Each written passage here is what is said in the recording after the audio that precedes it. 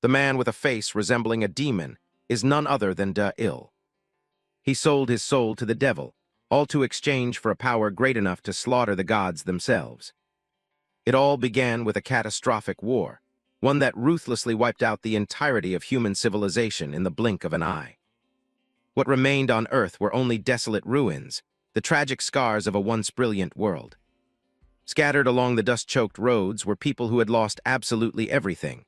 Their eyes were vacant and lifeless, like walking corpses that had died long ago. But in the midst of that despair, Da-il still had his family. His parents and older brother always opened their arms to protect him from the nightmare outside. Then a fateful day arrived. The beings known as gods descended. They brought with them a hypocritical halo, sowing both faith and sheer terror, forcing humanity to grovel at their feet.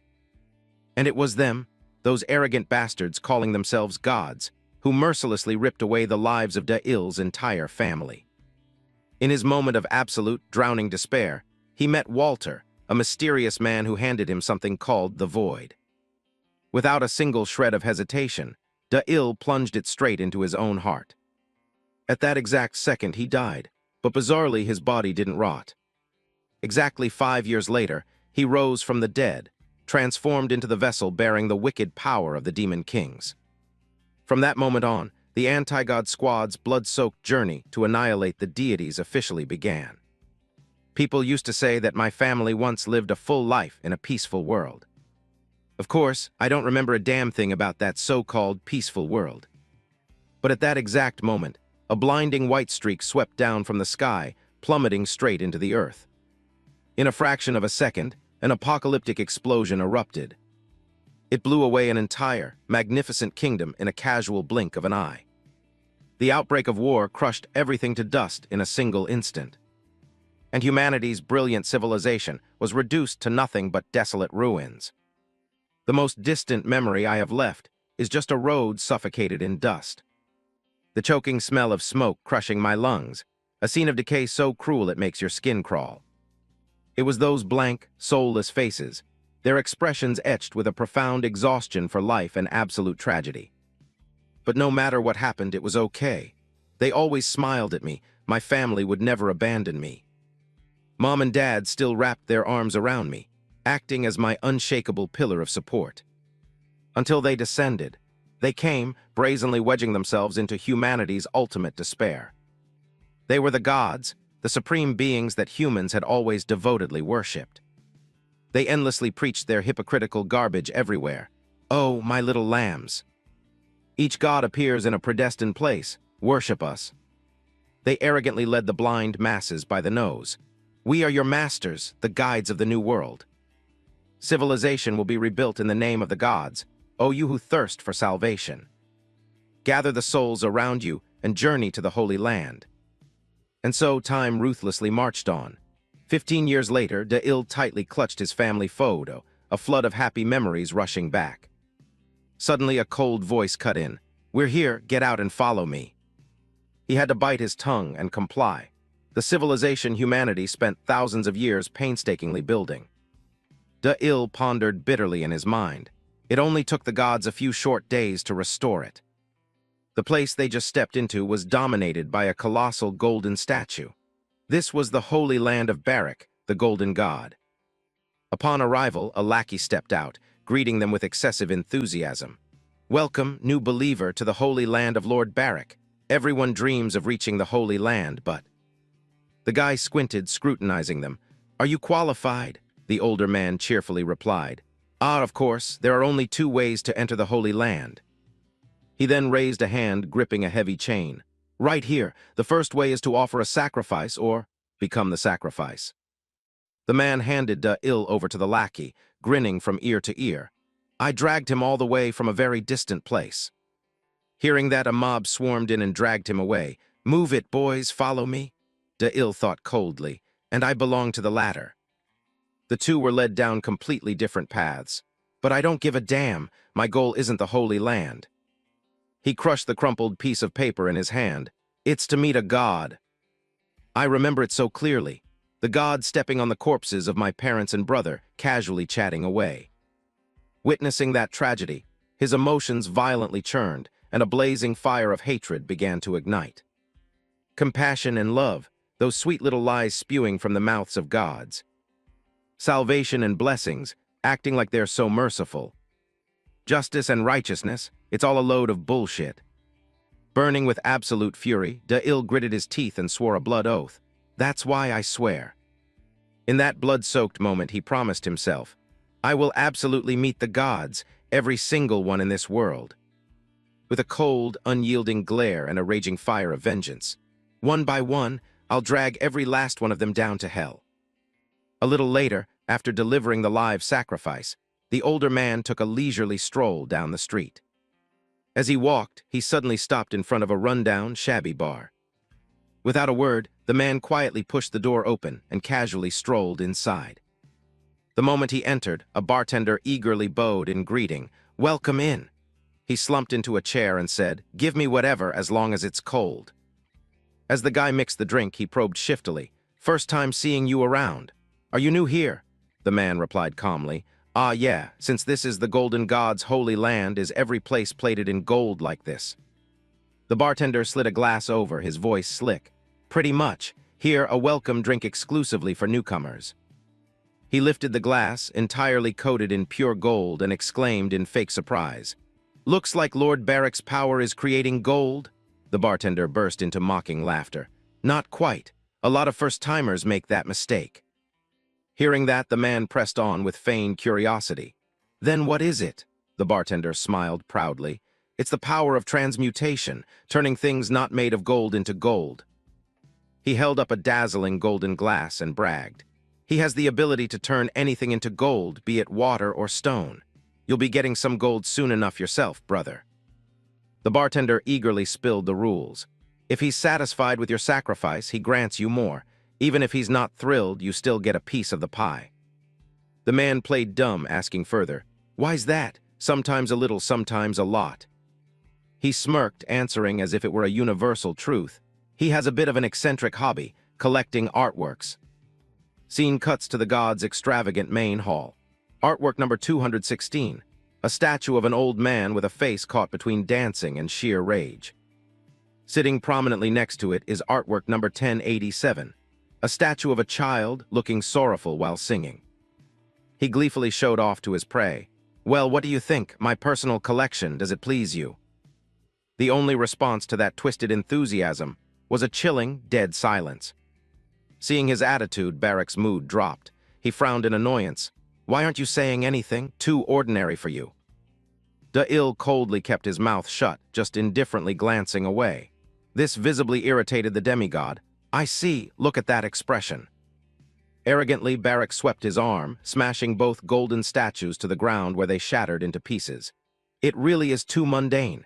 Frankly, I felt the same." He slowly approached, closing the distance between them. "I'm sick and tired of the elderly and children. These followers only ever hunt the easy prey." Barrick pressed his lecherous face close to Da-il, licking his lips like a total creep. "It's been a long time since I've seen a healthy, robust man like you." He pointed straight ahead, delivering his verdict. "Do you see that empty spot over there? That will be your place very soon." Over there was a massive shelf, cluttered with a display of golden statues. "I gather all the grown men and display them over there. I saved the center spot just for you." Barrick showed off a crazed, obsessed expression. "I'm getting butterflies. Finally, my display cabinet for men will be complete." But his eyes suddenly froze, realizing something was off, and he blurted out. Barrick paused for a split second. About that?" He muttered in confusion. "Shouldn't there be 2 empty spots?" Hearing this, Da-il slowly turned his head to look. Barrick raised an eyebrow and continued. "The display looks a bit weird, right? They're all injured." With his sick, twisted mindset, he spouted, "Humans hunting humans is only natural. Why would someone just not resist when getting dragged away?" Barrick curiously reached out a finger, poking straight into his chest. "First time I've seen a sacrifice this clean, not a single scratch on you." He smiled slyly, leaning right into Da-il's ear and whispering, "Are you in cahoots with that guy?" With sharp intuition, Barrick exposed the anomaly. "With the one who sacrificed you?" Meanwhile, on the street corner outside, the older man remained perfectly calm, oblivious. He spoke in a warm, low voice through a hidden earpiece. "Duh-ill, you caught that right? That bastard's power is material transmutation," a soft voice replied through the earpiece. "Things like Verit or Crossell won't work, I think." Barrack spotted the foreign object and snapped. He violently yanked the earpiece right out of Duh-ill's ear and sneered. "I've been hearing rumors lately about some stubborn non-believers sneaking around. You dare show up directly in front of a god." Enraged, he crushed the tiny earpiece to dust in his palm. He then commanded imperiously, "Capture his little accomplices. Looking pretty confident, aren't you?" Outside, the older man was completely surrounded by lackeys. He calmly sighed. "Looks like we're busted." Back inside, Barrack maliciously placed his hand on Duh-ill. "Let's give this a try. I'm quite curious myself." From where his hand touched, Duh-ill's body started freezing, turning into solid gold. Just what exactly can a human do in the face of a god? Barrack laughed maniacally, brimming with confidence. "You better hurry up. In 5 minutes your whole body turns into gold." Suddenly Duh-ill smirked coldly and spoke in a chillingly calm voice. "Like this, your soul gets trapped inside the gold and then absorbed piece by piece." He let out an amused "oh" in genuine surprise. "That's right, exactly." Duh-ill just raised an eyebrow. "But what are we gonna do about this?" Duh-ill broke into an arrogant, wildly provocative smile. "I don't have a soul. Go ahead, check for yourself." Faced with this cocky, insolent attitude, Barrack scoffed with disdain. "What scheme are you pulling?" But his curious nature got the better of him, and he hastily pressed his hand against Duh-ill's forehead to check. The exact moment his sharp fingernails made contact, Duh-ill's blood spurted out, oozing a bizarre, pitch-black color. This made the evil god exclaim in absolute shock. "What the hell is this? Your soul?" Still wearing that cold, indifferent face, Duh-ill shot back. "Panicking already? I don't have one." Duh-ill's lips curled into a terrifyingly demonic smile as he declared, "I already sold it." Sold his body and soul to the most terrifying demonic entities in existence. And that very power could easily butcher a god in the most gruesome way. Hideous demons madly intertwined, fusing into a colossal mass of pure evil, radiating an apocalyptic aura of bloodlust. Showing a face identical to a devil's, his voice dropped to a guttural growl. "This is the void." Barrack hadn't backed down in fear just yet. He rested his chin on his hand, sharply observing Duh-ill. "The void." He furrowed his brows deeply, scowling as he asked, "What the hell kind of situation is this? First time I've ever seen a case like this." Barrack couldn't hide his frustrated indecision. What to do now? No soul. A split second later, he angrily summoned his power. "It's a real shame, but..." Barrack raised his potent fist high, a blindingly radiant light bursting from it. "You hold no collector's value." Immediately after delivering his verdict, he unhesitatingly swung a devastating punch straight at Duh-ill. "Then I'll just dispose of you." Following through with the lethal blow, he ground his teeth and snarled bitterly. "What's more, an existence that can kill a god?" The more he spoke, the more his blood boiled. Barrack poured all his might into the fatal punch. Blasphemy against the divine. The very next second, Duh-ill was reduced to a shattered torso, his head completely blown off. Barrack arrogantly declared, "Nothing can kill a god." Barrack clenched his blood-stained fist, daring to bluff with such absurd nonsense. Judging by those bizarre moves, it's definitely the work of someone serving another god. He snapped his head around in frustration and yelled, "Priest!" The lackey jolted in fear and answered, "Yes," Barrack ordered coldly. "Investigate which god this trash serves under." He pointed and burst into maniacal laughter. "Looks like some god behind the scenes is letting these heathens run wild. Drag that guy who disguised himself as a new believer in here right now." The followers, upon seeing Duh-ill's headless corpse slowly stand up, screamed in absolute horror. "Lord Barrack." Barrack frowned, cursing in annoyance. "What now? What is it?" Suddenly a freezing voice echoed from thin air. "Why isn't there anything that can kill a god?" Duh-ill reached out, lightly touching Barrack's shoulder, making him flinch hard and whip around. "Have you tested them all?" The moment the words left his mouth, Duh-ill activated his dark power. Fabaga, a brutal demon wielding massive flames, materialized with a screech. Before the target could even react, a ferocious hellfire erupted, incinerating Barrack and making him scream in excruciating agony. In just a few fleeting, explosive seconds, Half his face was charred away by the raging flames. His tragic, piercing screams echoed throughout the main hall. In a state of frenzied panic, Barak bellowed, signaling his priests, "Kill him, fucking kill him." Enveloping Da-Il at that moment, a mighty demon king named Braz fully merged into his body. When those annoying gnats swarmed in to attack like moths to a flame, his demonic blade sliced them right in half, clean, decisive, and fast. But simultaneously, Da-Il suffered a severe backlash from that wicked power, violently coughing up torrents of blood. The burning agony of Fabaga mixing with the flesh-tearing pain of Braz. Demonic power always comes with a brutal price tag. He bit his lip until it bled, pushing through the suffering. "Hurts like hell, but I can endure this pain." Barak's absolute fury had now hit its peak. He went berserk, unleashing every ounce of his power. A mortal dares to stand against a god. This is just the beginning. One by one, blood boiling, grinding his teeth, his entire body instantly armored up in solid gold as he roared, "I'll take you on for real." Da-Il wiped the metallic blood from the corner of his mouth with his sleeve and smirked. "As expected, mid to high tier demons aren't enough to finish the job, huh? One by one, in order." Lurking right behind his back was a mountain of murderous intent borrowed straight from demons. His voice turned profoundly grim. "Guess I have no choice but to borrow the power of the lords of hell. I'll show you." Da-Il's face clearly bore the bloodthirsty glare of a demon passing a death sentence. True hell. On another street corner, the older man had also successfully wiped out the meddling priests without a single scratch. "I wonder if Da-Il is doing all right." Da-Il gently squeezed his eyes shut as a flood of tragic, agonizing memories from the past came rushing back. Starting with his father's gentle smile, so incredibly warm and overflowing with love.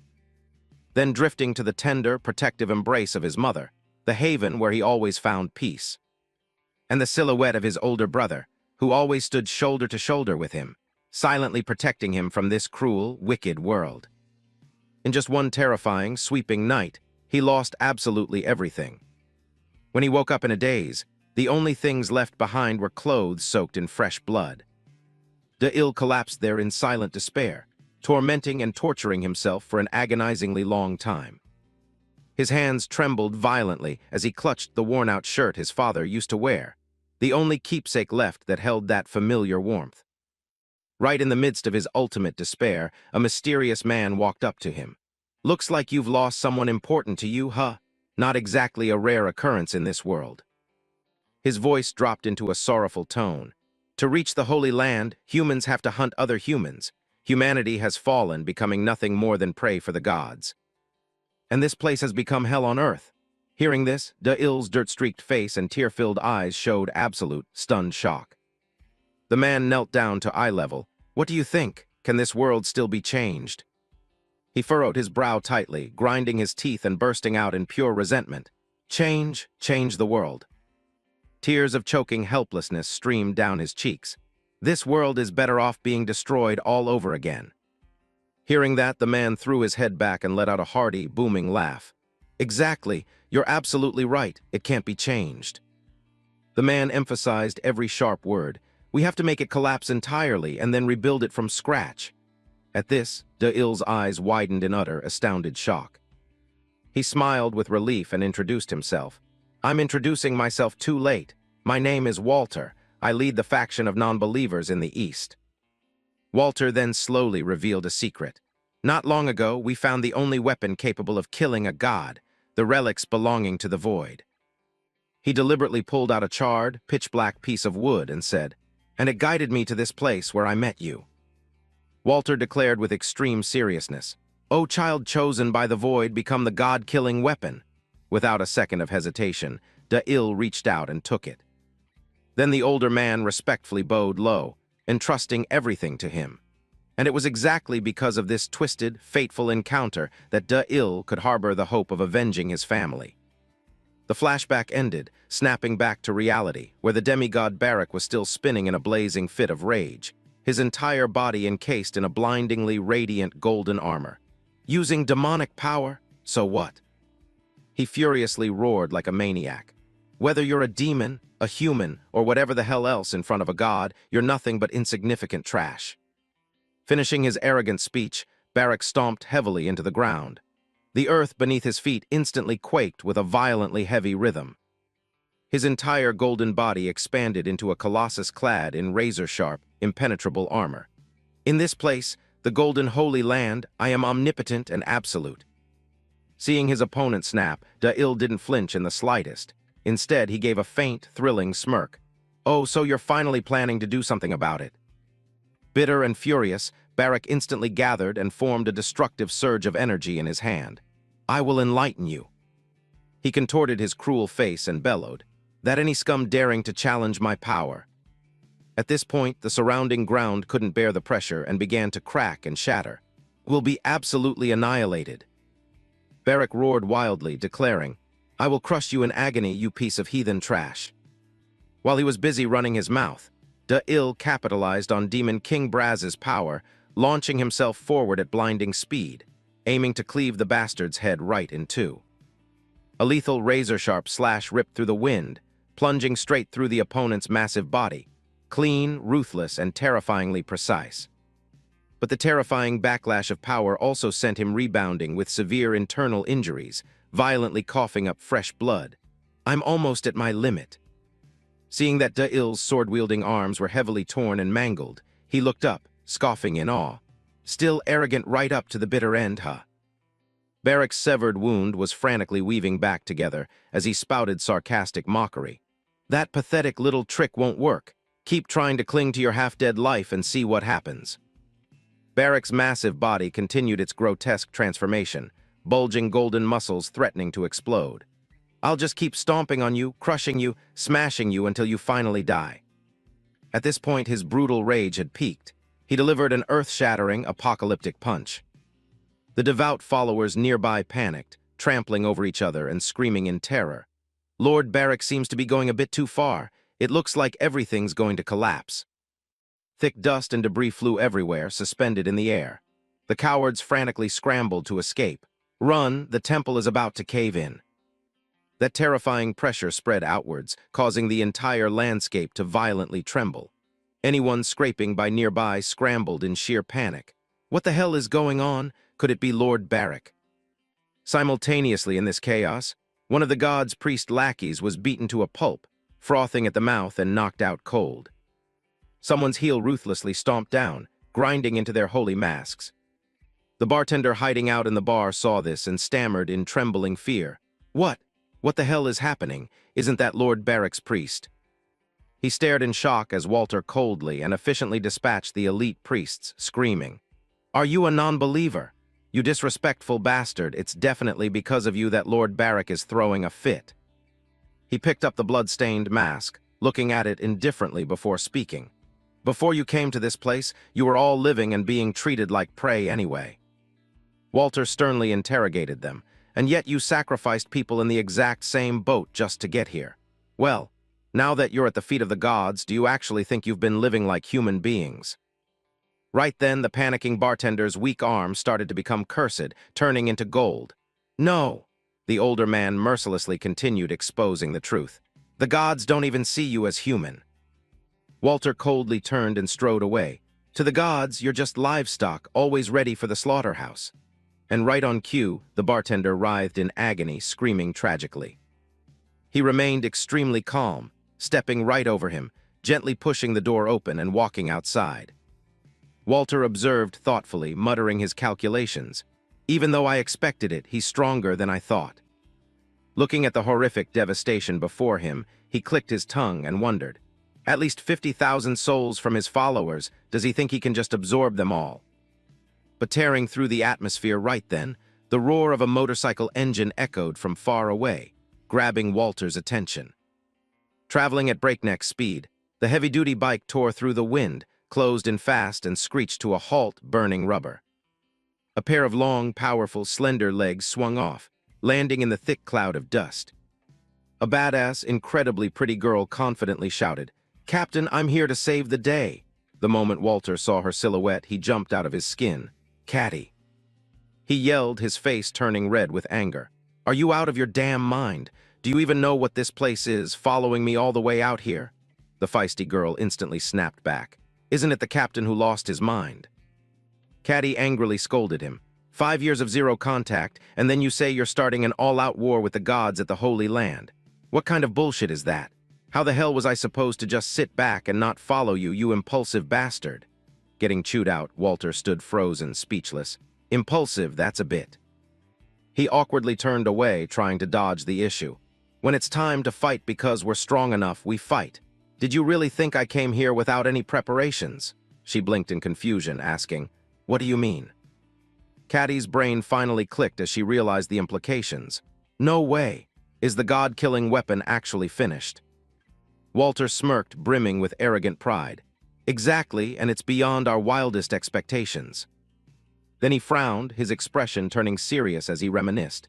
5 years ago, ever since I first met Da-Il, I knew for sure. Following this train of thought, Walter drifted back to remember the chilling moment from that encounter. Da-Il's deep, dark eyes completely harbored all the conditional resentments that the bloodthirsty relic craved. The desolate emptiness, the heart-wrenching sorrow, the absolute hatred, and the sheer terror.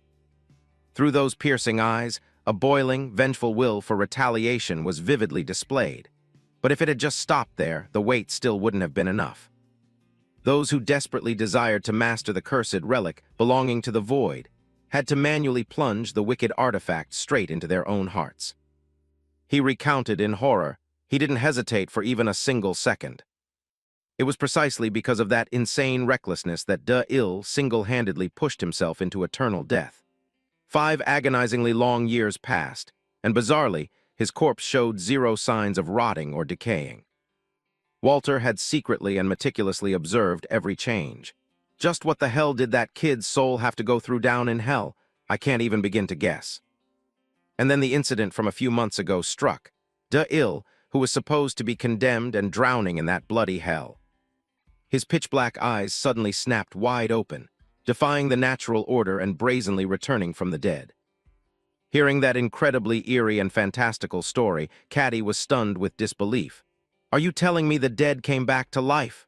Walter smiled mysteriously, replying, The Void's contract was a success. It wasn't just a simple contract selling his soul to borrow demonic power. By setting the condition of hunting down the powers of the gods, he acquired an incredibly special ability. The scene cut back to the brutal battlefield, where Da-Il was laughing maniacally, completely thrilled. This barrack guy is just as they say, too ignorant to know fear, huh? Perfect, I've been waiting for this. His voice dropped to a raspy, spine-chilling register.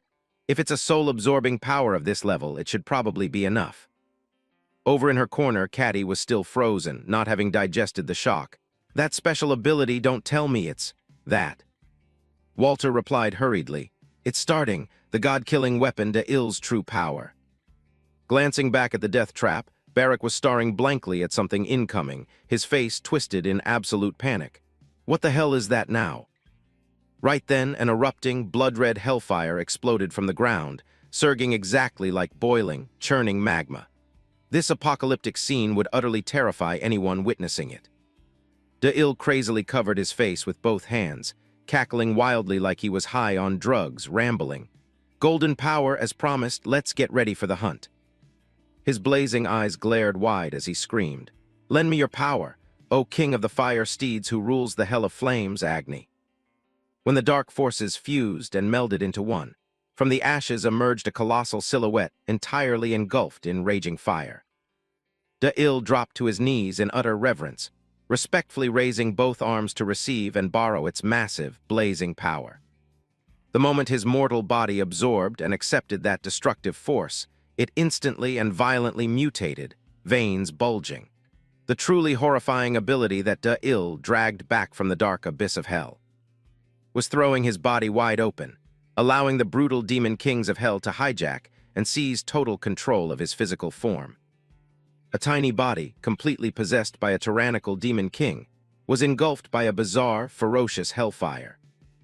Da-Il hunched over submissively, his fiery hands slamming hard into the ground. Instantly, the sheer force caused the solid stone ground around him to crack and explode outward. His face was now grotesquely deformed, twisted and contorted by the tearing wicked power. And then, from his mouth, a spine-tingling, demonic cackle echoed out. The tyrant Agni aggressively raised his flaming fist. The intense, scorching heat radiated outwards, making the very air around him evaporate and distort. The very next second, his entire body exploded with shockwave power, launching straight ahead to relentlessly batter Barrack like an apocalyptic hurricane. Although the host's body was tiny, looking like nothing more than an ant compared to that golden giant, the overwhelming amount of power Agni brought along vastly exceeded the enemy's imagination. Barrack seemed to still be blindly and stubbornly underestimating his opponent. He reached out a massive hand, embedded with a bizarre, demonic eye aiming forward. A split second later, he squeezed his palm tightly, plotting to crush Agni as easily as squashing an annoying bug. But who would have guessed that his iron palm would be completely punched through by his prey, left riddled with holes. Instantly, a massive golden arm cracked and then shattered into pulverized ruins. Agni furiously let out an ear-splitting, eardrum-tearing roar. The destructive power from his entire body erupted violently, spreading just like a wildfire across 10,000 miles. Without giving the opponent even a sliver of a chance to react or recover, he continued to channel his power and launched upward, aiming his strikes straight for Barrack's head. Agni growled, declaring, "I will burn you down to the very marrow of your bones." Immediately after the verdict, a colossal, blazing hand of fire flared up, violently grabbing and grinding against Barrack as if intending to twist, crush, and suffocate space itself. Without a single fraction of a second of hesitation or mercy, the fiery hand tightened its grip ruthlessly, flattening him right in the epicenter of the violently churning, erupting flames. Barrack screamed in tragic despair amidst the merciless sea of fire. "It's too hot." He endured extreme, lung-tearing, liver-shredding agony, his pure gold body twisting and writhing inside the brutal flames that were incinerating and peeling him apart. "Stop! Stop it! Please save me! No!" His eyes rolled back as he thrashed crazily in absolute panic, Barrack tragically howling his final dying words. "Kill me, please just kill me. I can't take it, please fucking kill me." On their side of the front lines, Walter rested his hands on his hips, incredibly satisfied and proudly yelling. "All right, it worked." Caddy's jaw dropped. She still couldn't believe the horrific scene unfolding. Seriously. She stood frozen stiff, her face drained of every drop of blood in total shock. He beat a god. He grinned, flashing his teeth in satisfaction, and said, "This is only the beginning." Right at this moment, the dust and smoke were still billowing thickly amidst the rubble, as a frail, blurry silhouette staggered out into view. De-Il, looking utterly tragic and covered head to toe in black soot, dragged his heavy feet, stumbling out. "I'm back." Exhausted, he extended a single finger and wheezed out. This is what was inside Barrack's body, a piece of wood carved like a finger. Walter curiously picked it up to inspect it. "This is..." Caddy stood beside him, confused and curious. "What's wrong?" he replied thoughtfully. "It's a relic, but different from the Void's relic." He smirked calculatingly. "Although I don't have a conclusion yet, perhaps the gods, just like De-Il, are humans borrowing power from something else." Hearing this, she furrowed her brow, looking completely skeptical. De-Il's eyes were dull and drooping, his mouth stammering out a weak cry. "So that's how it is, no wonder I'm so weak." Utterly drained to the absolute bottom of his limits, he began to sway unsteadily, collapsing and free-falling. No. De-Il lost consciousness, crashing hard onto the ground and blacking out on the spot. Caddy panicked, looking down and asking worriedly, "He's not gonna die, is he?" Walter hurriedly reassured her. "He'll just be asleep for a few days." The camera panned over to a massive, blazing yellow statue with three grotesque faces merged into one. All three faces had their eyes tightly shut in extreme solemnity, radiating an oppressive, mystical aura. That terrifyingly majestic statue was the main hall. A group of people stood in formation in front of the main hall, draped in baggy, concealing cloaks, their heads entirely covered, giving off an incredibly intimidating and solemn vibe with alternating black and white tones. Reigning right at the forefront was a representative wearing a flashy gold mask covering the upper half of his face, paired with a mystically patterned cloak. Notably, a masked eye sat right in the middle of his forehead, symbolizing profound wisdom and superhuman power. He tilted his head back, looking up at the sky with arrogance, speaking sharply and seriously. "Main Hall Lu from the main hall has arrived as ordered." To the three esteemed gods, Hidden deep beneath the golden statue's carvings lay concealed mysterious schemes.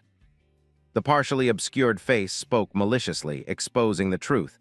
The golden god is dead. He finally showed himself. Seated on the left, a mysterious old god replied with a raspy voice. Just like the prophecy, no need to worry, just stick to the plan. An entity taking the form of a small child, floating cozily inside a glowing orb on the right, slyly chimed in. Bring it here. The final material for the birth of the one true god. The relic belonging to the void. The dull gray stone statue suddenly shot out a blazing red beam from its hollow eyes, exactly as if issuing a decisive command. An old pickup truck tore through the wind, speeding down the highway beneath a blood-red sunset sky. The wounded Da-Il, his head fully covered, had his eyes squeezed shut resting, clearly showing signs of extreme exhaustion and frailty. Frowning in deep thought as she intensely scrutinized the tiny object in her hand, Caddy bit her lip. Caddy reached out, pulling back the window curtain and shouting to Walter, Captain, I just don't get it no matter how I think about it. Driving, he shouted back. What now? She held up the bizarre object, rambling.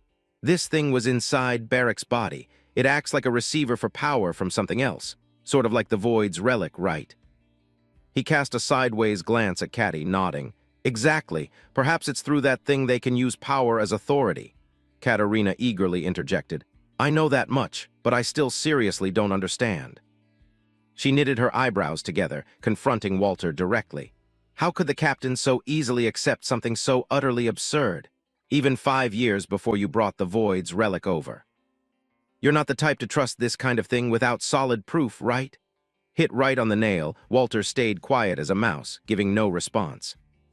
Caddy stubbornly kept digging. What is it? There's something, right? What haven't you told us? Pushed too far, Walter sighed, his voice turning deep and thoughtful. Yeah, I suppose it's time I spilled it.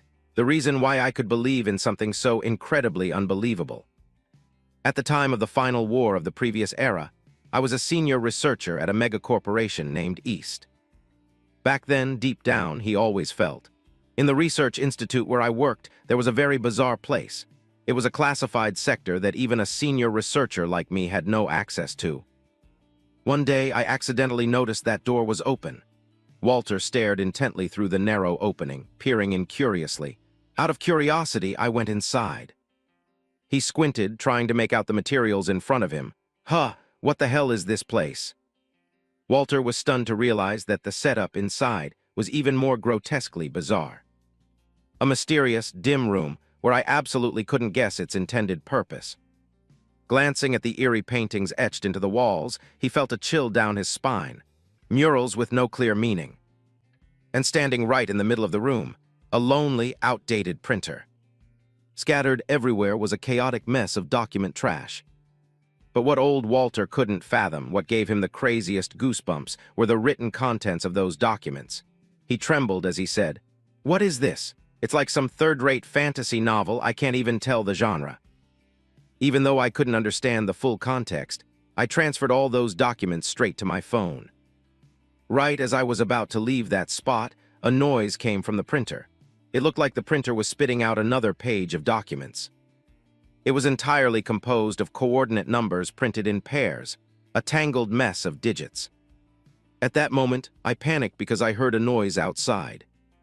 In sheer panic, I hastily snatched up the freshly printed paper with those numbers, quickly hid it inside my shirt, and bolted out of there. The story ended, snapping back to the suffocating atmosphere inside the truck. Walter handed her the cracked screen phone, saying, Here, this phone captured all those documents. She scrutinized it, blinking as she asked, This is what was written down back then? He answered her heavily. At the time, I thought it was just a trashy novel, but reading it for the first time, you already know the plot, don't you? He stated solemnly, This isn't just a novel, it's a prophecy. The final war, the descent of the gods, the relics belonging to the void, and even the demons. These were all things completely unbelievable at the time, but the prophecy within it became reality without a single error. Caddy's brain clicked, connecting the dots as she panicked. Then the meaning of these numbers, don't tell me, he gave a slight nod. That's right. Latitude, longitude, and time. They pinpoint the exact location of the relic and Da-Il.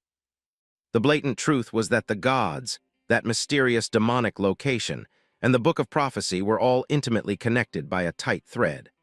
The gods were always rigidly following the exact blueprint laid out in the prophecy. Because I took the paper with those numbers on it, I'm the only one who knew exactly where and when the void's relic and Da'il would appear. Caddy stared down at the text and dense rows of numbers on the phone, confused as she asked him, "But wait, Captain, this prophecy stops at Barrack's death." He looked at her tiredly, telling the truth. "Honestly, that's exactly the problem. From here on out, I have zero idea what's going to happen either." Suddenly, a flickering illusion appeared of Walter scraped and battered, struggling against a fierce storm. Then the nightmare instantly crashed into reality. Some force used a superpower to drastically halt their truck, totally crushing and flattening the entire front end of the vehicle. The culprit was that very representative hiding behind the half-gold mask, the one with the bizarre eye on his forehead, using telekinesis to bind and crush the car.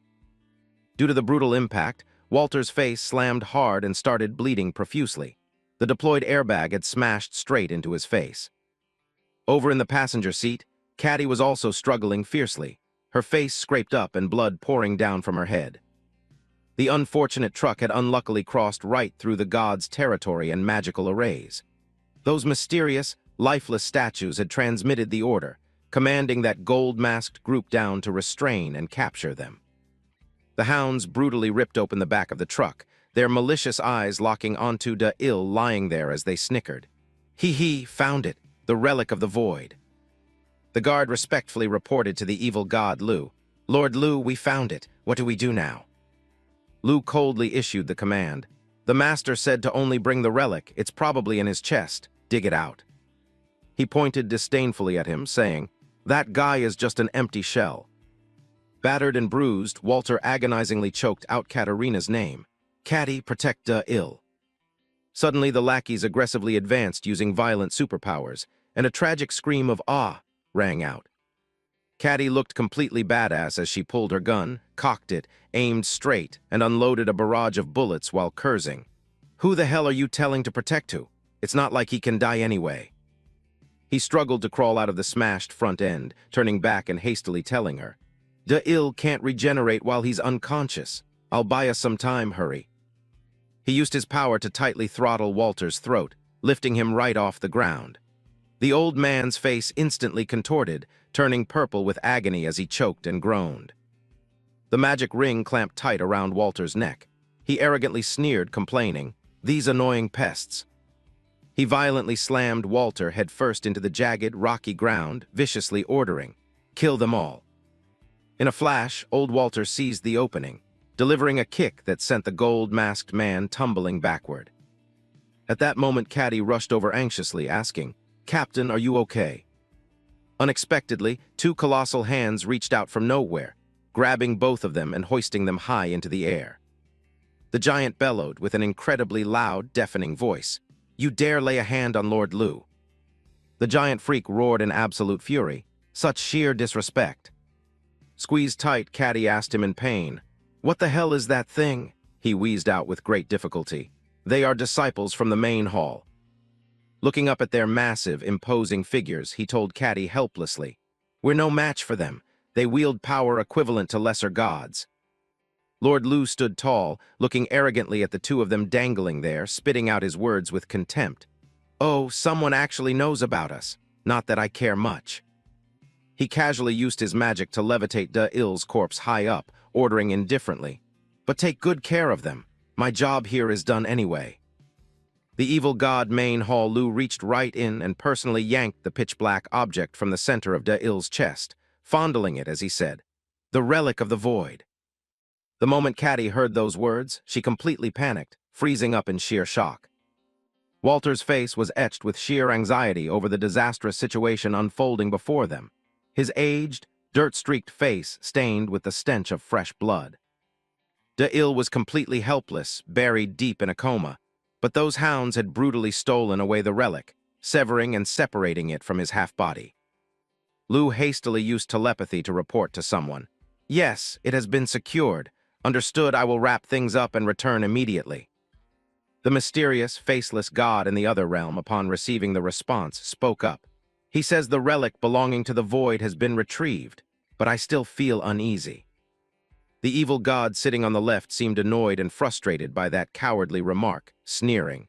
Ha, spewing unlucky nonsense again. What kind of god spends all day worrying? The god with the smallest form hovered there, grumbling, but still I also feel anxious. Their expressions shifted into serious contemplation. From this point onward, there will be no more prophecies. Over in the other corner, Lord Lu was staring intensely at the pitch-black object, stammering. There is no ideal future. I don't know why could it be. A ghostly image of a pair of narrow, elongated eyes cracked open, emitting a mystical, blazing red light. It was as if some sinister force was slowly intervening and pulling the strings. That demonic gaze split wider and wider open with every passing second. The eerie relic mass began to twitch and writhe to life. Lu stared in sheer terror, thinking, that thing is issuing a warning, all relics masters. The relic mass suddenly sprouted spikes, revering to tightly crush Lu's massive body, completely sealing and suffocating his face. Lu writhed and groaned. It was as sharp as a razor, shredding and dismembering Lord Lu's body piece by piece. Everyone watching felt their skin crawl, sensing that he was sinking into a lethal death trap. Caddy's eyes widened and she furrowed her brow, utterly shocked by the sudden plot twist. It's not a god. Old Walter was also horrified, getting chills. It's not a demon either. The lackeys, those giant brutes, witnessed the tragedy with their own eyes and fearfully deduced. It's a completely unknown existence. That writhing relic mass slowly morphed and molded itself into a dark, humanoid figure, taking heavy steps closer to those towering giants. That enemy was none other than the God-Eater monster. It wore a face with lips curling into a horrifying smile, inching closer step by step. Standing imposing right before their eyes was visibly the God-Eater. The relic mass had completely fused and transformed into a living organism. Weakly trapped within the giant's massive palm, Caddy trembled as she asked Walter, "Captain, is he on our side?" He broke out in a cold sweat, terrified, snapping back at her. "This is a disaster." She still looked dazed, not grasping the situation, so Walter added in despair, "This is the absolute worst-case scenario." Memories flooded back to when Il had seriously warned him. "Old man, if the thing taking over my body ever isn't a demon or a demon king." He had stared right at him, warning with profound, hidden meaning. "At that moment, whatever the cost, you must destroy my heart. That thing absolutely cannot be allowed to exist in this world." If by some horrific chance he arrogantly manifested in his full, true form, exactly like what Walter was witnessing right now, then at that moment, whether gods or whatever else, this world would face utter annihilation. The dark silhouette of the entity had right now shed its guise and revealed its true form, meaning the apocalyptic variable had emerged. The giant soldier trembled in fear, speaking up. "Did Lord Lu actually lose? What do we do now?" There was absolutely no prophecy telling us we'd have to face that thing. Seeing Al rambling and making things more chaotic, El snapped angrily. "Shut your mouth, Al. Stop spouting pathetic garbage." El braced himself, barking aggressively to rally their spirits. "We are the elite disciples of the main hall. No existence outside the Holy Land can stand against us." But right after issuing that majestic statement, deep down El felt an incredibly ominous premonition. "Even though I said that, what is this weird feeling? My body feels frozen by an unknown dread." Suddenly, Al whimpered weakly, I feel sick to my stomach." That bizarre entity kept closing the distance, inching closer to them. El tried to hype him up, reminding him, "Snap out of it, Al. Just one strike, we just need to take him down with one strike." At this exact moment, all three elite legions of the main temple forces combined their strength to unleash a fatal, exterminating blow. The sheer pressure and magnitude were so intense that even arrogant high-tier gods would find it hard to stand firm against it. It was an attack fueled by draining the power of millions of souls. He channeled his authority, shouting out loud to echo, "O disciples of the three great true gods, purify that disrespectful existence immediately." The mysterious stone statue opened its mouth and blasted out a colossal orb glowing with a blinding yellow light. They poured all their combined strength into the rush, smashing a fatal, annihilating blow straight into the wicked entity. An earth-shattering, explosive blast erupted as a blinding flash of light swept out, engulfing a huge section of the sky. As the dust and smoke billowed in thicker, the battle situation inside the perimeter was utterly brutal. Al coughed dryly, asking El hastily, "Is it over?" It seemed El himself was writhing under the agonizing pressure, snapping, "Shut up, stop talking." The light gradually scattered, and that hideous entity was still standing there, immovable like a mountain. El snapped bitterly, shifting the blame. "Al, because you jinxed it, he's still alive." Wrongly accused, El grumbled in annoyance. "Why are you blaming me?" That evil entity was now casually sitting cross-legged, as serene as a Buddha statue. They panicked in sheer terror, crying out, "What is that?" Al panicked, urgently telling El, "Why isn't he fighting back?" Seeing the lethal threat right in front of them, El frantically stopped him. "Stay still, do not move." Katerina narrowed her eyes in suspicion, asking curiously, "What's he planning to do?" Walter suddenly broke down, saying, "I'm sorry." She startled, grilling him. "What is it?" Walter hung his head in absolute remorse, saying, "I was so stupid. I should have destroyed Da'il's heart immediately." Completely clueless about what was happening, Caddy snapped back angrily. "What the hell is that thing that makes you say that?" Sweating bullets, he explained to her. "Ever since Da'il came back from the dead, he demanded that we prevent that thing from entering this world." The memory of Da'il hanging his head in utter, miserable resignation. "He's considered a calamity even down in hell. Every now and then he shows up and devours everything. Absolutely nothing that unluckily gets swallowed down his stomach. Can ever be lucky enough to survive and escape. He possesses a massive hand that can easily scoop up and dominate all those things. That dimensional space is the deepest, darkest abyss of hell. Its pitch-black bottom stretches out infinitely. In that godforsaken place, it's an endless abyss for eternity. The giant hand and that eerie face belong to its ruler, the Void." He was leisurely grabbing each of those massive disciples by the neck and hoisting them up high. Suddenly, Caddy and Walter were loosened and dropped to the ground. Caddy checked herself, saying, "We're untied." He looked around in panic at the thick, suffocating darkness enveloping them, saying, "This place is the Void." Da'il stepped out of the shadows, slowly approaching the two of them and saying, "In the end, you couldn't stop him, huh?" Caddy blinked in joy, asking him, "You're still alive?" The old man looked at Da'il in total, remorseful confusion, stammering, "Da'il." He shrugged it off indifferently, replying, "Beats me. I don't even know if this counts as living." She looked at him tensely, probing, "What do we do now? Are we all going to die?" He answered coldly, "This place is the afterlife beyond death already." He casually glanced at the disciples thrashing around behind them and smirked. "But luckily, it's just those disciples and us in here." Looking way up high was a pair of narrow, bloodshot demonic eyes. That was undeniably the true master of the Void, the evil god Void. Da'il clicked his tongue. "Hasn't swallowed the whole world yet." El panicked, frantically asking Al, why did it suddenly go pitch black?" Al sharply picked up on something faint and angrily cursed. "That bastard, is he still alive?"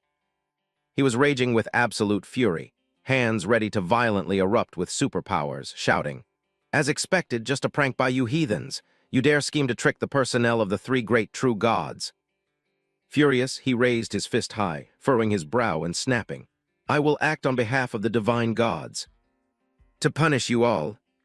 Seeing the giants gearing up to launch their next attack, Walter quickly warned Da'il, "It's dangerous, get out of the way." Da'il calmly crossed his arms over his chest, keeping a cold, serious face as he looked at them and said mildly, "No need, just stand still." El screamed wildly, "Ha!" pouring his strength into swinging a massive fist straight at Da'il. The giant hand pressed in, grazing right past his body with immense force. Da'il calmly smirked, telling Walter and Caddy, "If you brazenly use your power here." Da'il mocked them with disdain, watching the foolish haste of the moronic disciples. "Still don't know where you are? This is the Void, or down in hell it's known as. The graveyard of demons, a place where abilities mean absolutely nothing." Caddy asked in confusion, "Doesn't that mean we're in danger too?" Da'il scanned the overall situation around them, taking his time to explain to her. "We're safe. Those are all demons and demon kings lending me their power." Looming there was the silhouette of the great fire demon king, deep in slumber beneath a veil of fatting embers. Da-il slowly lifted his chin, softly calling out the name, Agni.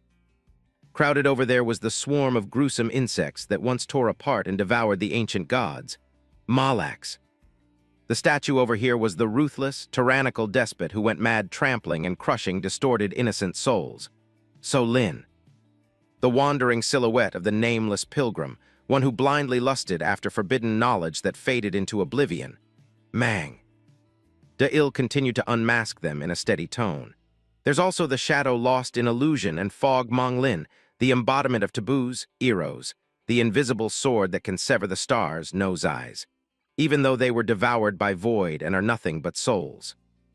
Da-il stared deeply into those ruined souls that still possessed infinite power, saying, "But they still have enough strength to hunt a god.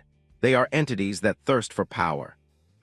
Walter sweated and trembled as he asked him, "Those are the demon kings who rule hell."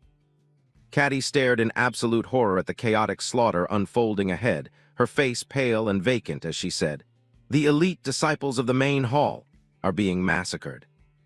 Everything playing out was a scene of horrific carnage. All three of them stood in silence, looking up at the sky, where that bottomless black hole had already swallowed and digested everything.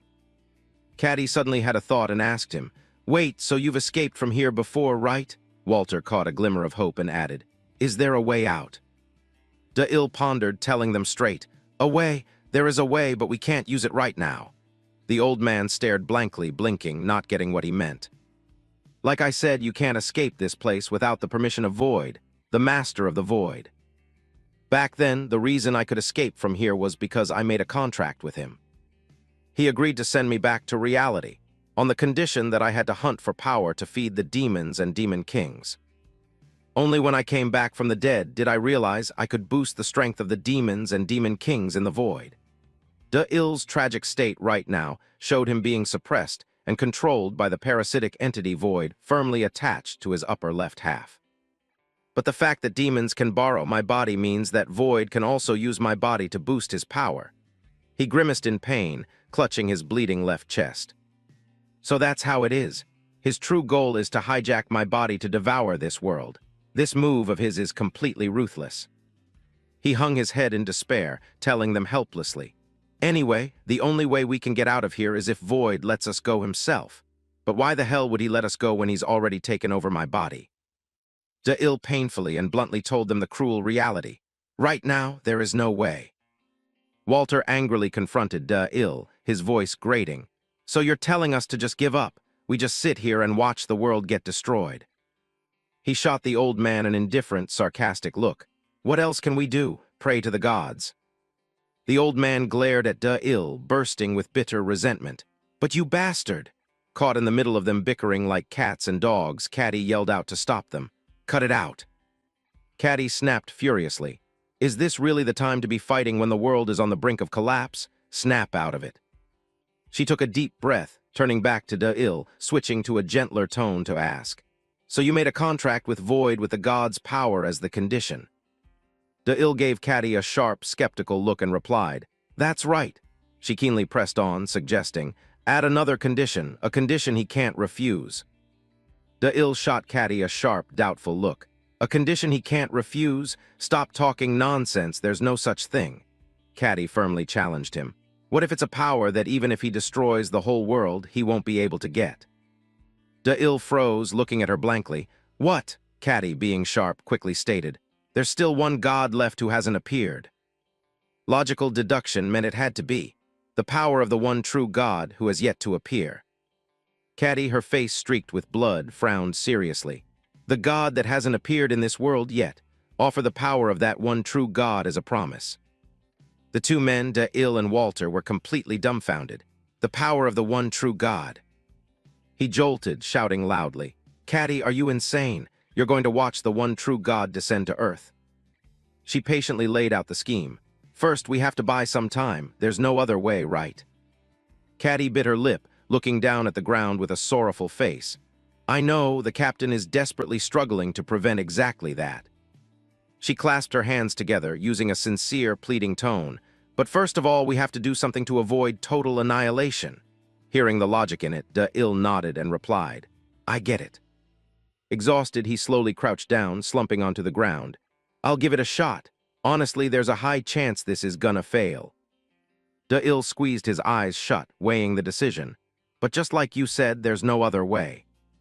He raised his hand, aiming his sharp thumb straight at the spot where his heart was pierced. Then, biting his lip, he slowly pressed it deep into his flesh. Instantly, streams of pitch-black, dark energy began to ooze out from there. From the wound on his body, a dangerous layer of demonic aura continuously evaporated and seeped out. Drops of thick, dark blood dripped down one by one, sliding through his fingers and hitting the ground. That bizarre liquid quickly and stickily merged and blended together. All three of them held their breath, watching the intense, dark aura billow up and engulf the space. Old Walter and Caddy stood there dumbfounded, having no idea what kind of demonic witchcraft was happening. In a flash from within that gloomy, swirling black smoke, a colossal, towering figure condensed and appeared. The monster void sat gloomily, resting its horrifying head on its knees, while the two mortals stood frozen stiff in sheer respect, and countless ghostly figures bowed in submission. That massive, pitch-black hand twitched, pointing straight toward the spot where the three of them were standing. Eerie, bone-chilling footsteps slowly and steadily echoed as it approached. Its long, lanky arms hung loose, swaying with bizarrely long, razor-sharp claws that looked incredibly dangerous. Void's giant, bloodshot eyes slowly cranked open, staring wide. An entire muscular, terrifyingly demonic body was forged directly out of the wicked dark aura. De-il showed no fear. He lifted his chin and initiated the negotiation, speaking in a dominant, ancient language. The monster void also slowly lowered its pitch, emitting sounds to answer the deal with him. Hearing the ringing in her ears, Caddy quickly asked Walter in confusion, "What are they saying? Does the captain understand?" He stroked his chin, shaking his head. "No, this is the first time I'm hearing this language." De-il's levitating body gradually went limp, lowering back down to the ground. Caddy called out loudly, "How did it go? Did it work?" Suddenly, that massive black hand indifferently reached out, pointing straight at Caddy. De-il whipped his head around in shock, following its aim. Out of nowhere, her feet were abruptly yanked up by an invisible force, hoisting her high into the air. Caddy screamed in utter panic and terror. "What is this?" The frenzied surge of demonic energy rushed in, seizing both Walter's body and her. He cried out in terror, "De-il!" Suspended upside down, he kept frantically calling out, "De-il! De-il!" She flailed around wildly, frantically touching her own body. "What is this? I can't feel anything." Instantly, both of them were swallowed deep into a black hole of suffocating darkness. He choked, struggling to breathe. A moment later, the two of them woke up in shock, crashing down into a completely unfamiliar dimension. She dusted off her clothes, looking around in surprise. This place. Walter scrambled to his feet, looking frantically all around him. "De-il! Where is De-il?" Caddy had sharp eyes and quickly pointed toward a bush with joy. "Captain, over there." Exhausted and passed out, De-il lay limp in his supportive arms. Caddy crowded around, asking with concern, "Is he okay?" Walter checked his pulse, answering gloomily, "I don't know, Void is gone, but..." He decisively continued, "We'll have to wait and see. Let's head back first, back to base." The scene revealed towering, desolate buildings rising up, the eastern headquarters of the atheist faction. The guards slacked off with their rifles, gossiping with each other. Senior Caddy finally ran off outside. "Our squad is a total mess. I heard someone claiming to be the old captain contacted her, and then she bolted. Was it Walter?" They openly showed their annoyance and disgust. "Don't even mention Captain Walter. Word is he ran off to make some god-killing weapon or whatever, and half the group left because of that. Senior Caddy is the only one who believes that bullshit." Suddenly, someone panicked, pointing and tapping their shoulder. "Senior, look over there." What is it?" They pointed tensely and anxiously. "What is that coming closer? What is it?" They hastily brought up their specialized binoculars to inspect. "Over there." The image showed Walter revving the engine, driving a pickup truck carrying Caddy and the wounded De-il through a cloud of dust. "Captain Walter." The truck barged aggressively through the gates, tires screeching, and a loud, surprised voice echoed. "The captain is back." Along the way, the faces of everyone staring clearly showed contempt and disgust as they glared at Caddy's group returning. She scoffed internally, thinking, "Knew it. Not exactly a warm welcome. The arrogant commander Simon swaggered over, carrying his gun and mocking, "Captain, Senior Walter, it's been a very long time." He ignored the attitude, heavily carrying Da-il on his shoulder, smirking as he said, "Simon, you haven't changed a bit, exactly the same as before." Instantly, dozens of cold gun barrels were simultaneously raised, pointing straight at Da-il's team in a threat, still just as paranoid. Simon smirked, flashing a sly, mocking grin. "Of course, what if after 5 years the senior became a believer? Don't take it personally, it's just standard procedure." His tone grew arrogant as he declared, "There have been a few changes while you were gone, the proof of non-belief system." His face suddenly hardened into a fierce threat. "Anyone who has entered the Holy Land and cannot prove themselves will be executed by firing squad." Finding it repulsive, Caddy immediately stepped up, confronting him fiercely. "Hey, Simon, are you out of your mind? Do you really have to go this far with the captain?" He shrugged, laughing mockingly. "Get it right, Caddy, the former asterisk captain." Walter's aged, steely voice rang out with indignation. "Not expelled, but executed. Did the elders agree to this too? Who exactly is the captain of the Eastern faction right now?" Simon waved his hand dismissively, refusing to answer. "I can't tell you that. What if you're a believer? So just prove it quickly, stop stalling." Caddy was furious, yelling, "That's enough, you bastard." Walter stopped her, then stated firmly, "I cannot." Simon frowned, surprised and displeased by what he heard. "What?" He repeated every word with firm resolve. "I said I cannot." Standing tied up opposite his faction right now were the stubborn Simon and a group of kidnapped believers. If the method of proof is slaughtering kidnapped believers. Walter furrowed his brow tightly in anger, snapping, "If we have to kill believers just to prove we're atheists, then how are we any different from the scum inside that holy land?" Burning with rage, he pointed at the sky and roared, "The ones we need to kill aren't the believers, it's the gods."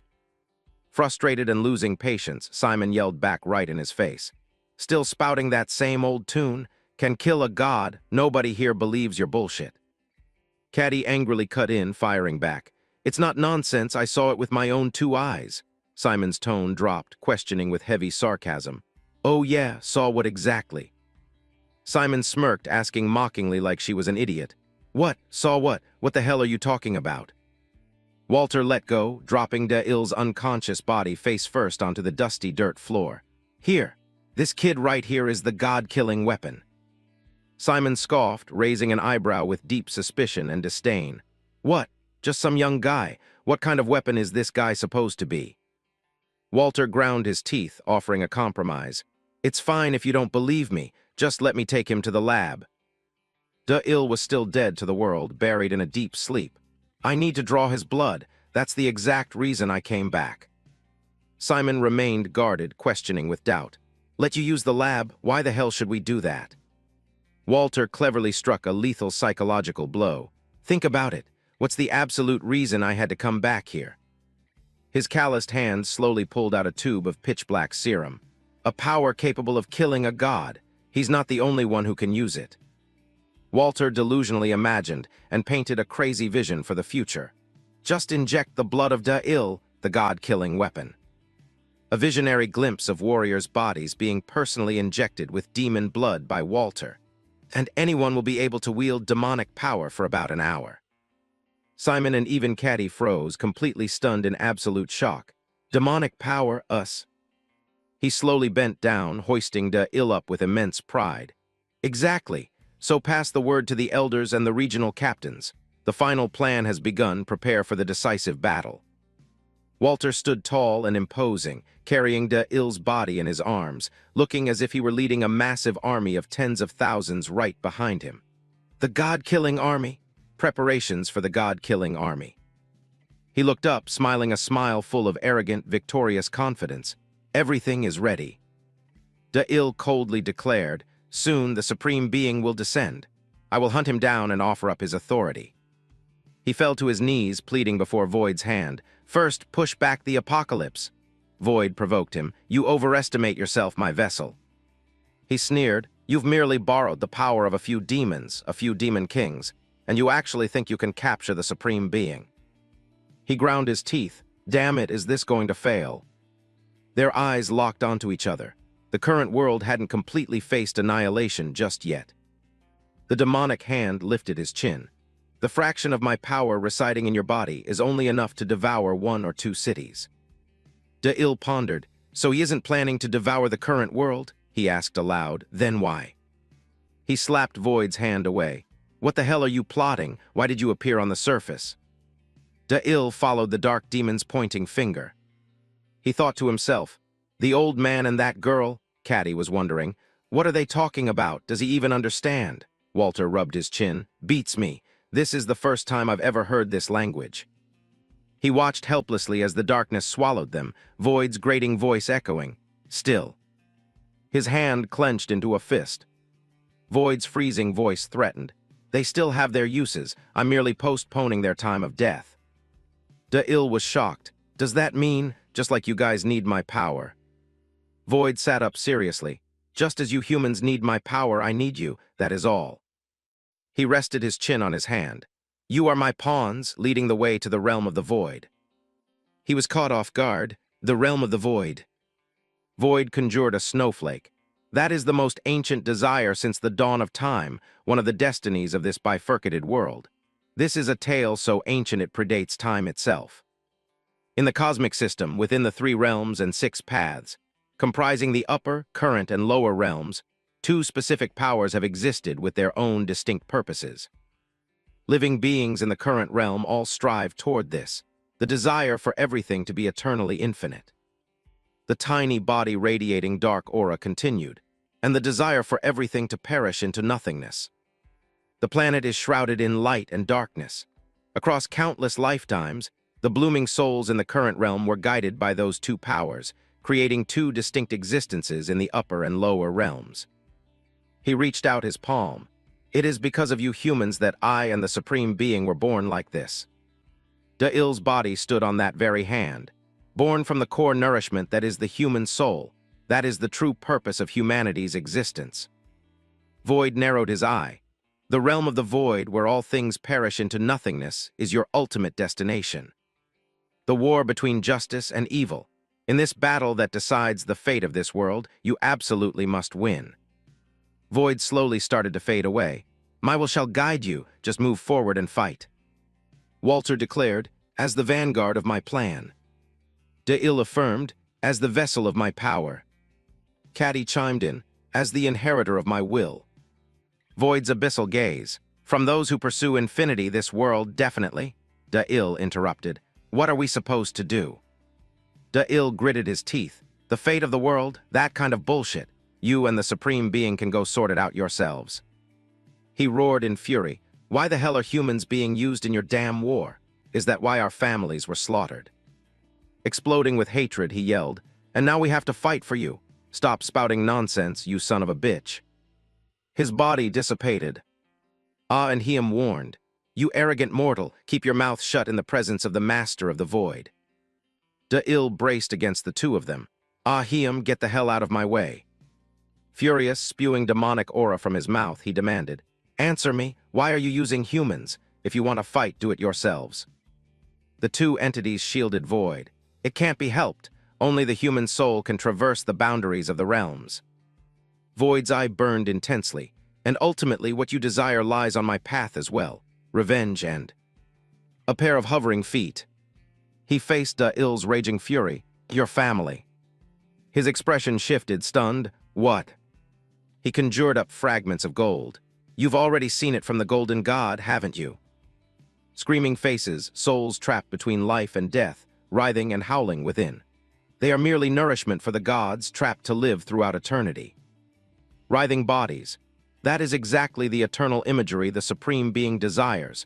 That is the true essence of their authority. Their eyes met and Void spoke. The souls of your family are the same. They must have surely become a part of his power by now. He asked back. What did you just say? Countless hands enveloped De-Il's body. I will add one more clause to the contract between you and me. An image of a young De-Il sitting between his parents' corpses. The day the annihilation of the gods is complete, the day you fulfill your revenge. Sinking into the darkness, unable to clearly hear the final words, he asked, What? He frantically reached out. Wait a minute. His eyes slowly fluttered open. He's moving, his heart is beating again, looks like he's waking up. He bolted upright, coughing violently. Confused, he muttered, "Where is this?" A surprised voice echoed. He actually came back to life. Simon laughed heartily. "It's a damn miracle. Turns out Senior Walter wasn't spouting bullshit after all." Da'il glared fiercely, interrogating, "Who the hell are you? Where am I?" He spoke into the microphone. "You're the god-killing weapon, right? Sorry, I know we just met, but I need to run a little test." A bizarre creature appeared right in front of him. We need to see it with our own eyes to believe it. The robotic spider lunged forward. "If you really are the god-killing weapon, you should be able to handle this thing, right? It's a specially modified weapon from the last war." He dashed forward at blinding speed as Simon explained. "This is the only one left at the eastern base. My masterpiece." He summoned Bassin. Da'il clapped his demonic hands together. A massive hand materialized, instantly destroying the bot and throwing the whole room into chaos. He skidded to a halt on the floor. Veins bulged on Da'il's face. What the hell was that? A gust of wind rushed past. He stalked forward, terrifying Simon into stumbling backward, stammering, "See, calm down, we're on the same side." He snapped, his oppressive aura bearing down. "Same side? Who the hell gave you permission? Answer me right now." Da'il looked down at him emotionlessly. "Which god's holy land is this?" Hannah stepped in to defuse the situation. "This isn't a holy land. It's the eastern base of the atheists, a gathering place for those who rebel against the gods." She extended her hand toward him. "Welcome. I heard about you from Senior Walter. You really are as strong as the rumors say." Hannah smiled gently and introduced herself. "I am the current captain of the eastern base of the atheists. My name is Hannah." She said softly, "It's a pleasure to meet you." Frantic footsteps and heavy, desperate panting. Hannah dragged her older sister by the hand as they ran. Handy collapsed in sheer terror. "Sister." She rushed back, grabbing her sister's shoulders. "Sister, get up. If we stay here, they'll catch us." Handy gripped Hannah's hand, her eyes pleading. "Hannah, listen to me very carefully." Her eyes were full of desperate hope. "Run away. Run as far away from the Holy Land as you possibly can." Handy shoved her away. "Run!" Hannah reached out, trying to hold on. "Sister." She stood in a daze, overwhelmed by the sudden memory. What can a human truly do against the divine? To them, we are nothing but insects. Even if we despise the gods, defeating them is an impossible pipe dream. Even I, the leader of the atheists, was bound by that very thought. But the person standing right in front of me is proving otherwise, proving that humans are no longer weak. If it's him, he might actually be able to slaughter the gods, a future nobody believed in. Liberation from the divine, humanity's freedom, hope. A massive hand seizing a human. Hannah's eyes widened, having witnessed everything. A small triangular mark under the corner of her eye, paired with a stunned gaze. Da'il fighting relentlessly, his face clearly showing extreme exhaustion. Hannah, along with the crowd, witnessing his desperate struggle. She reached out and opened the door. With a blooming smile, Hannah spoke up, "Hello." Hannah stepped in, much to his surprise. A stark contrast in their facial expressions. He looked startled while she looked expectant. Hannah smiled, offering her hand to him. "I'm Hannah, the Eastern Commander of the Atheists. I look forward to working with you." Da'il shook her hand, replying indifferently. "So this is the Atheist base, the place where the old man used to be." She glanced around the ruined room. "Well, this is going to take quite a while to repair." Hannah beamed. "I heard rumors, but you really don't hold back at all, do you, Da'il? I like that." His tone was like iron. "Answer the question. How can I trust that this is the atheist base? Where is the old man right now?" Hannah handed him a slip of paper. "Senior is a bit tied up at the moment. He asked me to give this to you instead." The paper was a photo of a happy family. He said if he didn't secure it carefully, it would have been incinerated. "Don't carry it around anymore. Leave it here." He stared unblinkingly at the photo as her voice rang out.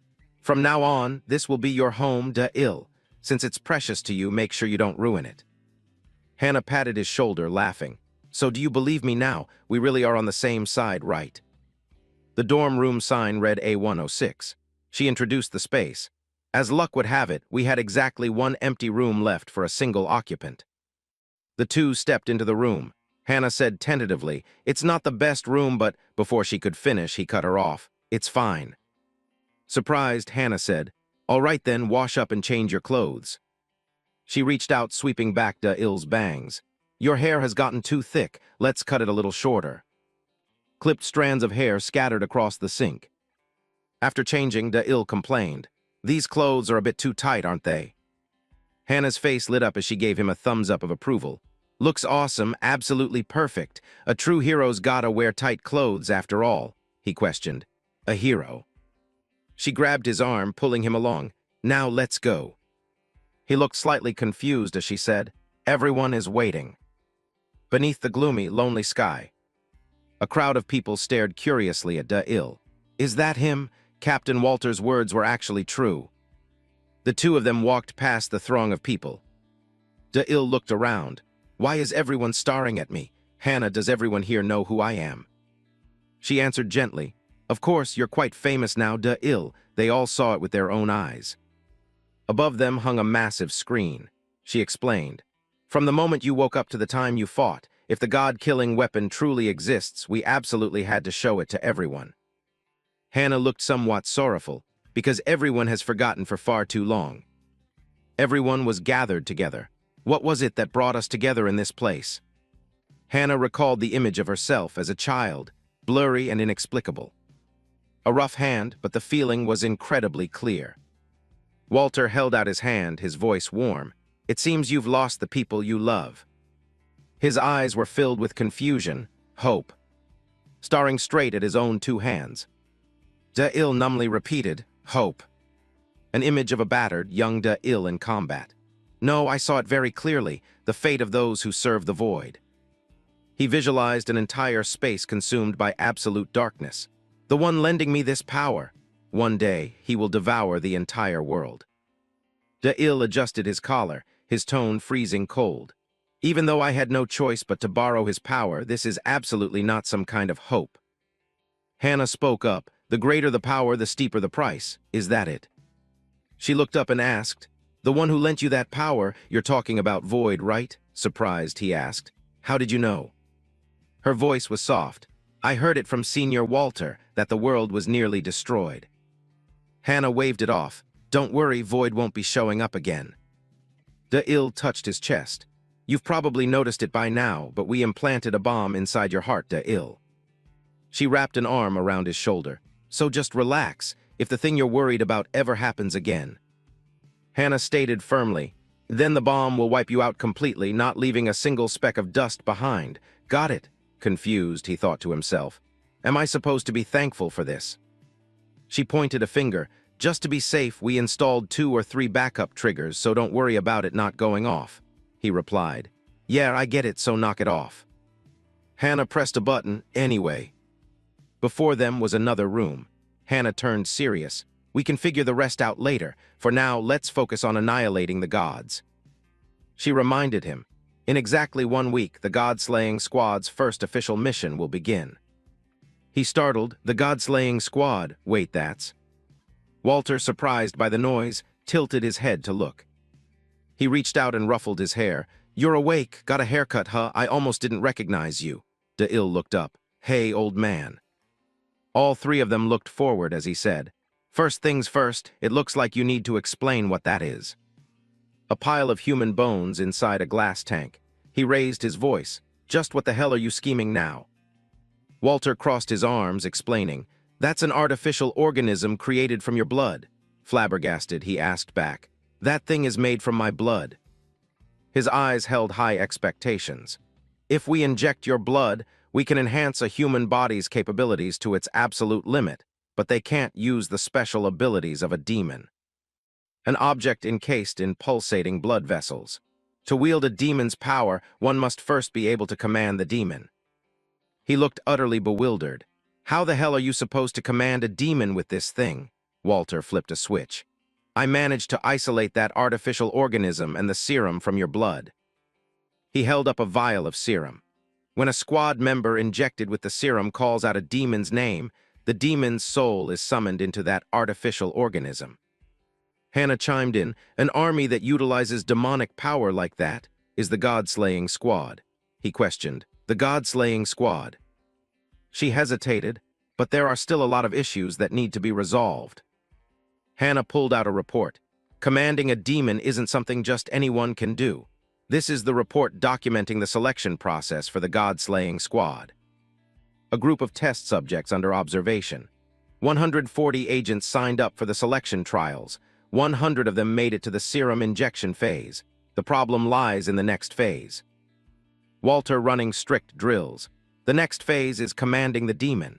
After the serum injection, when the demon's name is called, its soul is summoned to possess the artificial organism. The fully assembled squad. The method to command the demon is simple. You just have to kill the summoned demon. De glanced at the statistics sheet. During the demon commanding process, 99 people were eliminated, and over 60 were severely injured. Caddy was the sole success. Out of the 140 registered agents, only a single one succeeded in commanding a demon. Above her head swirling dark aura. Agent number 1 of the God-slaying squad, codename Caddy. A research team conducting full diagnostics. Activating training protocols, checking safety equipment. Vital signs of the artificial organism are stable. No issues with the pumping mechanism. Caddy stretched her body, warming up.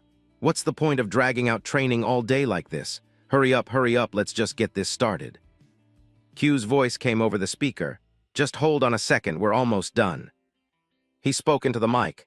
You do know the objective of today's training, right, sister? She sounded bored. Don't I just need to beat up a demon and command it? Q held the report. Well, pretty much, but you don't need to command it.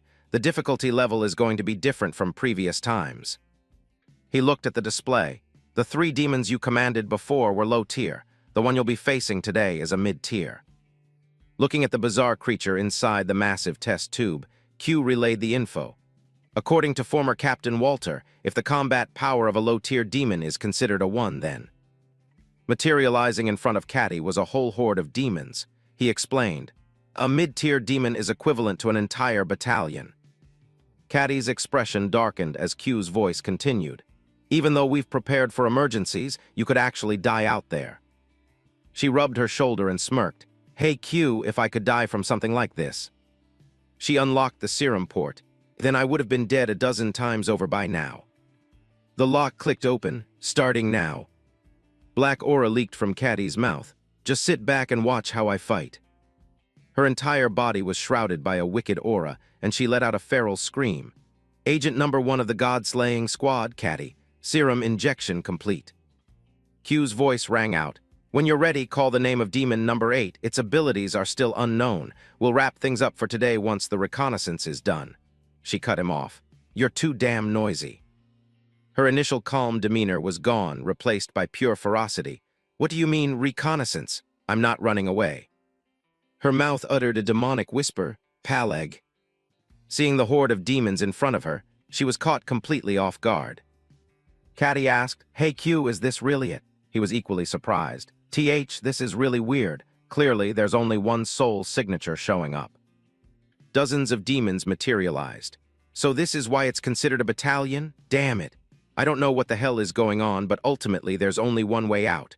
Wipe them all out and we're done. The Dark Aura creatures looked no different from rotting zombies. In Caddy's hands were combat mobility cables. She pulled her weapons taut, projecting fierce power. The swarm of demons charged forward. Her lips parted, wrong. Her eyes widened, completely engulfed by black, demonic veins. Looming behind her was the silhouette of an entity, radiating a blinding golden light. A bizarre, demonic hand touched her face, and Caddy's golden irises flared up. Gotcha. She moved with deadly grace through the battalion of demons. Caddy tumbled hard to the ground. She aimed her arm and fired a grappling hook. She zipped straight up to the high ceiling. Caddy glanced down. Dealing with these things one by one is going to take forever. She flipped midair. But if I use the power of more than 2 demons at the same time, it'll cause massive damage to my body. Caddy gritted her teeth. I have no other choice. She chanted the invocation, merging with the wicked aura, Anak. Her silhouette plummeted downward. She spun and landed flawlessly, analyzing. Annex ability expands the area of effect of my power. This is a specialized ability for dealing with large numbers of enemies. Caddy gripped her blade tightly. She unleashed a massive AoE strike toward the demons. A single horizontal sweep of her blade reaped the lives of dozens of monsters. Caddy ground her teeth. All right. Her eyebrows knitted together tightly. Now then. She stood facing the colossal creature, just one left. Q yelled out in panic. Sister, stop, we've collected enough data. Caddy growled, I already told you earlier. The giant demon. She steeled her resolve. I'm not running away. Caddy stood tall, shouting, bring it on. She swiftly dodged the attack. Caddy panted heavily, panicking internally. What do I do? This guy is way out of my league. She looked up into the giant demon's eyes. It swung its massive hand, snatching her body midair. Caddy cursed furiously. Damn it, if it comes to this, I'll just have to gamble it all. She recalled Walter's strict instructions. Remember this well, a demon will lend you its power, but in exchange it demands an equivalent price. His tone was severe. However, every human has a limit to their pain tolerance. If you exceed that limit, the result will be one of two things. Her face grew tense, remembering his final words. Either you die, or your body gets hijacked by the demon. She coldly commanded, Jezel. A hand suddenly clamped tightly over Caddy's mouth. De-Il summoned Braz. He obliterated the demon, sweeping her up into his arms.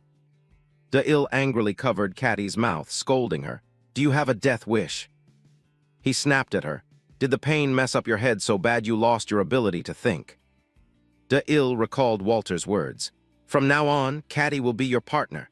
Even though she's still a bit green at using demonic power, her combat abilities are outstanding. You two better work well together. He carried her, looking up at the aftermath. Partner, huh? Looks like I've got my work cut out for me. De-Il lay blankly on his bed, staring at his family photo. The shadowy figure's words echoed in his mind. Go to the place your family once lived, and I will liberate your soul. De-Il stared blankly at the picture, silently questioning. The place my family once lived. What the hell does that mean? A knock on the door snapped him out of his tangled thoughts. De-Il, are you awake? He opened the door and a researcher immediately greeted him. You're up. De-Il had never met him before. Who are you? He introduced himself. I'm Q, the one in charge of managing information. It's nothing major. Q held out a file. I'm here to ask you to verify some data, De-Il. He didn't take his eyes off the guy. Data. Seeing De-Il's confusion, Q explained. While you were unconscious, I compiled some background info on you. He glanced at the document. Height, weight, history of entering the Holy Land, etc. Pretty much everything, huh? He awkwardly pulled the clipboard back. Ahaha, you probably shouldn't read that. Seeing this, De-Il replied. Ah, my bad, Q continued. Anyway, there's something weird I need to verify. He pushed up his glasses. De-Il, you're originally from the East, right? It says here you lost your parents and older brother as sacrifices to a god. Q frowned, hesitating. According to our investigation results, the place where you used to live. He was stunned by the next words. There is no holy land there. In the eastern sector, 3 people were striding past ruined buildings submerged in water. This doesn't make any sense. Caddy grumbled. No, why do we even have to verify this? Even if there isn't a holy land, there are cases where a god just snatches souls and dips, right? Q held his phone, looking around. It's possible there's no holy land, but it's also possible there is. And what bothers me the most is... Suddenly, a voice cut him off. Because there was a god in that place. De-Il continued, thinking back carefully. At the exact place my family was sacrificed, there was a god. He recalled the image of the god standing right before his eyes. A mysterious god radiating a pitch-black aura. Q looked surprised by the new information. Oh, that's new. A god with a black aura, but if a god was seen outside of a holy land. She caught his drift. Yeah, I get it. We definitely need to investigate this. If there are victims outside the Holy Land who actually saw a god. Caddy set her bag down. Then there's only one explanation. A massive magic circle materialized right in front of the 3 of them. A descent ritual. Q was flustered. This really is the mark of a descent, isn't it? She looked serious. I've never seen a descent mark this massive before. Caddy rested her chin on her hand. I've heard of gods migrating and establishing a holy land elsewhere after descending, putting aside the fact there's no holy land here. She glanced over sideways. With a descent mark this huge, it must be a god we all know about. Which one could it be? Caddy stared intently at Il. A god of this caliber descends, and he's the only survivor. There are way too many weird details. He couldn't help but blurt out, "It is weird. I figured it was a descent ritual." Il's words caught her off guard. He continued, "But it wasn't a god that would leave behind a mark this massive."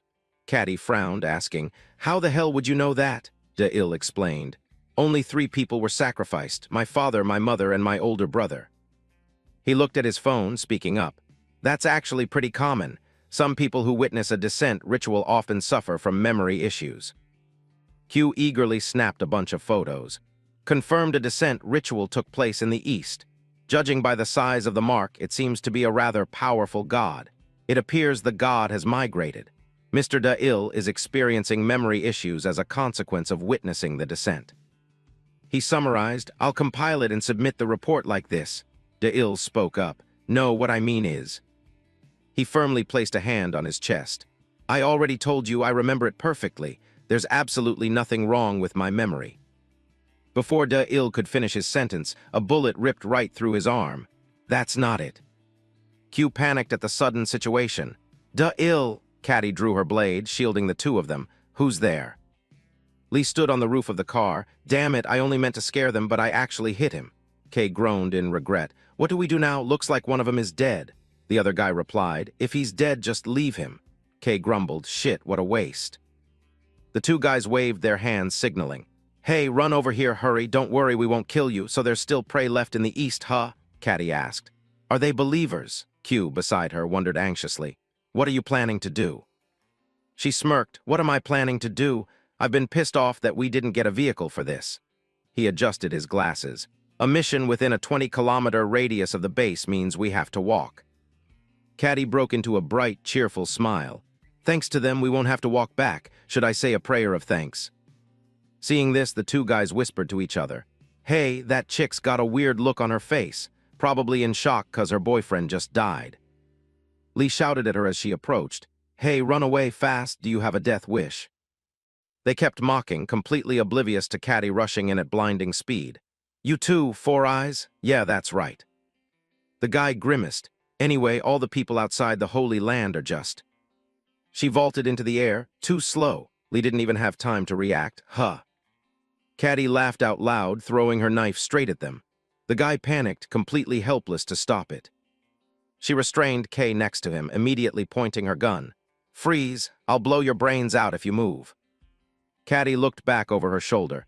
"Hey, what should I do with these pieces of trash? The captain said not to kill believers." He panicked. Don't try to act tough. Do you want to end up like your boyfriend?" Suddenly, Il appeared right behind him. "You decide, kill them or spare them." Kay looked like he'd just seen a ghost, frantically unloading his clip into him. What the hell are you? You monster." Bullets rapidly pierced right through Il's body. "If I'm a monster, then what do you call human hunters like yourselves?" Furious, he grabbed him by the throat. Il's body began regenerating from the black aura. "What should I call you?" Kay, witnessing this, froze in absolute terror. "I was wrong. Please, please spare my life." He ground his teeth. "Shut your mouth. Why the hell should I spare you?" Hearing this, the guy immediately fabricated an excuse. "My wife and daughter, I still have a family." Il's grip softened slightly. "What?" Kay continued. "I didn't have any other choice." He groveled on the ground. "The god said if I couldn't find a sacrifice for next month, they would use my wife and daughter instead." Seeing Il taking the bait, Kay lunged forward. "You're an atheist, right? If you spare my life, I'll become an atheist too." Before he could finish his sentence, a bullet blew right through his head. "For the rest of your life, you'll be." Il shouted, "Q, what the hell are you doing?" He held the gun, passing judgment. "Absolutely disgusting." There were white square marks on Kay's neck. The marks on his neck symbolize the number of sacrifices he's offered to the god. The white square mark is exclusive to priests from the southern Holy Land. He walked over to the truck bed. "Priests in the south don't get married, nor do they have children. Everything he just spouted was a complete lie. Q cracked open the door. And you already knew that, didn't you, Da-il? He peered inside the vehicle. Exactly what kind of people live inside the Holy Land. Inside was where the kidnapped sacrifices were kept. This is... He was horrified by the brutal scene as Q continued. The sacrifices they're transporting. Almost all of them are already dead. Caddy grabbed the other guy by the hair. Hey, Q, I told you not to kill believers, he explained. They're not believers, they're priests. Still, let's keep him alive to extract intel on the southern Holy Land first. Hearing that, Lee cried tears of joy. Thank you, thank you. Q instantly poured cold water on his hopes. And then we can kill him. Hearing that, Lee's soul practically left his body. Ah. The truck cruised smoothly down the road. They sat in the truck, watching a mother care for her child. She affectionately fed the baby, spoonful by spoonful of porridge. It seemed that scene reminded Da-il of his own family. Family? What a joke.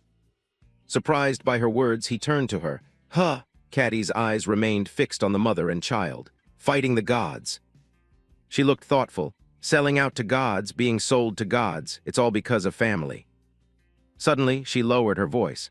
Most atheists lost their families and chose to fight against the gods. The scene transitioned to Walter's wedding. Captain Walter lost his wife to the gods. A young Hannah helplessly watching her sister leave.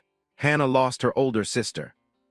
Hearing that, Da-il asked, What about you? Caddy raised an eyebrow. Huh. He asked seriously, Are you fighting for your family too? Caddy turned her face away. You're right, it's for family. I have an older brother. She ground her teeth, her body covered in major and minor bleeding wounds. The person The corpses of her comrades lay scattered across the ground. Blood-soaked hands dripping drop by drop. A man, his body riddled with blood-stained wounds, stood before her. Loved the most. He turned his head back. Caddy. Every single word leaving Cillian's mouth. If we ever meet again. At this moment her eyes widened, blazing with pure rage. If we meet again, then I will absolutely. Caddy clenched her hands, grinding her teeth. That bastard, I will kill him. Da-il froze, repeating what she just said. What? Caddy casually repeated. I will kill him. In the northeast sector, two silhouettes stood at the bottom of a deep crater. A hand relaxed, letting the grains of sand slip through. In the end, it was impossible to prevent his appearance. The woman stood there, letting the wind blow the handful of sand away. To think the warning I left behind completely backfired. I can't read anything. The sand's formation is scattering wildly again. Trisha respectfully bowed her head with clasped hands. Omniscient One, there's an incoming transmission from the three chief gods. Should I light the candle? She sighed. Why are they contacting me so soon? The Omniscient One lit the candle. From the smoke, three gods materialized. Chief gods, it has been a while. One of the gods spoke up. Omniscient One, is the pilgrimage proceeding peacefully? She replied respectfully. Very peacefully, thanks to the blessings of the chief gods. The fierce-faced god harshly criticized. Pilgrimage, my ass? Are you neglecting your duties? When are you going to deliver the next prophecy? The Omniscient One remained completely calm. I was actually planning to contact you regarding the prophecies as well, he demanded. So it's time for the next prophecy now? She cut him off. No. The Omniscient One smiled. The prophecies have come to an end. Thank you for your assistance in bringing them to fruition. All three of them had the exact same thought. The prophecies have come to an end. The smallest god stammered. Omniscient One, different promise. Promised prophecies until the first god descends. She clenched her fists tightly. The first ones to break the promise were you, chief gods. You ignored my warnings and acted using the familiars of the central temple. The Omniscient One smirked. Of course, I completely understand. You must have been terrified. She continued. The descent of the first god, the Almighty. Truthfully, you don't actually want that to happen, do you? The three of them listened in silence. Unlike you, imprisoned in your little wells called Holy Lands, that being is the true, absolute God. The god stepped forward furiously, roaring, You dare act insolently towards us? The Omniscient One interrupted. One more thing, I do have some good news for you. She spread her arms wide. The first god is seeking a successor. One of the gods on the surface will inherit the first god's authority. Over on this side, De-Il was intensely staring at his phone. The final component required for the first god's descent will soon seek out the chief gods.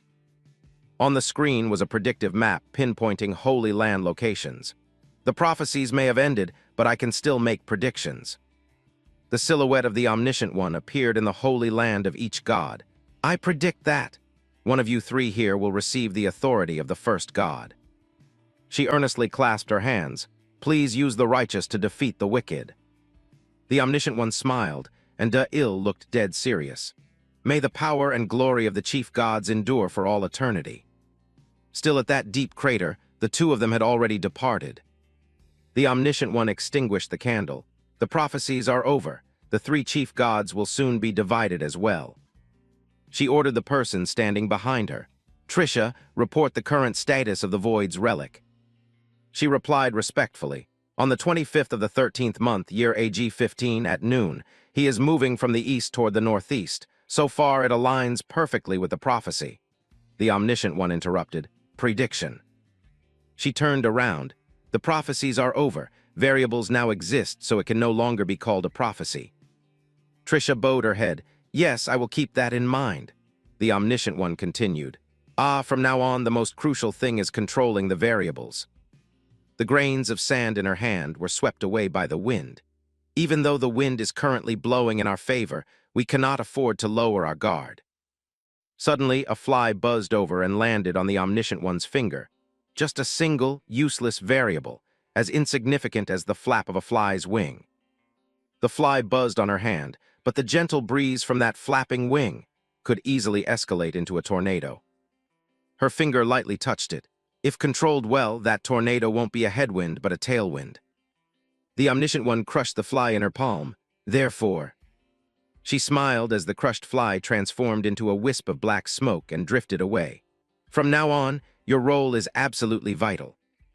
The Omniscient One turned around upon sensing the plume of smoke materializing behind her. It's been a long time. She reached out, touching the massive hand that appeared in midair. Bloodline of the chief gods, Blair. A colossal hand gently supported the Omniscient One. Currently, there are a total of 13 gods confirmed to have descended. One unidentified god is believed to be the master of the central Holy Land. The three chief gods appeared one by one. The three chief gods who rule over the major holy lands in the north, west, and south. The subsequent gods also appeared sequentially. The 9 gods of the medium and minor holy lands scattered across the globe. The Holy Land map was projected. The current world has fallen into the hands of the gods. Over 80% falls under the sphere of influence of the Holy Lands, and they are still continuing to expand their territories. A pointer stick tapped a specific marker on the map. Our ultimate goal is... Walter crossed his arms. To obliterate every single Holy Land and reclaim humanity's freedom. De-Il rested his hands behind his head. We already bagged Barrack, so that leaves 12 of them, right? Now we just have to track down and slaughter the rest of the gods. He explained, no, this is just our estimated count. In reality, there could be even more, and we still need to make further preparations. The absolute priority right now is to recruit more members for the god-slaying squad. A construction site tangled with connecting wires. Your first mission is to head to the northern base. All three of them looked slightly shocked. The northern base. Walter continued speaking. Currently, our communication lines with the northern base have been severed for unknown reasons. It's likely due to the influence of a new holy land in the northeast. We only have intel on the location of that god's holy land. The map displayed a humanoid model. The mission objective consists of 2 main parts. First, investigate the unidentified holy land in the northeast. A glass vial containing black liquid. Second, transfer the serum formula to the northern base. Caddy raised her hand and spoke up. I can sort of understand the rest of it, but is this team composition really okay? De-Il rested his chin on his hand, observing. De-Il is obviously essential. Q looked smug hearing her say that.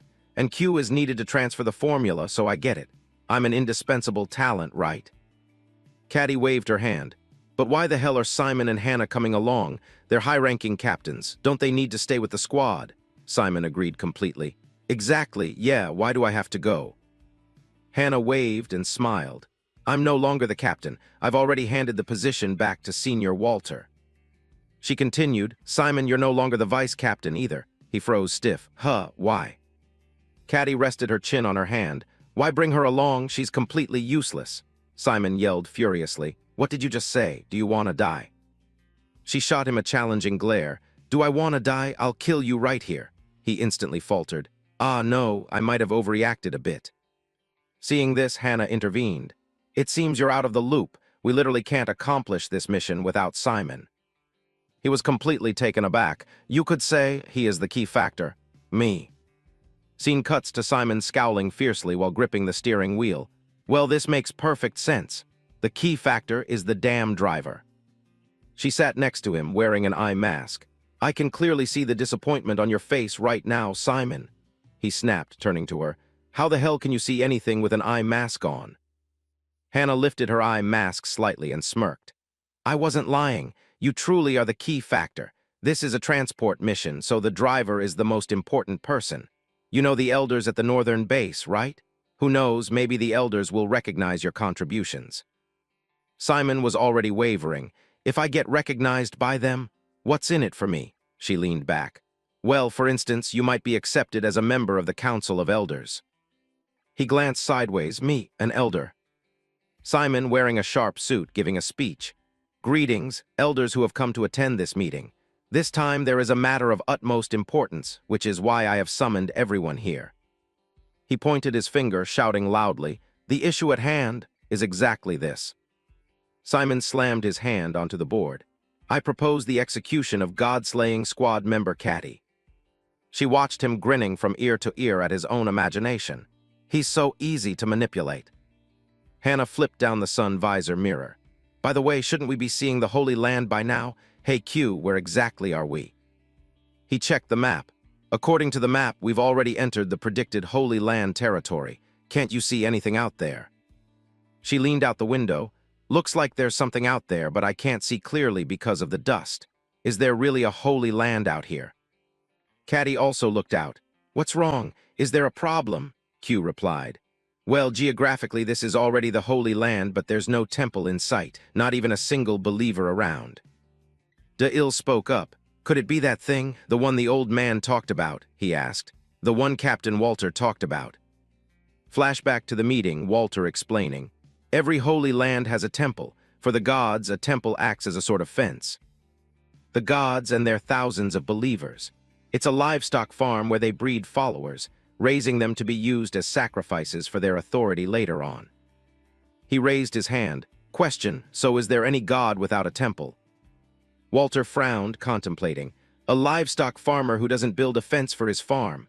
Would any god truly be that insane?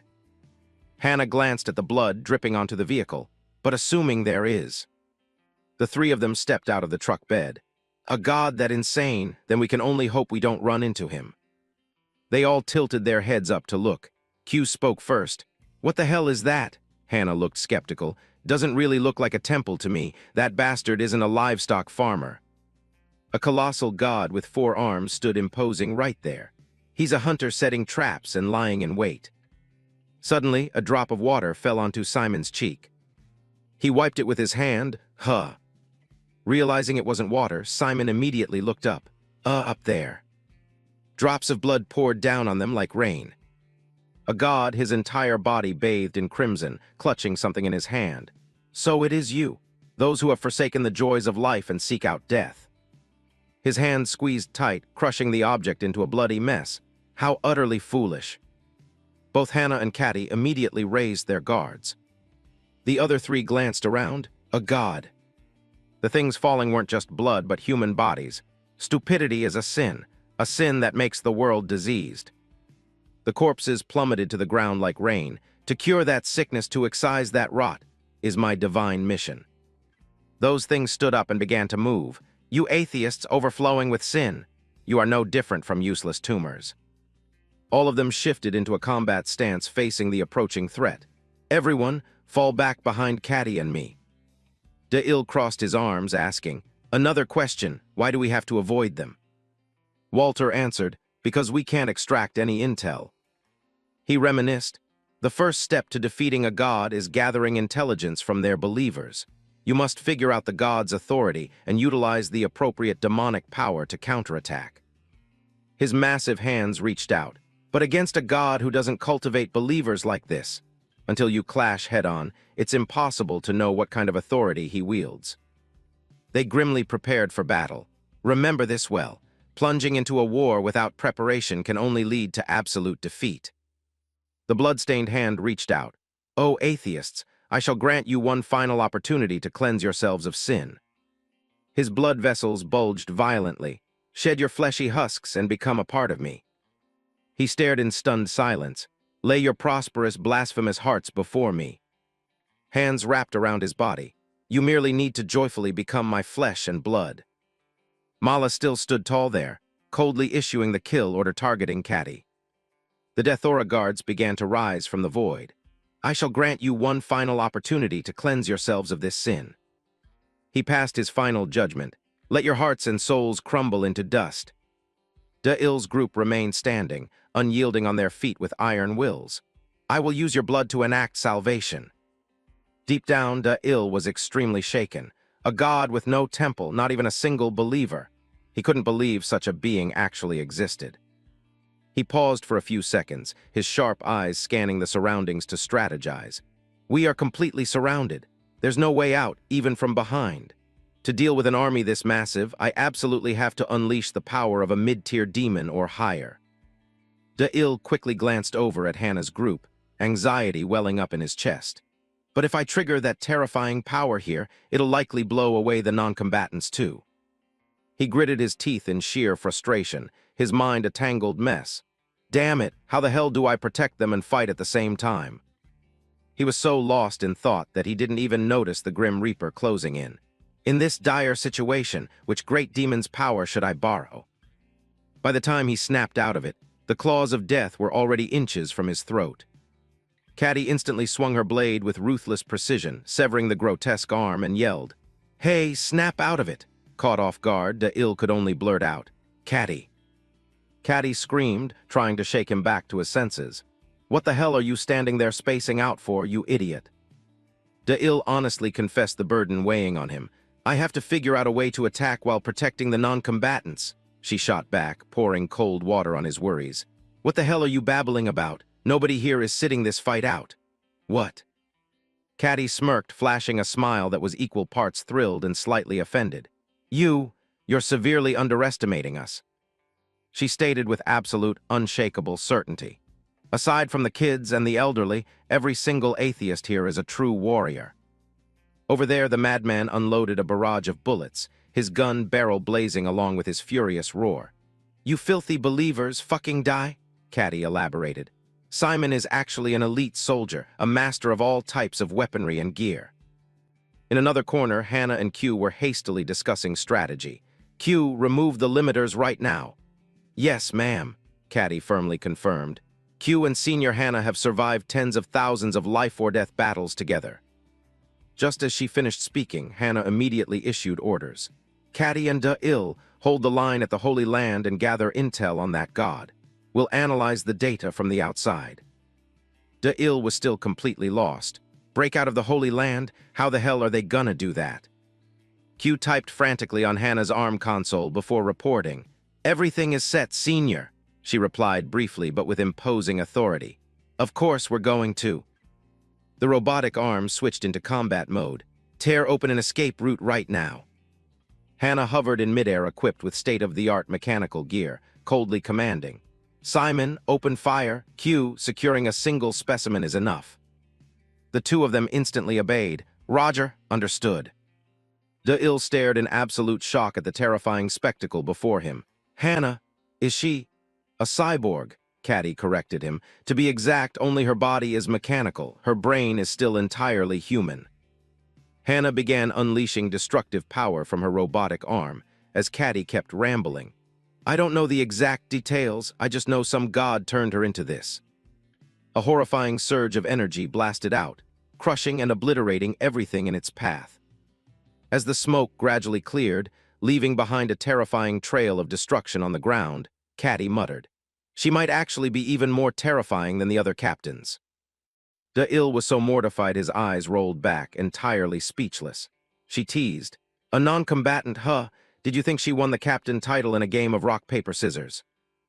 Job done, Hannah rocketed away, not forgetting to leave a message. I'm running low on energy, so I'll be pulling out first. De-Il, hold onto that communicator tight. Got it. The truck tore away, vanishing into the distant horizon in the blink of an eye. De-Il glanced down at the grotesque, slimy mass of matter. He lifted it up, inspecting it closely. Caddy, is this thing still moving? She gasped in shock. What? It's still alive. The slimy substance squirmed helplessly under their scrutinizing gazes. What the hell is it? Look, there's a human face on its chest. Is it a familiar? De-Il didn't seem to buy that theory. If it were a familiar, it should have retained some consciousness, but it doesn't look like it at all. Besides, there are way too many of them. As if suddenly realizing something, his eyes flashed with a sharp gleam. Don't tell me. De-Il spun around, facing forward, and demanded excitedly. Caddy, get ready. There's something I want to test right now, she asked in confusion. Did you already figure out his ability? He didn't beat around the bush and admitted right away. Not entirely, but if my theory is right, this plan is definitely going to make him pay a massive price. 3 mysterious, scheming faces appeared, all locked onto a single target. Let's begin, the god hunt. Back to Hannah. Right now, Q was intensely studying the specimen. This thing's anatomical structure is incredibly bizarre. It's not an animal, nor is it a plant. She repeated in confusion. Not animal or plant. Q kept his eyes glued to the data-filled monitor.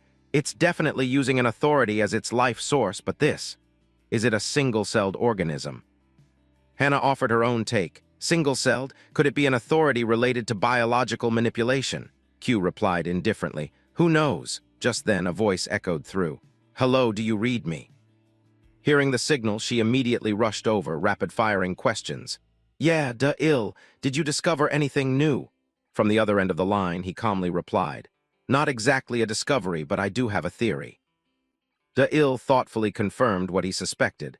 Check if the specimen you took stopped moving the moment it left the Holy Land, she immediately admitted. Yeah, actually, just a moment ago. The monster lay completely motionless on the lab table. The exact second it crossed the Holy Land's border, it ceased all movement entirely. It resembles a single-celled organism, but its true nature is still an unknown. His words were a revelation for the both of them. That is the god. What? Hannah couldn't believe her ears, hastily demanding, What the hell are you talking about? How could this disgusting thing be a god? De-Il explained it thoroughly. To be more precise, it is a piece of the god's body. He analyzed the situation with an incredibly grim expression. When I fought Barak, I encountered similar things inside his temple. The room filled with bizarre artifacts flashed in his mind. He turned sacrifices into gold for display. Initially, I just thought it was some sick, twisted hobby of his. A blinding light radiated Mala's entire body, practically rotting, but when backed into a corner, he absorbed all those sacrifices. That's when it hit me. The gods don't just steal human souls. Blood vessels envelop the face, plundering everything from a human. Even the physical body housing the soul is stolen. It all becomes part of the god's flesh and blood. Hannah started to grasp De-Il's point. So then these things, without keeping her waiting, he laid it out bare. It means they aren't separate entities. Now they understood the terrifying truth about their enemy. This entire Holy Land is actually a god itself. Contrary to Hannah's worries, De-Il appeared extremely confident. If this whole Holy Land is one single god, then ironically, attacking it just became a whole lot easier. Walter's teachings suddenly flashed back into De-Il's mind. If you have to fight a god with absolutely zero intel on their authority, then the very first attack you should test out is. The punchline that left both him and Caddy stunned. Repulsion, repulsion. He thoroughly analyzed every minor detail. The fatal flaw of every god is that they cannot use their authority outside of their holy land. That's exactly why they have to create familiars. Walter sternly lectured on how to take down powerful opponents. However, you must satisfy several conditions, and the most crucial one is the prerequisite. Back in reality, De-Il was getting incredibly hyped. The first condition, mass. The image of Mala appeared as a symbol of an expanding force. The god of this place has split his own body into countless clones. De-Il made a dead-on comparison. Compared to the original body, these clones are incredibly small and significantly lighter. He envisioned an explosive solution. What if we use a massive explosion to blow them all away before the god even has time to reabsorb them? He concluded his explanation with a tactical plan. The demonic powers we need are numbers 16 and 8. Caddy had grasped the general gist. All right, I get what you're trying to do. He pressed his hands against the ground as a thin layer of smoke began to rise. The power of two great demons. De-Il firmly gripped twin maces connected by a chain, a fiery demonic breath exhaling from his mouth, combined into one. A colossal shadow loomed over the sand as he checked in. Are you ready? We only get one shot at this. The two demons were summoned, signaling an impending, blood-soaked massacre. Let's go, Jezal Hig. With that said, the two of them simultaneously vaulted high into the air. Caddy's face radiated ironclad resolve. For De-Il's plan to succeed, we absolutely have to get into point-blank range of the main body. She charged in, calculating as she attacked. The biggest headache is that this swarming mob is guarding the main body way too tightly. Caddy charged straight towards Mala, first of all. She swung her blade decisively, decapitating them in the blink of an eye. Matching her words with actions, Caddy relentlessly slaughtered the monsters, one by one. She spun midair, wiping them all out in a flash, one by one. Her strike speed was so fast the corpses hadn't even hit the ground yet. If I just keep chipping away like this? Seriously. Although Caddy was incredibly fast and powerful, human stamina has its limits. This isn't easy. Why the hell are there as many of them as ants? Demonic blood and erupting power were visible on her face as Caddy plotted. If I add Annex power on top of this, I can definitely break through. But the moment that thought flashed, De-Il's warning echoed. Absolutely do not use any other demonic power until we execute the plan. If it gets too overwhelming, fall back immediately. She ground her teeth, torn between two life-or-death choices.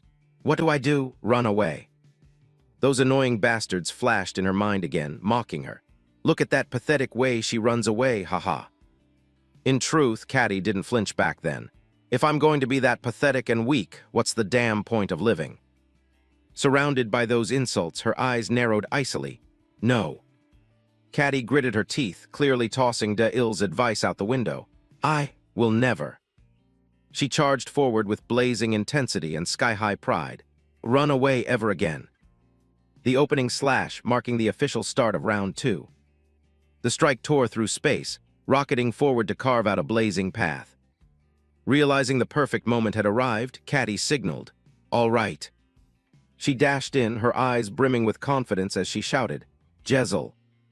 She clung tightly to him, weapons gripped firmly in hand, hyping herself up. I can absolutely do this.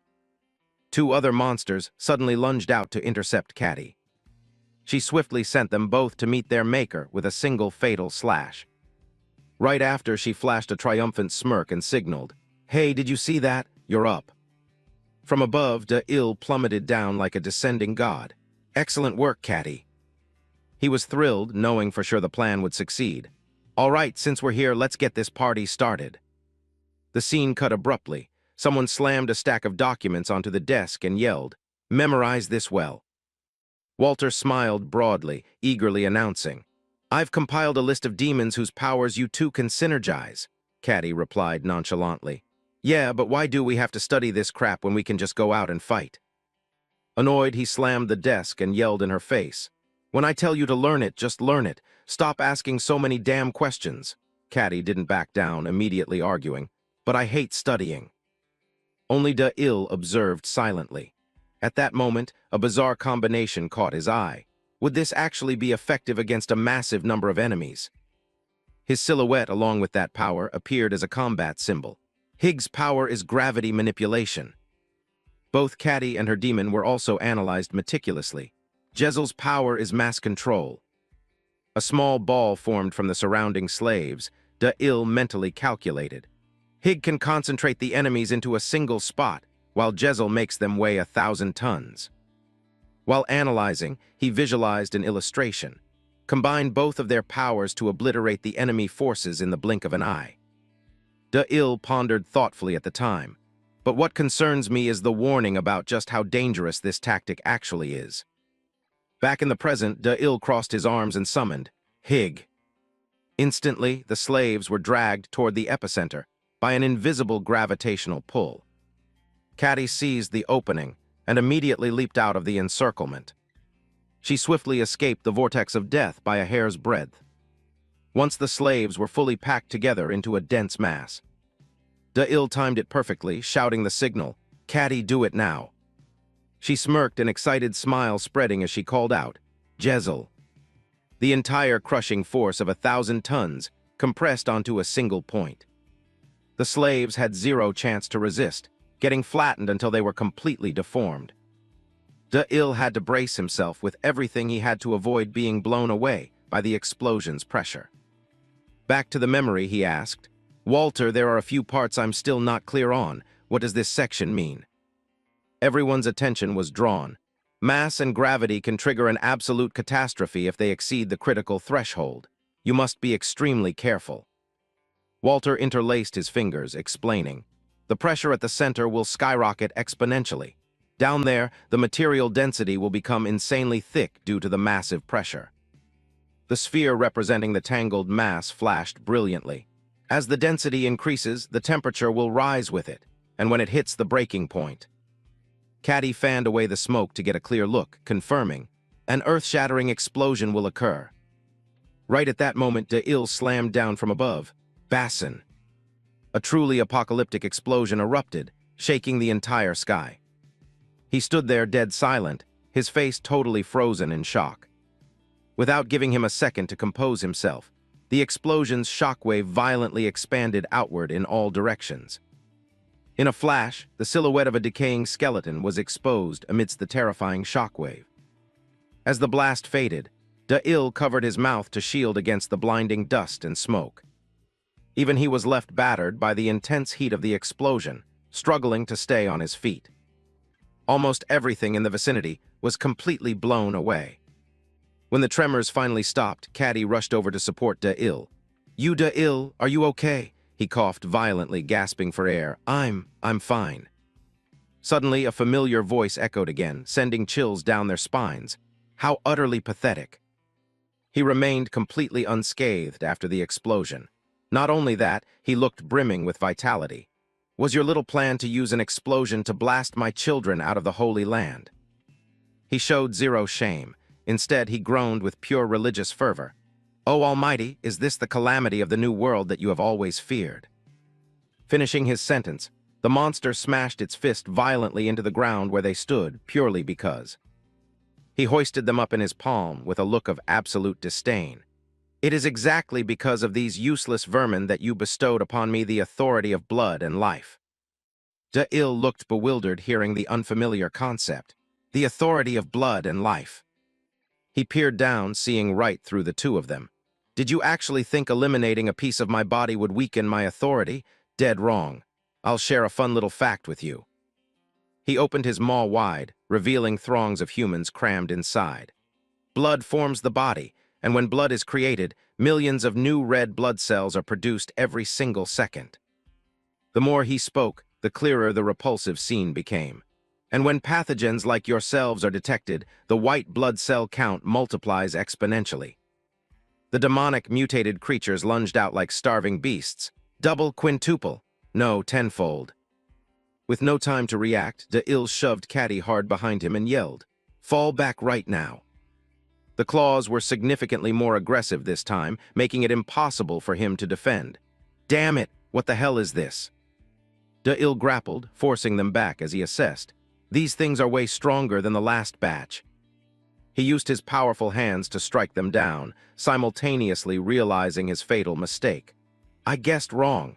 He's using blood to continuously regenerate them." A solution just flashed into Il's mind. Now there's only one way left.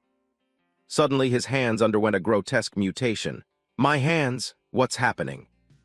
As if the floodgates of realization burst open, De-Il knew the situation was extremely critical. That attack just now wasn't as simple as I thought. That disgusting matter was slowly invading and assimilating Da-il's physical body. Caddy helplessly reached out, screaming in desperation, "You Da-il!" He just stood there with an arrogant smirk. "You are the pathogens, and my divine mission is to heal this world." A blood-red mass of matter completely engulfed Da-il, accompanied by a dominating decree. "For the sake of eternal life, atheists like you must be eradicated." Before being swallowed by the darkness, Da-il stubbornly fought back. "Bullshit! What kind of screwed-up healing is that?" He and his slaves paused for 2 seconds to hear his judgment. "Stealing souls and turning people into soulless puppets like that. You call that healing?"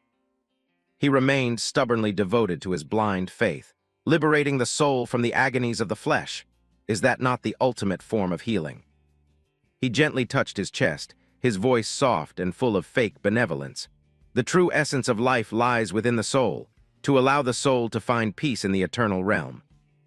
He raised a heart high, justifying his atrocities. "To shed the mortal shell, to cast off death and become a part of my body.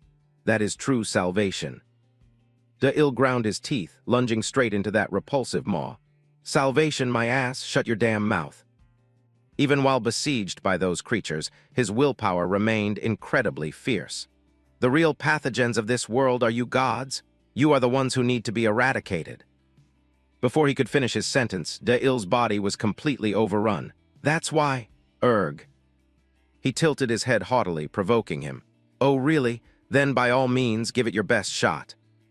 The mass of matter containing Da-il lay dead silent, without a single twitch. Caddy was stunned, her eyes wide with shock, completely unable to believe what was unfolding. Over on Hannah's side, they had already prepped their backup plan. Q suggested, "The bomb! We have to detonate the bomb inside Da-il's heart right now." Hannah hesitated, biting her lip anxiously. "No, not yet. It's not time yet." Her eyes revealed a look of extreme internal conflict. Tiny, pulsating tumors slowly surfaced on the mass enveloping Da-il, as a horrific voice echoed from within. "Malax." Caddy, mid-fight, also suddenly noticed the terrifying mutation. "What is this?" The ground began to quake violently, like a massive earthquake. Inside the truck, Q and Simon panicked at the sudden tremors. What? What the hell is this, an earthquake?" Only Hannah remained calm. "No." She smirked, as if she had finally fully grasped the situation. "This is exactly what Senior was talking about." A colossal monster burst forth, 10,000 times larger than the god himself. Everyone screamed its name in terror, the Plague Demon King. The repulsive monster's true form was revealed, the ultimate symbol of death. The maggot that devours the flesh of deceased gods, the king of disease and demons, Malax. 3 years ago in the Plague Hell, Da-il approached a bizarre entity. Sensing the disturbance, the creature began to stir. Da-il spoke in a raspy, guttural voice. "The 11th Hell, master of the plague lands, the kingdom born from the pathogens of ancient gods' flesh." His face was dead cold, devoid of emotion as he uttered the name. Malax. Awakened, the entity sluggishly shifted its massive, grotesque body. Then, fast as lightning, it slithered right up to his face. Its slimy maw roared with seething rage. "Who possesses the sheer audacity to directly call out a demon king's name?" He knelt down, his body slowly dissipating into black smoke, his voice completely sincere.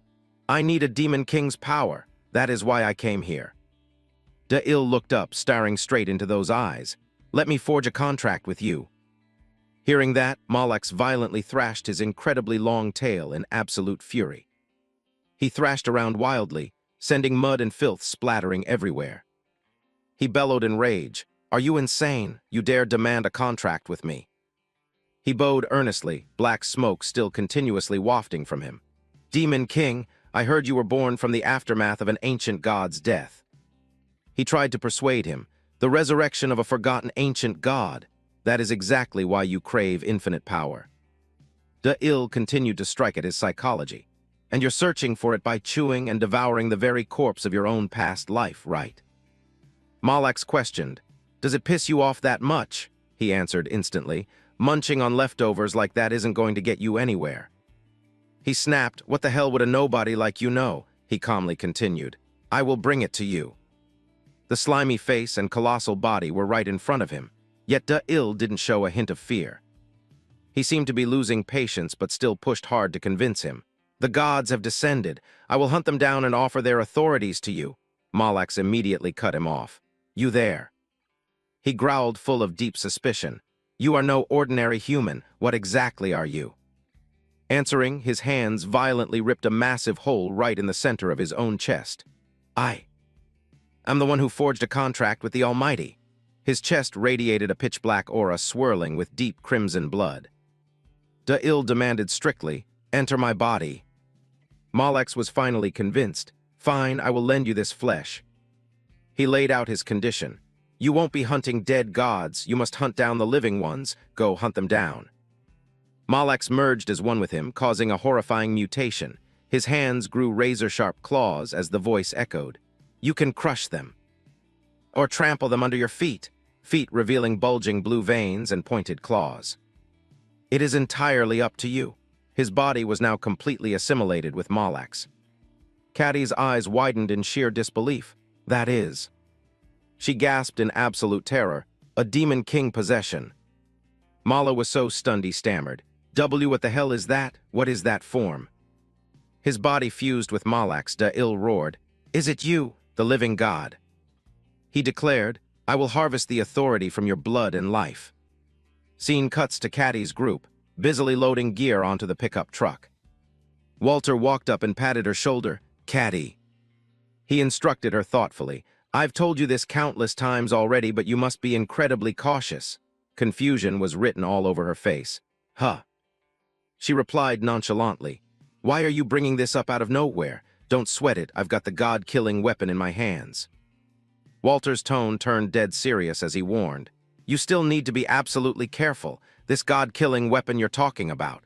You mean Da'il when possessed by a demon king. She couldn't believe her ears. Say what? He explained. Demon king possession is fundamentally different from just borrowing the power of a regular demon. It is literally a possession, borrowing the demon king's physical flesh entirely. The demons from hell are originally the armies of the gods. They are never, ever allies of humanity. Da'il's hand generated a surge of deep purple demonic energy as he called out, You living god. He commanded with absolute authority, Hand over your power right now. That purple gas made anyone who inhaled it violently vomit a pitch-black liquid. Mala used all four of his hands to tightly cover his own nose. But it was useless. He still inhaled it, collapsing to the ground and vomiting profusely. Caddy quickly covered her nose, thinking to herself, Is this stuff poison? Is that lunatic trying to get in my way? She dashed out of the thick smoke. I've got to get out of this owie fast.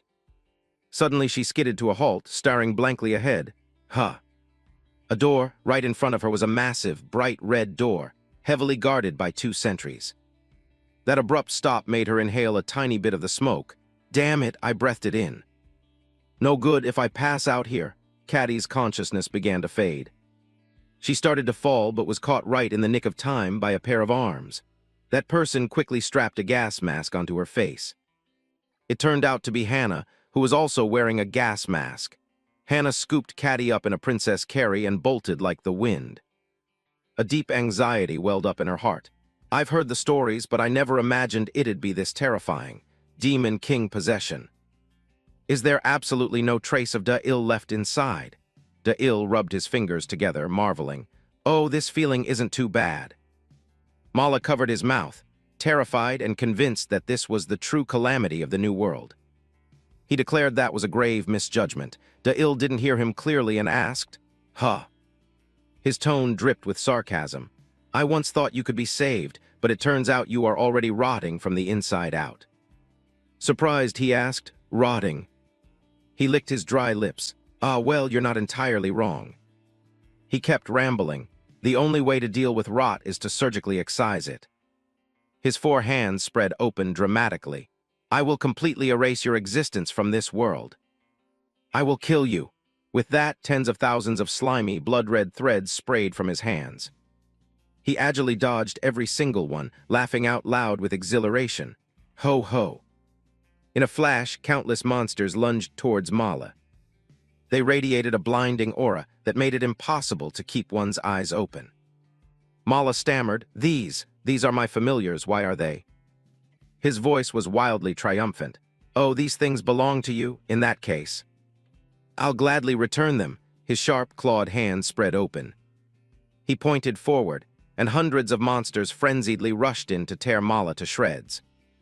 Mala's situation right now was like sitting on a bonfire. He was in absolute sheer panic. He desperately threw his arms around one of the monsters in a vain attempt. Up in the sky, a drone was silently monitoring every single development. It recorded the epic battle without missing a single detail. Simon couldn't hide his excitement. "Awesome, slaughter them all." Seeing this, Q yelled, "Oh God, get behind me right now." Hannah flew over, calling out hastily, "Q, Simon!" Q was surprised. "Oh, Senior Hannah." She ordered frantically, "Hurry, bring the antidote over here right now." Q grabbed the medkit and ran over, asking, "What happened? Did the god do this?" She answered instantly, "No." As she injected the antidote straight into Caddy's neck, she explained, "It wasn't the god, it was. She got caught in the Demon King's AoE attack." Hannah gently draped a blanket over Caddy, while Q deduced, "If it's the Demon King, then the target must be ill." Her eyes turned razor-sharp, grinding her teeth. "It's not ill, it's the Demon King. We have to stay on high alert until this battle is completely over." Simon said casually, "But the battle is already over, isn't it?" Hearing that, Hannah was dumbfounded. "What?" She asked skeptically. "It's over," he maintained his stance. "Yeah, everything is done." But if that were true, why hadn't ill reverted to his human form yet? ill was currently holding a glowing, blood-red crystal. If enough energy is sacrificed to the Demon King according to the contract, the possession state will automatically dispel. Q patiently analyzed. According to Lieutenant General Walter, if he still hasn't snapped out of that state. Caddy sat up, grimacing as she finished the thought. "Then that bastard wasn't the main body?" Hannah asked worriedly. "Caddy, are you okay?" Q was skeptical. "Not the main body." Caddy recounted. "Inside the Holy Land, I saw a mysterious door, but more important than the door itself. Were the clones guarding it? If the guy we just fought was the main body, then that makes absolutely zero sense." She frowned, because a god would absolutely never create clones that look exactly identical to themselves. He crushed the crystal in frustration. "It's still not enough." ill was half doubting, half believing. "This isn't it." Caddy stated with absolute certainty. "The true main body is definitely hiding somewhere else." From behind the red door, a voice echoed out. You can absolutely never defeat me." What an incredibly arrogant tone. The door cracked open invitingly. "I possess something you will never, ever have." In the center of the room, a colossal heart hung suspended. A mysterious figure sitting there spoke. "And that is my mission, the salvation of humanity." The voice dripped with mockery. "And you, what the hell have you accomplished in this war?" Blair Yan rambled. "There isn't a single shred of meaning in your war." He declared, "I am holy blood, while you are nothing but a plague pathogen." Blair Yan growled. "Human history has never been defeated by a plague, so you stand absolutely zero chance against me." He stared blankly at Blair Yan, not saying a single word. The guy also stayed silent, his scrutinizing gaze piercing right through him. Finally, Blair Yan broke the silence. "A bit of a disagreement there, but it's not just your appearance that's changed." He asked, "Is it you, the weapon capable of killing a god?" He crossed his arms and paced around. "If so, you are already possessed by a demon." Blair Yan dropped a loaded remark. "A demon falling into the hands of a clueless fool like you. How truly pathetic." Hearing that, he didn't even bother to respond. He just opened his hand, conjuring a dense cloud of black aura. He decisively launched the attack straight at Blair Yan. The guy nimbly leaped up to the ceiling to dodge, speaking cryptically. "Your target is my authority, isn't it?" He dropped back down to the floor, nodding in agreement. "Fine, I will give it to you." Blair Yan smirked. "But first, you must hand over the relic of the void to me." Over with Q's group, they were still monitoring via the screens. Q asked skeptically, "Do you recognize that guy?" Simon replied, "Yeah, how does he know that weapon can kill gods?" Hannah's lips trembled slightly. "That is exactly the reason." Why the North went completely dark. Everyone simultaneously turned to look at her. Hannah rubbed her chin and continued. "Senior once said that holy god might actually be a human. Walter added, "We ran some tests and that theory was absolutely spot on." One hand on his hip, the other holding a test tube, he presented. "Its structure and properties are identical to the relics from the void." He concluded, "Perhaps the gods are exactly like De-Il." She crossed her arms, wondering, can humans really wield supernatural power? Suddenly she lowered her voice seriously. "Blair Yan, who doesn't know that name?" The man hailed as a saint, the one who could snatch tens of thousands of lives right from death's door. The captain of the northern atheist base, Blair Yan. But why, how the hell could he become a god? The omniscient one stood tall, commanding. To be clear, the gods are always striving to save humanity. The Blair Yan of the past, clutching a bleeding wound, roared, "Stop spouting bullshit. After slaughtering all those people, you still have the nerve to say that." He grimaced in sheer agony, his mouth hanging wide open. Seeing this, she laughed with wicked delight. "Here it is, the piece of rib that pierced right through your heart." She yanked out a heart, saying, "How incredibly lucky, I've always had a kind heart." The omniscient one presented it right in front of Blair Yan. "Do you want it?" She spoke cryptically. "Soon, everything will become clear. The Master of Infinity has a grand design." He ground his teeth, listening. "Ignorance itself is not a sin, but the foolishness born from ignorance is a grave crime." The omniscient one persuaded him. "I will liberate you from your foolishness, seize your rightful place as a god." Blair Yan stared blankly, as if mesmerized. "What you need to heal isn't individual people, it's all of humanity." Back in the battle, Blair Yan spewed his flowery rhetoric. "To bring about eternal joy, I will take your heart and invite you to the new world he has created." De-Il yelled out in utter annoyance, "Just hand over the power already." The guy kept droning on about eternal joy. De-Il lost all patience and cursed, "You're so damn noisy." "Piss off." With that, he plunged his razor-sharp claws straight into the guy's chest. He ripped the guy's chest wide open, exposing the organs inside. "That's right, this is it, the authority of blood and life." And yet the bastard remained arrogant. "One more thing, I'll tell you exactly why you can never defeat me." He continued, "The truth is, I've been digesting you from the exact second you stepped in here." He screamed, "This temple is the inside of my stomach." Thousands of razor-sharp spikes erupted from his back, impaling De-Il. They grew as fast as massive tree trunks. Suddenly, another membrane wrapped around the skeletal structure. He collapsed to the floor, stammering, "This place is inside your stomach." De-Il looked up, actually impressed. "Not bad at all." Next, he roared, and the hundreds of spikes impaling him shattered into tiny pieces. He mocked, "How pointless," his hands channeled blazing red magic. Blair Yan glanced upward with his pure white eyes. De-Il charged in like a maniac, "Since we're inside your stomach anyway, then I can tear this place apart however the hell I want." He delivered a thunderous strike straight to the guy's gut. Blair Yan opened his hands, gathering deep crimson energy. The light erupted fiercely, forming a colossal arrow that pierced right through De-Il's body. De-Il let out a choked gasp of pain. He clenched his fists, determined to teach this bastard a lesson he'd never forget. He launched forward like a hurricane, declaring dominantly, "You are my prey." The guy swiftly dodged, shooting back, "Bullshit." The two clashed head-on, neither yielding a single inch. He ground his teeth, hyper-focused on De-Il's every move. He moved through the air like a god, his eyes clearly showing extreme amusement.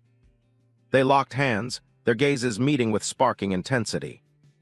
Radiating pure bloodlust, they fiercely headbutted each other. He growled, interrogating him, "You said you devoured me." De-Il mocked, "And now you're being hunted right inside your own damn stomach."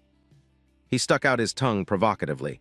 "If you're going to stubbornly cling to that power, I'll just have to beat the living soul out of you." The guy finally caved. "I will give it to you, please spare me." You'd think he'd surrendered, but no. He cackled wickedly. "You actually think that's gonna happen? You know absolutely nothing." The digestion process takes time to kick in. Surrounding them now were tens of thousands of staring eyes. From those eyes grew arms that tightly grabbed De-Il. He gloated, "If you wanted to hunt me, you shouldn't have walked right into your prey's mouth." Blair Yan's voice dripped with fake pity. "Your own stupidity just got you killed." He looked at him like a total creep. Let's begin, starting with your heart and then slowly. Before he could finish, he was horrified to realize his own hand was rotting away. Impossible. Da-il completely flipped the script. You're the massive idiot here, the moment you let me into your stomach. Blair Yan panicked. Don't tell me that strike. What the hell is happening to my body? Da-il's voice rang out loud and clear. Didn't I already tell you? You are nothing but prey. He arched his back, causing the tens of thousands of arms to vanish. From the very beginning, there was never a battle at all. He explained, I was hunting, but hunting things that have been dead for ages is way more entertaining. Da-il looked completely calm. I've implanted you with the very disease that destroyed this entire world. In other words, it is hell on earth, where decomposition happens while you're still breathing. Blair Yan collapsed, vomiting a pool of fresh blood. The bloat stage, the entire body swells up grotesquely. The bloody stage, melting fat oozes out of every pore. The decomposition stage, rotting flesh sloughs off in chunks. The discoloration stage, the skin turns a bruised, sickly greenish-black. In the blink of an eye, Blair Yan was left dangling from a withered tree branch. Da-il ripped out his heart. I'll leave you with nothing but your soul as promised. Slowly enjoy your death. Amidst the desolate city ruins, Da-il walked away, leaving Blair Yan behind to die a slow, agonizing death. He stared blankly as the pickup truck drove past, unable to even cry out for help. And yet Blair Yan was still clinging to life. Ah, Master of Infinity, I could not complete the mission, but... The most crucial mission is done. With that, he closed his eyes and finally died. In Hannah's room, a tiny creature spoke up silently. Thank you for allowing me to become a tiny seed. It bounced around and hopped right into a test tube. It sewed itself into the liquid, inside the world that he had created. Elysium, it swam around the bizarre object with absolutely no one knowing what was about to happen. An image of a man after his identity was restored. Miles, 37, Combat Unit 1, Northern Base. Next was a woman, Elena, 23, Medical Unit Northern Base. Finally, an old man, Arnaf, 52, Installation Unit Northern Base. 1,387 identity matches found at the Northern Base. Results confirmed. Walter's eyes widened in horror. All the missing personnel from the Northern Base who were presumed dead in the Northwest God's ritual. He stared intensely at the tablet screen. According to the report, the identity of that god is... He couldn't believe his eyes, his trembling hand crushing the tablet. What the hell is this? Why is it you? Walter doubled over, screaming in absolute, agonizing despair. How the hell is this possible? Tears streamed down his face. No, you're not that kind of person. There has to be some kind of mistake. On the desk sat an old photo of 2 children. The image confirming the unidentified god was the captain of the Northern Base. Walter was both stunned and furious. Jan, what the hell happened to you? Flashing back 17 years ago, when the world was still peaceful, a lecture echoed. What exactly is life? The brown-haired man was explaining. To put it simply, it is an incredibly complex machine. And it is the product of billions of years of random chance, built entirely on the tools of coincidence. That man was Jan. So what about the software running this machine? Is it our consciousness? He spread his arms wide. Or, as religion calls it, the soul, is the soul truly the one steering this machine? He slowly lowered his arms. Every decision you make defines who you are. From choosing to take a cab instead of the bus every morning, to receiving opinions and forming your very own beliefs. Jan said as he tapped the whiteboard, it is simply nothing more than an algorithm. He used his body to demonstrate, converting data from sight, sound, and touch into electromagnetic signals, which are decoded to generate an output. Jan raised his voice. We spend our entire lives mistakenly confusing this algorithm with. He crossed his arms. Consciousness, free will, and the soul, there is absolutely no such thing as a soul in this world. Suddenly, a voice cut in. A ghost. He immediately caught it. Excuse me, what did you just say? The student, realizing his slip-up, awkwardly excused himself. I didn't actually mean for you to hear that, Professor. He walked up to the podium and handed his phone to Jan. It's breaking news, Professor. I think you should take a look. He looked at the news broadcast skeptically. The audio played. The rumors have turned out to be completely true. The OBC anchor reported. Recently, an insider leak claimed that the soul has been successfully isolated at East Corporation, and they are currently being used for highly unethical research. The footage cut to a press conference. Today, East officially confirmed the rumors circulating recently. Walter stood calmly at the microphone. We, at East, have confirmed the existence of the soul within the human brain. The voice from the phone continued. We are doing this not merely for research purposes. Jan was stunned seeing Walter. He gasped in disbelief. Walter. A few hours later, the city lights came on, at a local bar. Jan was interrogating Walter. Are you serious right now? The soul, does that sound even remotely logical to you? He lifted his glass. Honestly, you made me look like an absolute idiot in my lecture today, he replied nonchalantly. Is saving face really that important? Annoyed, he slammed his glass down. Of course it is. What are my students going to think of me now? Jan turned to him, stammering. If you found something called a soul, it's probably not an actual soul, right? It's just a placeholder name, right? He pressed for answers. Walter stared absent-mindedly at the table. Yeah, it was named the soul, but the reality is far more unbelievable. He didn't understand. What? He rummaged through his briefcase. I only found out about this recently myself. He pushed a notebook detailing the two-ball experiment in front of him.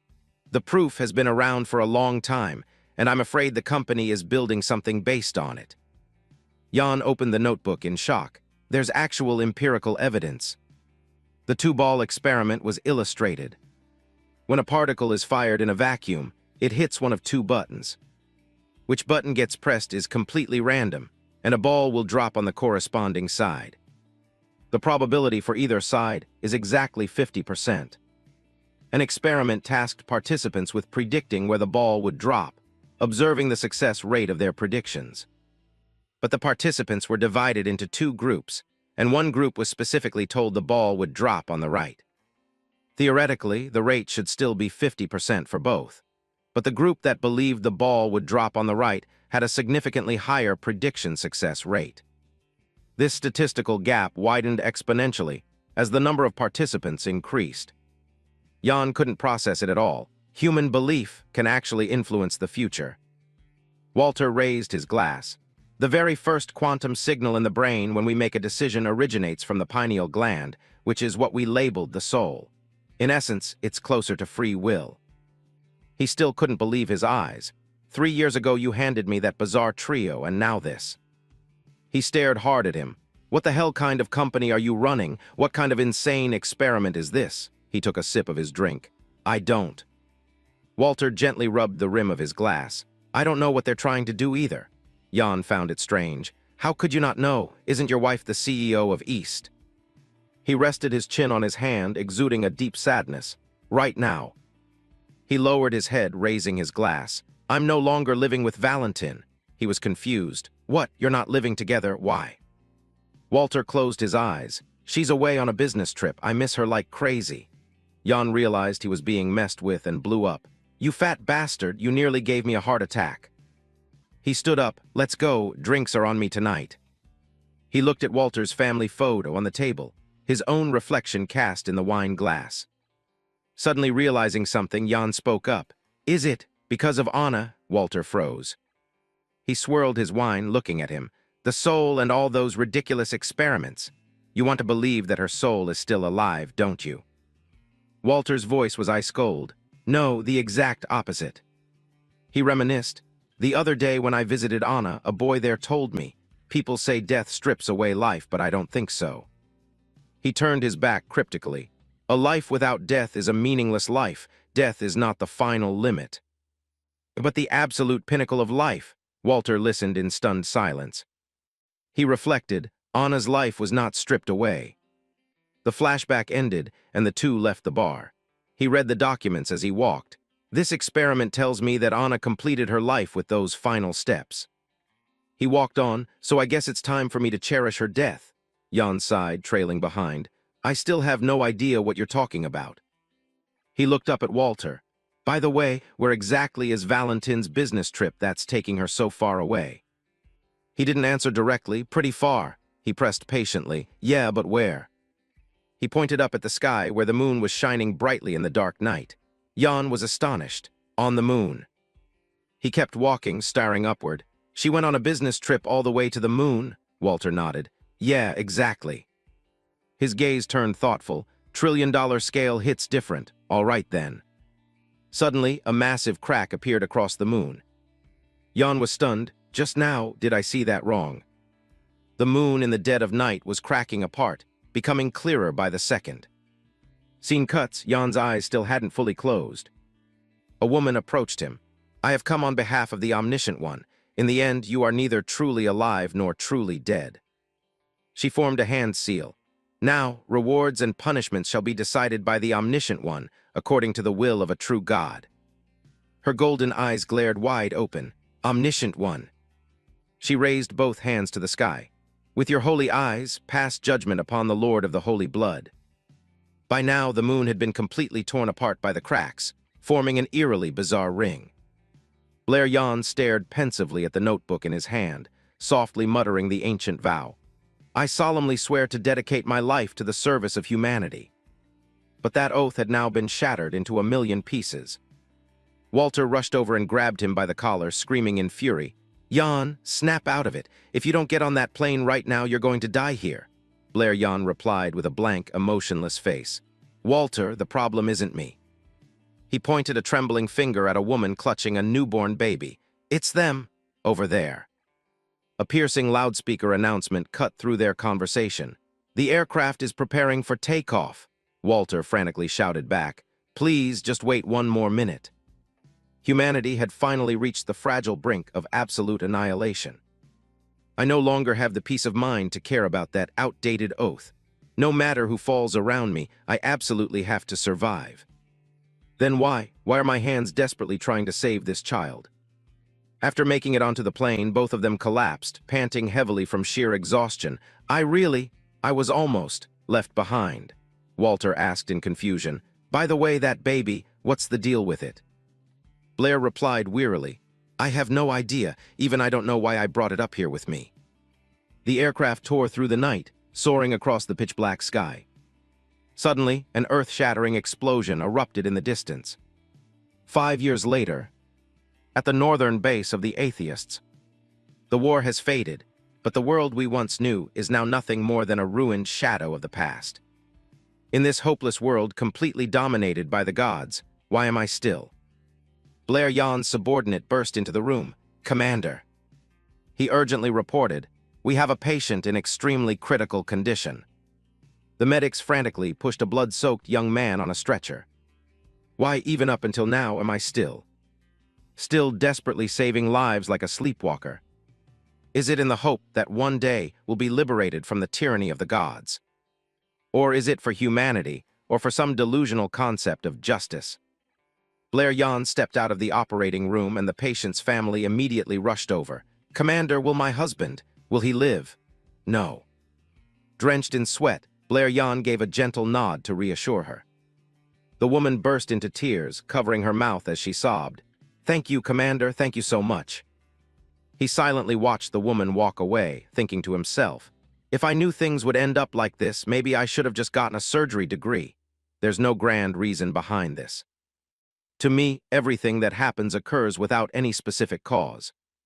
A little boy came running over, grabbing Blair Jan's hand and calling out, Dad. He sighed and asked, You're here again. I told you not to call me Dad. Are you going to take responsibility if I can't get a wife later on? The boy stammered. Why, yes, sir. Blair Jan knelt down to look at the child, his voice softening. Why did you run over here? I told you to stay away from the operating room. The boy looked a bit sad, holding a cookie in his trembling hands. I made this with the nurses to save it for. It's for you, sir. The reason I'm still working myself to the bone saving lives is because of this kid. In this brutal world, life is nothing more than a tiny spark amidst a torrential downpour. And I'm just trying to protect it with these calloused hands. Until the raging storm passes. I want to see that flame burn brightly once more, because right now, this kid is just a budding spark. I should have been able to protect him. Two young men standing behind him spoke up in bitter outrage. Those bastards at the Northern Holy Land, how could they be so cruel? Lately, they've been going crazy, kidnapping and slaughtering every child they see. The other young man continued bitterly. The kids who escaped the organization and even the little ones in our own group, none of them escaped their grasp. Blair Yan trembled as he placed his hand on the boy's blood-stained face. My son. The two young men bowed their heads in deep remorse. We are so sorry, we are truly sorry, sir, he muttered. This little guy. Blair stared at the boy with endless guilt. He is my son, and yet I couldn't even protect him. Death, is it truly the completion of life? Walter, you're looking right through this scene, and you call this the completion of a human life. Right at that moment, the Omniscient One's voice echoed, Death. She casually walked up to Blair Yan and said coldly, Can be cured. Using a mystical power, the Omniscient One pulled out a beating heart, her voice dripping with enchantment. A true God has entrusted you with this mission. Heal the death that has defiled this sacred land. She offered the heart to him. The power you will receive is the authority of blood and life. With it, you can reverse the very laws of life and death. Blair Yan stared blankly at the Omniscient One as she continued. Whether it's your fallen comrades or even your own son. A chaotic tower appeared, packed with people desperately climbing it. In a world without death, everyone shall be reborn in paradise. She reached out her hand, flashing a chilling smile, and every single soul there will enjoy eternal life. Blair slightly doubted, eternal life. He suddenly remembered Walter's words. A life without death is a meaningless life. Death doesn't destroy life, it completes it. Looking into his all-seeing eyes, I understood. Anna's life was not stripped away. Blair Yan's face darkened as he growled. I will never agree that death completes life, but... He struggled to stand firm on his own 2 feet. I'd rather live and die as a normal human being than forever grovel at the feet of your kind. Blair Yan clenched his fists, his willpower boiling over. My son, for the sake of my son. He ground his teeth, glaring with pure hatred. I will never let you ruin his soul ever again. The Omniscient One looked displeased. HMPH, that's only because you haven't yet comprehended the true bliss of eternity. Blair Yan roared, Stop spouting bullshit, it's completely absurd. But she immediately cut him off. Ignorance. The Omniscient One leaned close to Blair Yan's ear, flashing a sinister smile. Is not a sin, but the foolishness born from ignorance is a grave crime. She spoke cryptically. Trisha, it seems this vessel of power still holds too many impurities. The Omniscient One ordered the woman beside her. He is the chosen one to bear the holy bloodline, so show him the joy he truly deserves. Trisha silently raised 2 fingers to the sky. Using some twisted dark magic, she placed her hand on Blair Yan's head, making him scream in absolute excruciating agony. Ay.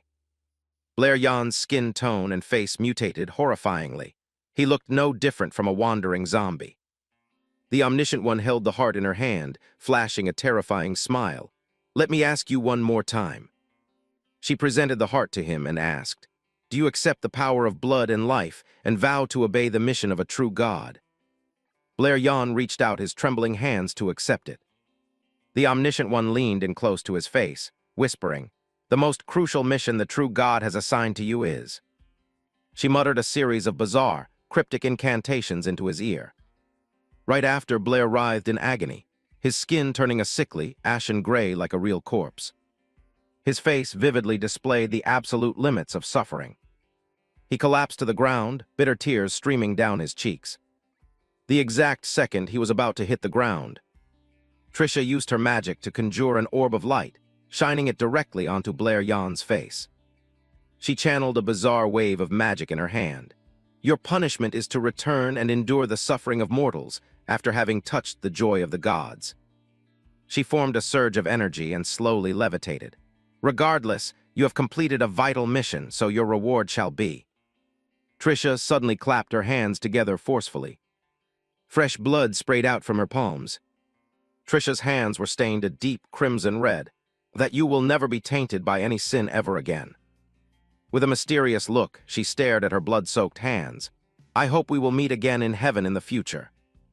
Trisha casually wiped the streak of blood off her hand. Without even bothering to turn her head, she spoke up. "You're a bit too early." Trisha glanced over at Cillian. "You are not permitted to deviate from the plan by even a single second. The Omniscient One does not want any more variables to occur." He replied indifferently, "Whatever, I'm already here anyway, aren't I?" Cillian asked curiously, "You said you had something to tell me. Don't tell me you're planning to confess your love to me." She replied coldly, "Very funny, I'll make a note of that." Trisha issued a definitive order. "Go to the northern base of the Atheists right now. There's a gift waiting for you there." He looked confused. "Go here, go there. Where exactly am I going?" Cillian crouched down and touched the pool of blood on the ground. The Omniscient One's plan regarding the end of the prophecies. Well, did something happen? His face was reflected in the pool of blood. This place was supposed to be the holy land of the newly descended god. Judging by these battle scars, looks like he took a much heavier beating than the golden god did. Trisha's tone grew strict. "Are you doubting the Omniscient One's plan?" he hastily clarified. "No, I'm not doubting it at all." Cillian glanced at the blood on his hand. "It's just that 2 gods have already gone missing, and for those atheist bastards." He raised an eyebrow with hidden meaning. "This is the twilight of the gods. Is this also part of the Omniscient One's plan?" She raised her hand high. "Doubt." Trisha snapped her fingers. "Is a sin." Cillian instantly realized something was terribly wrong. All around him, massive stone pillars suddenly erupted from the ground, towering high. Cillian muttered in annoyance. What a convoluted answer to a simple question, Trisha. Nadira and Ren unexpectedly lunged out to attack her. "Does the Omniscient One's plan include your own demise as well?" Trisha smirked. "Joking again? I'll make a note of that too. Seems like you guys haven't changed a bit." Both Ren and Nadira's faces exuded their trademark cold, razor-sharp aura. Trisha reminded them, "The Almighty's plan is the will of the true God. I think you understand that well enough, so I'll be taking my leave." Cillian hurriedly shouted after her, "Tell me what exactly you're planning to give me. Why the hell do I have to go to the Atheists' northern base?" She shot him one last look. "You'll understand once you get there. It is the very thing you've been searching for all this time." Trisha traced a circle in the air. "Your questions will also find their answers in that place." She stepped into the spatial rift. "I hope you absolutely love this gift." Nadira pointed a finger and yelled, "Hey, step out here if you have the guts. Just run away. If you stayed in the northern Holy Land, you would have been dead a long time ago." Ren added, "Nadira, you probably should have said that before she disappeared." Cillian watched her silhouette fade away completely. "I'm starting to get more and more suspicious," she agreed. "Damn right, what kind of gift is that bitch even talking about?" A hand picked up the sparkling stone. "Trisha, servant of the Almighty and executor of the true God's plan." Cillian asked, "That attack earlier, the trajectory didn't change because of you, right?" Nadia retorted. "Do you have any proof?" Ren bowed his head. "Please forgive us." Ren recalled the moment. "It felt like I just crashed into something completely beyond my reach." Cillian pondered deeply. More importantly, that attack had absolutely zero force behind it. Looking at the gem in his hand, he analyzed. "A type of force that I couldn't even sense, belonging neither to gods nor demons. Trisha, what the hell are you?" Nadira walked over, throwing her arms around the two of them and laughing out loud. "Who gives a damn who that bitch is? Let's go open some presents." Cillian agreed. "Yeah, she said she'd give me the thing I've always craved." He suddenly remembered something. "Don't tell me it's—" Outside the cave, a group of people had gathered. Simon asked, "What kind of base looks exactly like a damn cave?" Simon peered around. "Is this the entrance?" Hannah replied. "This is a base built from renovating a mine shaft." She continued, "This place used to be the largest gathering hub for atheists." He was shocked. "Right here." They gazed at the remaining ruins, the northern base. Q marveled. "Just as I predicted, the facilities are still quite intact, but there's absolutely not a single soul in sight." Caddy was completely bewildered. "Have I ever been here before? Why does it feel so weirdly familiar?" Hannah started barking orders. "Simon, find an empty room and lay ill down. Caddy, find a secure place to store these serum samples." She walked forward with Q. "Q, come with me to the control room. We need to contact the western base immediately to report the situation. Once everyone is done, regroup at the control room." They all obeyed. Roger, got it. Massive but desolate buildings came into view, the western base of the atheists.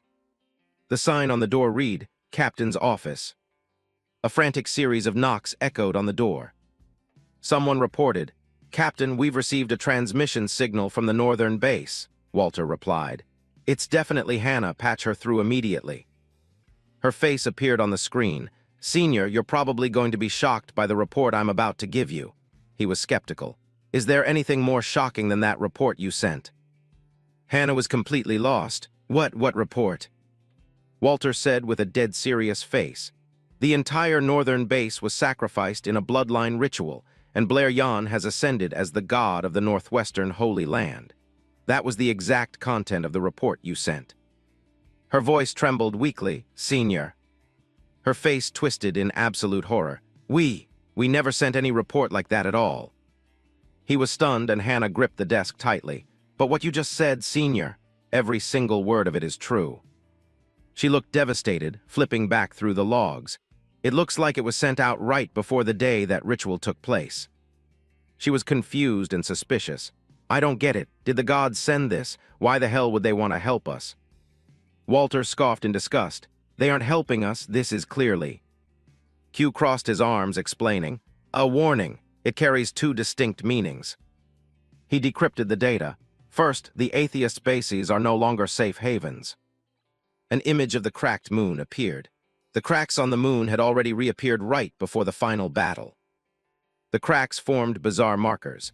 For some reason, they aligned perfectly with the division of the Holy Lands, allowing us to predict the future locations of these Holy Lands. The moon shone brilliantly. We have to choose a location where absolutely no Holy Lands will appear to build bases completely outside the gods' control. Q rubbed his chin, calculating. With the presence of a god right inside the base, this place will become a complete death trap for anyone who gathers here. Caddy walked in and questioned. At a time when there's no connection between angels and holy branches, do we even have enough strength to fight their authority? It's best if we just rally together. Hannah pondered deeply. My biggest fear is if the rumor of Blair becoming a god spreads throughout the atheist community. Walter's expression was like iron. It will trigger absolute chaos. People will start abandoning the organization out of sheer terror. He warned coldly. In the worst-case scenario, the entire atheist faction could be wiped off the map completely. Caddy blurted out in disgust. Screw those cowards, just move forward without them. We don't need them anyway. She tilted her head and asked, So what's the second meaning of the warning? Q explained. It means the deaths of the two gods were actually part of their grand plan all along. Cillian patted Caddy's shoulder. There are still atheists infiltrating our ranks. Trisha, this really is one hell of a brain teaser. His face was full of mockery. But I absolutely love this gift. Isn't this practically a love confession? Cillian smirked slyly. Go on a date with me if we ever get the chance to meet again. Caddy was terrified, her voice shaking violently. Cillian. His face twisted into a vicious glare. Long time no see, Caddy, my little sister. The commander issued the order, and the crowd tore into each other, fighting like rabid dogs. Standing up high, he declared, Children who have yet to be born, fight with everything you have, fight without mercy. The tension was suffocating, blood splattered all over Caddy and Cillian. To find the single victor who will be permitted to be born into this world. The commander pointed a finger and boomed. Seize the ultimate power and crush every single person beneath your feet. Caddy lunged in, tearing into her opponent. Tear apart the flesh and blood of your own brothers. Ruthless sword strikes flew. Drink the blood of your own sisters. He threw his arms out into the air. Enjoy this grand, blood-soaked festival. He raised his hands to the sky in absolute reverence. Your descending father shall mark this very first birthday. Cillian's voice was freezing cold, in a ready-to-kill combat stance. Caddy, we've pushed ourselves this far, there's no turning back now. His eyes blazed with intense desire. The world outside is just as brutal as this hellhole. Looking at their friends slaughtering each other, he said, If we don't kill them. Brutal punches rained down. Then we're the ones who are going to die. Cillian ground his teeth with fierce determination. I absolutely have to survive. In contrast, Caddy hesitated. But Looking at the corpses lying in pools of blood, she faltered. We talked with them, ate and slept alongside them for an entire year. She bravely faced her brother. They are all our friends, Cillian roared. I told you. He shot her an icy, warning glare. I explicitly told you not to hang out with the weak. Caddy's face was deathly pale. I knew it too, that the end result would always be like this. He was furious as the commander emphasized, the law of the jungle. He continued preaching his twisted ideology. That is everything. Here in the northern Holy Land, the strong are the only ones who are right. His eyes gleamed, surveying the area with absolute satisfaction. He interlaced his fingers, a sly smirk spreading. Looks like our work here is done. Caddy slumped to the ground, hugging her tiny body tightly. Cillian stood with his back turned, blankly listening to the loudspeaker. You are the victors.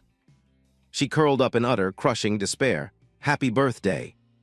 His body was frozen stiff, his jaw clenched incredibly tight. The commander spread his arms wide. Now, you have officially been born under the authority of the Northern Holy Land. He looked up to the sky, his voice full of passion. Father, please welcome your newborn children. The two of them looked at him, pleading. Please bestow your power and grant names to your son and daughter. A magnificent and imposing god appeared, Sven. Back in the present, Cillian put an arm around Caddy's shoulder. Long time no see, Caddy, little sister. His eyes were full of disgust. You're exactly the same. Q's face flickered behind his glasses. Hannah was stunned by the scene unfolding before her, as Cillian mocked. Still love hanging around the weak, huh? Caddy furiously pulled out a serum and snapped. Shut your mouth, I am no longer your sister. Both of them were suddenly forced to their knees by Jezel's power. Mass control. Caddy used Anak's power to suppress Cillian from above. She gripped her weapon tightly, thick black demonic aura swirling entirely around her. Caddy stabbed downward like a maniac, continuously muttering, Die, just fucking die. Her hatred erupted completely out of control. She looked down at Cillian pinned beneath her, frustrated. It's hopeless. I haven't even put a scratch on him. He lay face down in the dirt, speaking up. You've learned some pretty interesting tricks, Caddy. He slowly forced himself up. However, you're still way too weak. Cillian slammed his hand into the ground, creating a web of massive cracks. Caddy screamed in sheer, helpless fury. He stood up, holding his head with one hand, muttering, I finally understand why Father is only looking for you now. Caddy couldn't believe it. Under this much pressure, he can still. He slicked his hair back, analyzing. Is this demonic power from the flawed human's artifact? It completely ruined my hairstyle. Cillian praised her. You've improved a lot, Caddy. You're no longer the girl who just scrambles around trying to run away. Caddy ground her teeth, shooting back. I don't. Her face bulged with veins, her eyes glaring wide. I don't run away anymore. She glanced back, hearing Hannah's voice as she took aim. Caddy, move. She aimed her arms straight at Cillian. Did you just call us weak? Hannah channeled a massive surge of energy, maximum power. She darted her eyes around, fully on guard. Ren appeared out of nowhere, slicing Hannah's magic arm clean off. He sneered, You are weak. Takes way too long to reload. Hannah's eyes became bloodshot, burning with absolute rage. The energy-packed arm flew through the air. The detonator switch for Da-Il's heart bomb was attached right on that right arm. Let's hope their target isn't Da-Il. Cillian realized something unusual was going on. He turned to him and said, Ren, it looks like the flawed human's artifact is actually here. Caddy and Hannah fell into a state of panic. But how the hell is that possible? Ren reported, There's absolutely nothing left in this building right now. Nadira is searching the left wing, so... Walter yelled through the comms, Caddy, Hannah, Q, I'll hold them off no matter the cost. Everyone watched helplessly as the video call slowly lost its connection. Nadira stomped on a power cable, grumbling, What the hell did I just step on? An earthworm. She stopped dead in her tracks when she heard a bizarre noise. She fixed her hair and burst out laughing. Cillian, say what? The flawed human's artifact. Nadira probed, Is it really here? Simon was suspicious. Is there actually another survivor? She feigned surprise. Found you. Cillian was shocked. Oh, really? Just hold on to it. He turned back, threatening her. Caddy, let's head back. I'm dragging you with me this time, even if I have to use force. She braced herself. Nothing has ever changed at all. Caddy's face radiated pure killing intent. You're gonna force me? Step up and try it. Cillian narrowed his eyes, testing the waters. What? Hannah was confused and panicked. Caddy, what the hell are you planning to do? Q felt a chill run down his spine, crying out, Don't tell me it's... He frantically tried to stop her. Senior, you can't do that, absolutely not. Dark, sinister streams of demonic aura poured from Caddy's mouth as she called out, Solomon. Hannah rubbed her chin, wondering, did Caddy forge a contract with a demon like that? Q replied, No, that's a top-tier great demon. Her eyes lit up in absolute shock. Even De-Il couldn't command a demon of that rank. Caddy's tiny silhouette drowned in the surge of wicked black smoke, the ultimate last resort of the Divine Destiny unit, calling the name of an untamed demon. Without a sacrifice, the demon will hijack the summoner's own body. Her silhouette was slender, yet it radiated an unparalleled, heroic aura. Her voice echoed with overwhelming obsession, Solomon. Caddy ordered the demon, Kill that deranged murderer Cillian, she told herself, and when the possession ends. Cillian was horrified by the terrifying spectacle unfolding before his eyes. Caddy had now transformed into Shalomo, who called out, Caddy. Caddy frowned, flipping through the small black notebook. 1024 low-tier demons, 256 mid-tier demons, 108 high-tier demons. Frustrated, she collapsed onto the bed, thrashing around next to De-Il. Arg, why are there so many? How am I supposed to memorize all this? Walter sat opposite them, reminding her, Hey, don't slack off now. De-Il took the notebook and advised, If it's too hard, just memorize the names of the strongest ones first. If it comes down to a last resort, that's way better, right? Caddy sat up, raising an eyebrow. Hey, are you telling me to prep for my own death? He didn't care, his eyes still glued to the notebook. Yeah, it beats throwing your chance away like last time, she cursed angrily. You bastard. Caddy walked over, throwing an arm around his neck. You're pretty smart for a partner, aren't you? De-Il remained indifferent. Definitely smarter than you.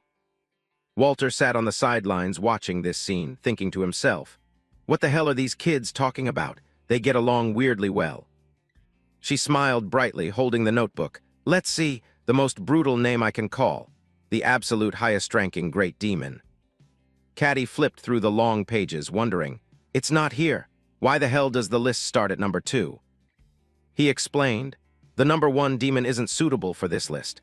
I ranked them by power to make it easier to visualize, but honestly, that demon doesn't. De-Il chimed in. The number 1 demon isn't something you can control. His name is... Caddy interrupted. Hey, watch it. How dare you just casually drop his name? He calmly said the name. Shalomo. It doesn't matter if I call his name, he has never once answered me anyway. De-Il remarked, That is the absolute weirdest demon I've ever encountered. Caddy raised an eyebrow. Weird. He recalled that colossal entity. That demon doesn't reside in hell. From the very beginning, he belonged to the void. The very first demon I ever met. De-Il crossed his arms and continued, My master. Caddy was puzzled. Master, then why wouldn't he answer you? His face darkened as he looked away. My master never answers any male who calls his name. Shalomo laughed approvingly. He, good, very good. He muttered to himself, I absolutely have to make an appearance whenever a cute girl calls my name, right, De-Il? Shalomo was mumbling when a hand reached out. De-Il, you bastard, where the hell are you hiding now? You're supposed to bow down and greet me, your master is right here. Cillian suddenly slammed his head hard into the floor. He pinned Shalomo's head down, interrogating, What kind of freak show are you? Cillian growled furiously, What the hell did you do to Caddy? Shalomo didn't seem to care in the slightest. Caddy, even her name is beautiful. His arms and body slowly dissolved into smoke. By the way. In a flash, Shalomo in smoke form perched right on Cillian's shoulder. Are you a relative of hers? He laughed, but same seed. He frowned and glared when he heard, but a different nest, right? Cillian angrily grabbed Shalomo by the face. You bastard. Then he violently smashed him into the floor just like before. But unlike last time, what he grabbed was now just a wisp of smoke. What? he disappeared again. Shalomo materialized, floating in the air and laughing out loud.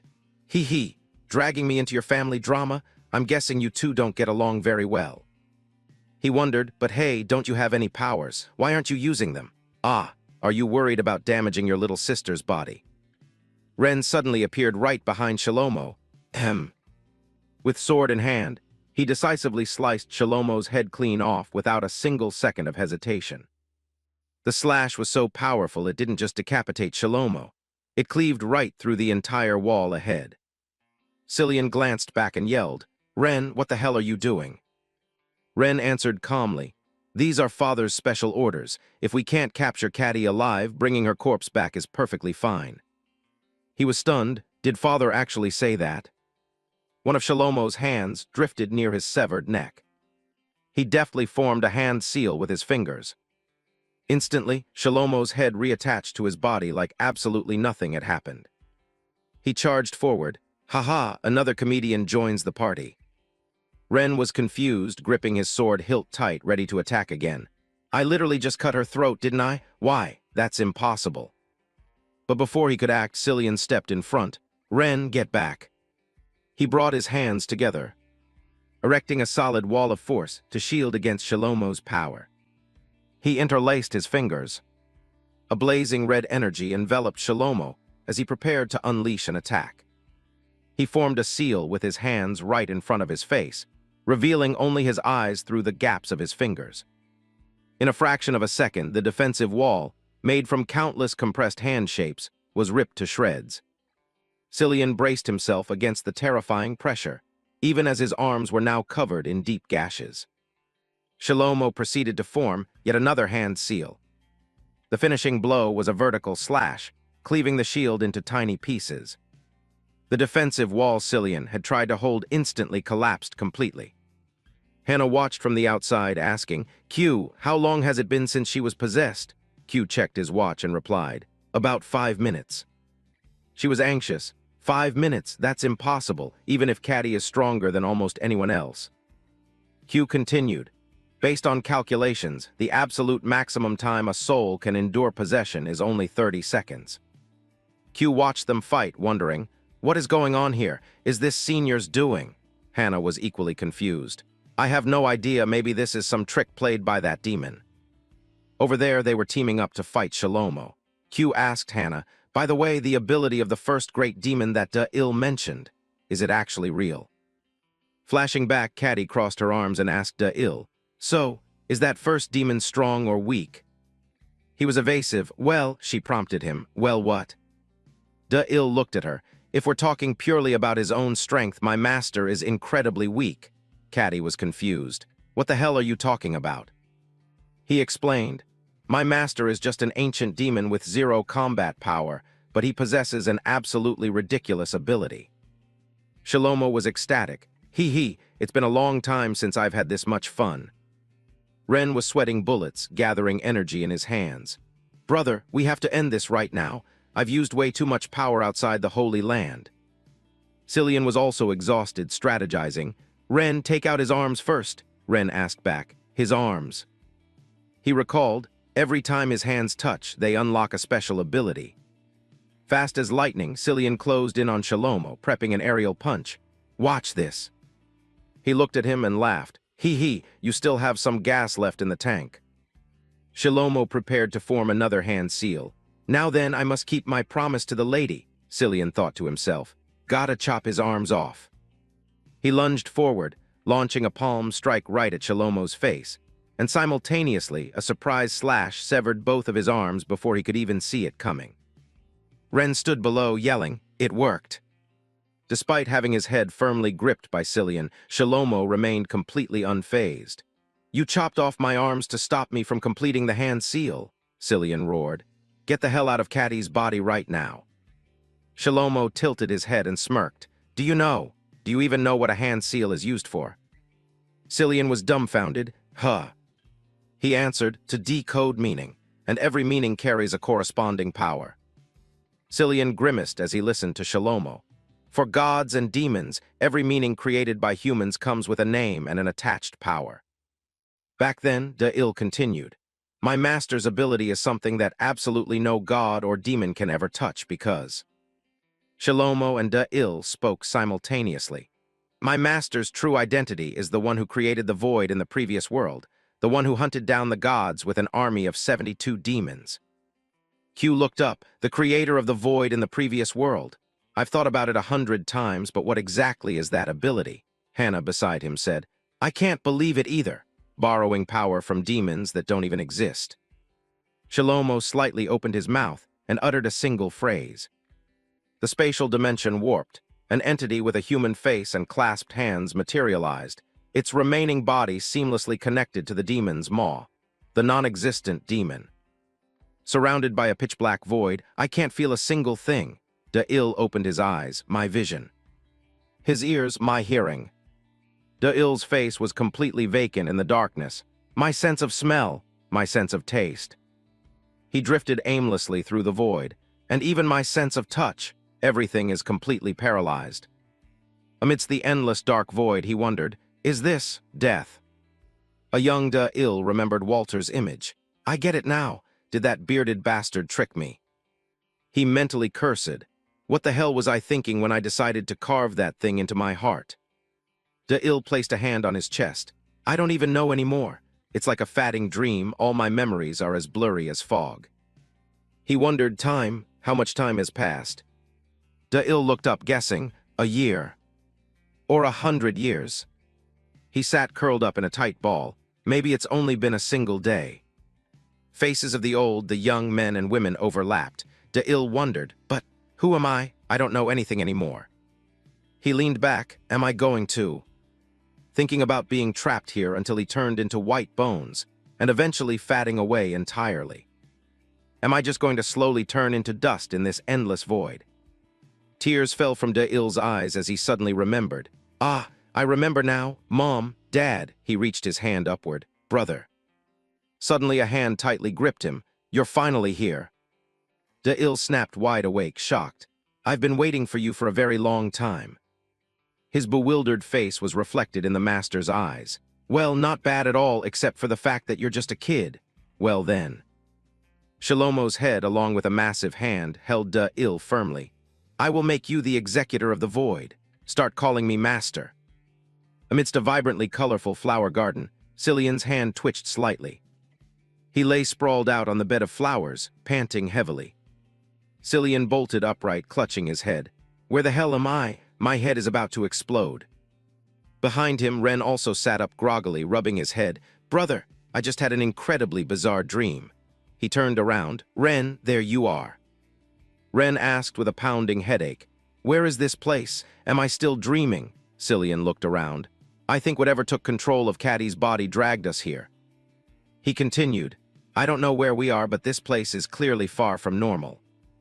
Mid-sentence, Cillian suddenly sensed something, glancing back. First off, I don't think this is a holy. Both of them were stunned stiff. Cillian stammered, What the hell is that? Ren couldn't believe his eyes. Am I really still dreaming? A colossal, horrifying human head appeared, its mouth a long slit filled with razor-sharp teeth like a crocodile's maw, freezing both of them in sheer terror. Its hind legs stomped heavily onto the ground right near where the two of them were standing. Surrounding them was a whole herd of massive monsters, sporting crocodile bodies but human heads. They stomped imposingly right through the flower field. Cillian dropped into a defensive stance. What the hell is going on here? Ren stood behind him. I don't think they're planning to attack us. What do we do now? The two watched them simply walk right past. Ren remarked, they don't seem to give a damn about us. Cillian wondered, where are they going? Suddenly, something began squirming just beneath the skin on Cillian's arm. Cillian raised his arm, staring at the object pushing its way up. It swelled up into a white lump, looking exactly like a flower bud. Then it bloomed, unfurling beautiful petals, but sitting right inside the stamen was a tiny version of the monsters from the herd earlier. He panicked at the horrific sight. Instantly, Cillian used his other hand to violently smack the spot. He watched the flower vanish along with a chunk of his own flesh, deducing mentally. The soul ripped itself out using my own power. Just like Trisha, I couldn't feel a damn thing. The exact same thing happened to Ren, who screamed. "Brother, my power is draining away," Cillian called out. "Ren." He turned around, warning, "Someone is watching us." He was confused. "Huh," Cillian continued. "There have been eyes tracking us right from the very start." Cillian glanced over, and Ren also began to notice a long, glowing blue spatial tear appearing right in the middle of nowhere. The rift slowly expanded. Back on the other side, a wooden stick smacked hard against the ground. Shalomo pointed at the stick, bowing his head to ask Da-Il, "Tell me, what is this?" He stared intensely at the stick. After thinking for a while, Da-Il answered, "A wooden stick." He smacked the wooden stick against his head, yelling, "Wrong, you idiot!" He winced in pain. Da-Il clutched his head. "Impossible, what the hell? You don't even give me the answer, you just hit me." He started listing things off. "A stick, a club, a handle, or a bat. If it's none of those, then what the hell is it?" Shalomo held out the stick. "Tusk, tusk, tusk, I will ask you one more time." He held the stick right in front of Da-Il's face. "What is this?" He frowned, completely clueless, thinking for a long time. He darted his eyes left and right, then closed them, thinking very carefully. Suddenly, Shalomo used his giant hand to pat Da-Il's head. "Exactly!" He was dumbfounded. "Huh." He began to explain. "This stick is exactly what is currently inside your head." Shalomo pointed at Da-Il, asking, "How are the gods born?" He replied. "From the values that humans create." He continued. "What about demons?" Da-Il said. "They are born when those values are forgotten." He spoke deliberately. "That is exactly why they need to be completely free, untethered by any values. That is the absolute best way to counter the gods." An image of an angel and a demon clashing appeared, as Shalomo continued. "Demonic power can hinder the gods, but it isn't enough to overwhelm them because they haven't truly broken free from their own values." Da-Il listened intently. The non-existent demons, the indescribable things. Entities that exist entirely outside all three realms are not constrained by any values. He spoke strictly. The true enemies of the gods. If you can command them, dealing with the gods will no longer be an issue. Da-Il frowned as he continued. Practice discarding your values and your vision. Practice perceiving without needing to see. He tilted his head, utterly confused. Huh! Until the day the power of the indescribable reigns supreme.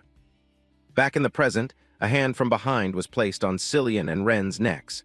This place is the world of the indescribable, the absolute most dangerous place for anyone wielding power. Trisha appeared. "From this moment on, you absolutely must not look behind you." He was shocked. "Trisha."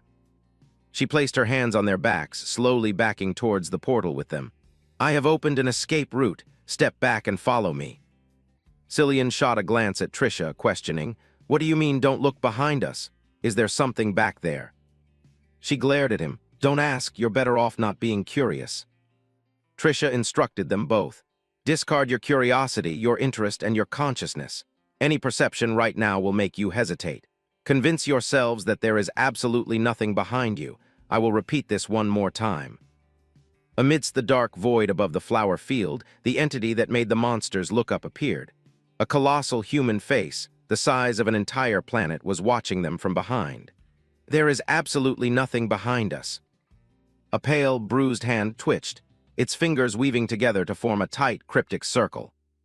At the dead center of that circle, a blossom of pure light erupted, blasting blinding rays that swallowed everything.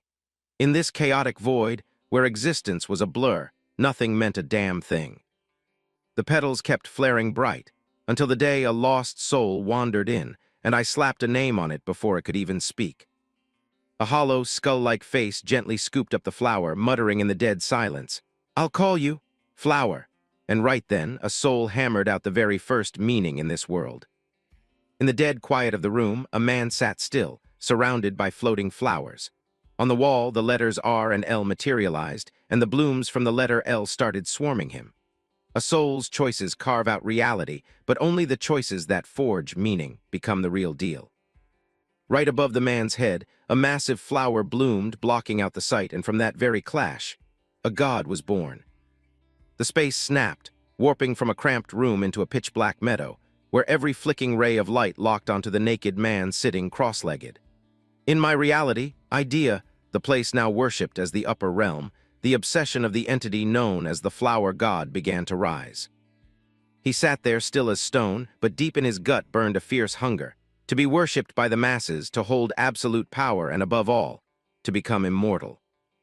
But in a flash, the petals on his head withered and scattered in the wind.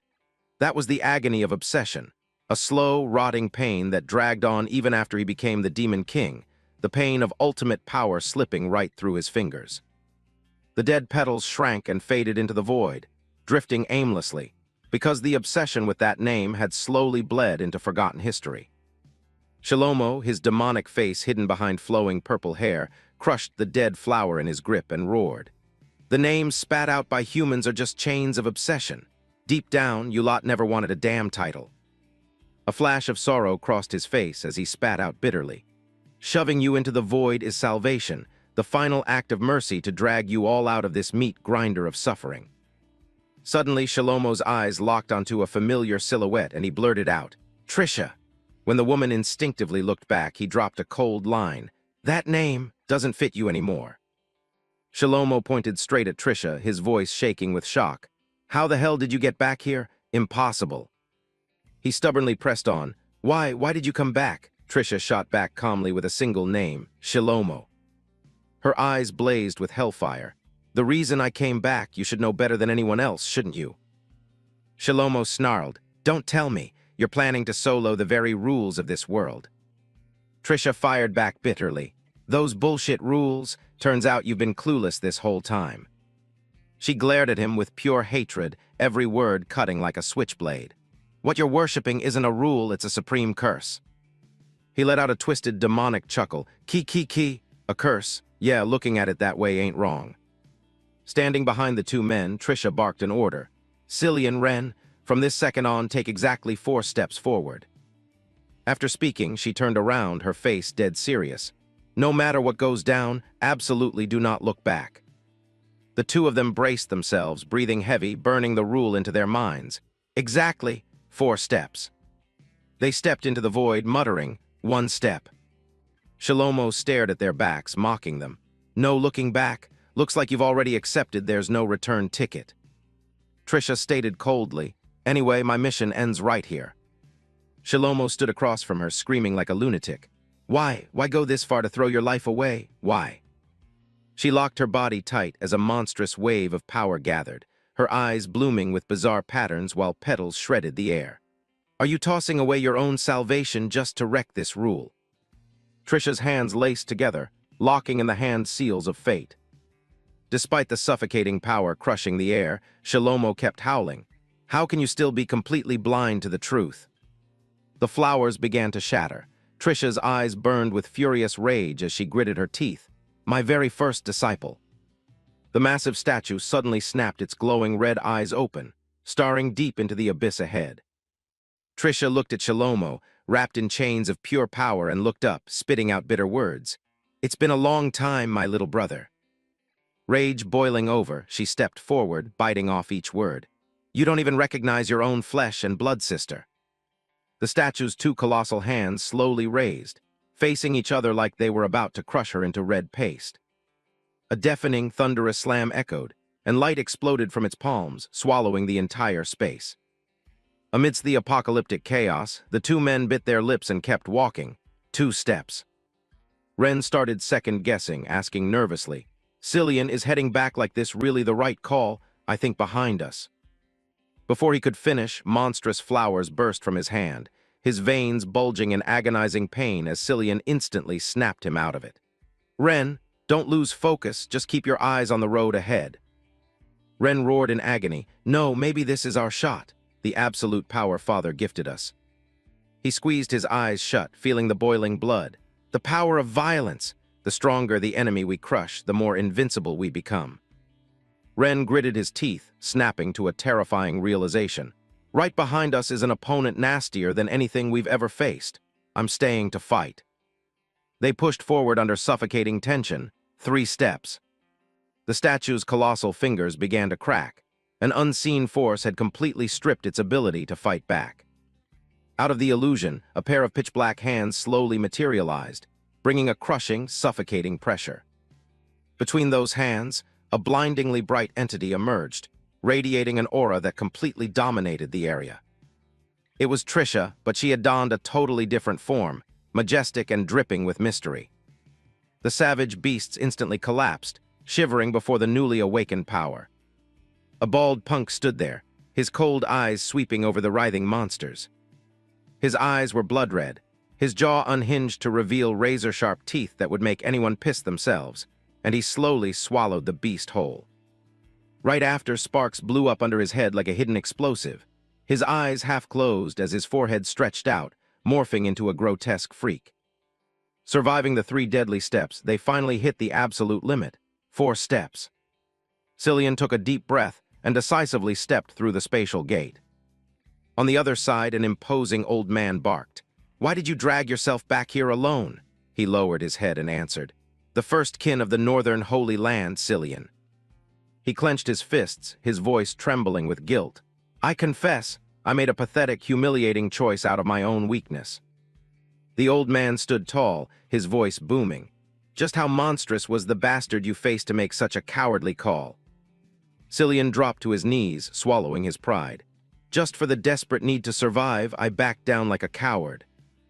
The old man paused, deep in thought, then ordered, "HMPH, so that's how it is. First, go prep the tribute." Back on the battlefield, the giant monster had been utterly trashed by Bale in a single strike, its body shredded into a million pieces. Shalomo gasped in disbelief. You've actually gotten insanely stronger." Bale fired back with zero warmth. "The meaning you once spoon-fed me has been completely erased, turning into formless garbage." Stepping closer, Bale's voice dropped to a heavy bass. "Dividing, connecting, sharing, reattaching, severing, arranging, distinguishing, gathering, decaying, separating. I tried to scrape those fragments of meaning together, but the concept itself has been dead for a long time." Bale stooped down, plucking a dead flower, mocking. "If you really want to escape the meat grinder, you gotta ditch the name." But ironically, the lost meanings are packing a deadlier punch than ever. Bale started settling the score, his voice tight. "You used this dirty trick to scam my poor brothers, turning them into mindless killing machines. They had identities once. They were Augars, Gusian, Payman, Ammon, Vasego, Gamijan, Buer." Shalomo's face lost its color, his voice shaking. How the hell do you still remember those names?"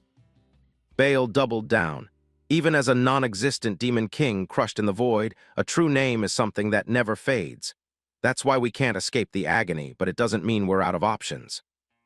Shalomo panicked. "What?" Bale lifted his head in pure arrogance. "I, the apex of the 72 non-existent demon kings, Bale." He declared loud and clear. "With infinite power, the one true God will crush and pulverize every rotting rule of this world." Shalomo gritted out, stunned. "Shatter the rules." He screamed in pure rage. "Bullshit, how is that even possible?" But Bale just coldly replied, "It's absolutely possible." Bale pressed on. "It's all thanks to the meaning of the true name you gifted me. Thanks to that very ability, that meaning is now wiped clean." In Bale's hands, binding red threads appeared, each end choking a manipulated soul. "If I had to slap the closest meaning on it, it would be division." Right then, she ruthlessly tossed Caddy into a mystic glowing zone, and then she free fell from the sky, crashing through spatial layers to snap back to reality via connection. The old man sat with his chin propped up, watching, muttering to himself. "Looks like the op went off without a hitch."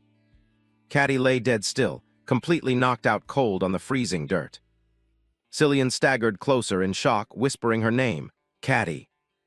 A blood-red light erupted above Bale's head as he growled, "With this, I can slice apart my own damn self."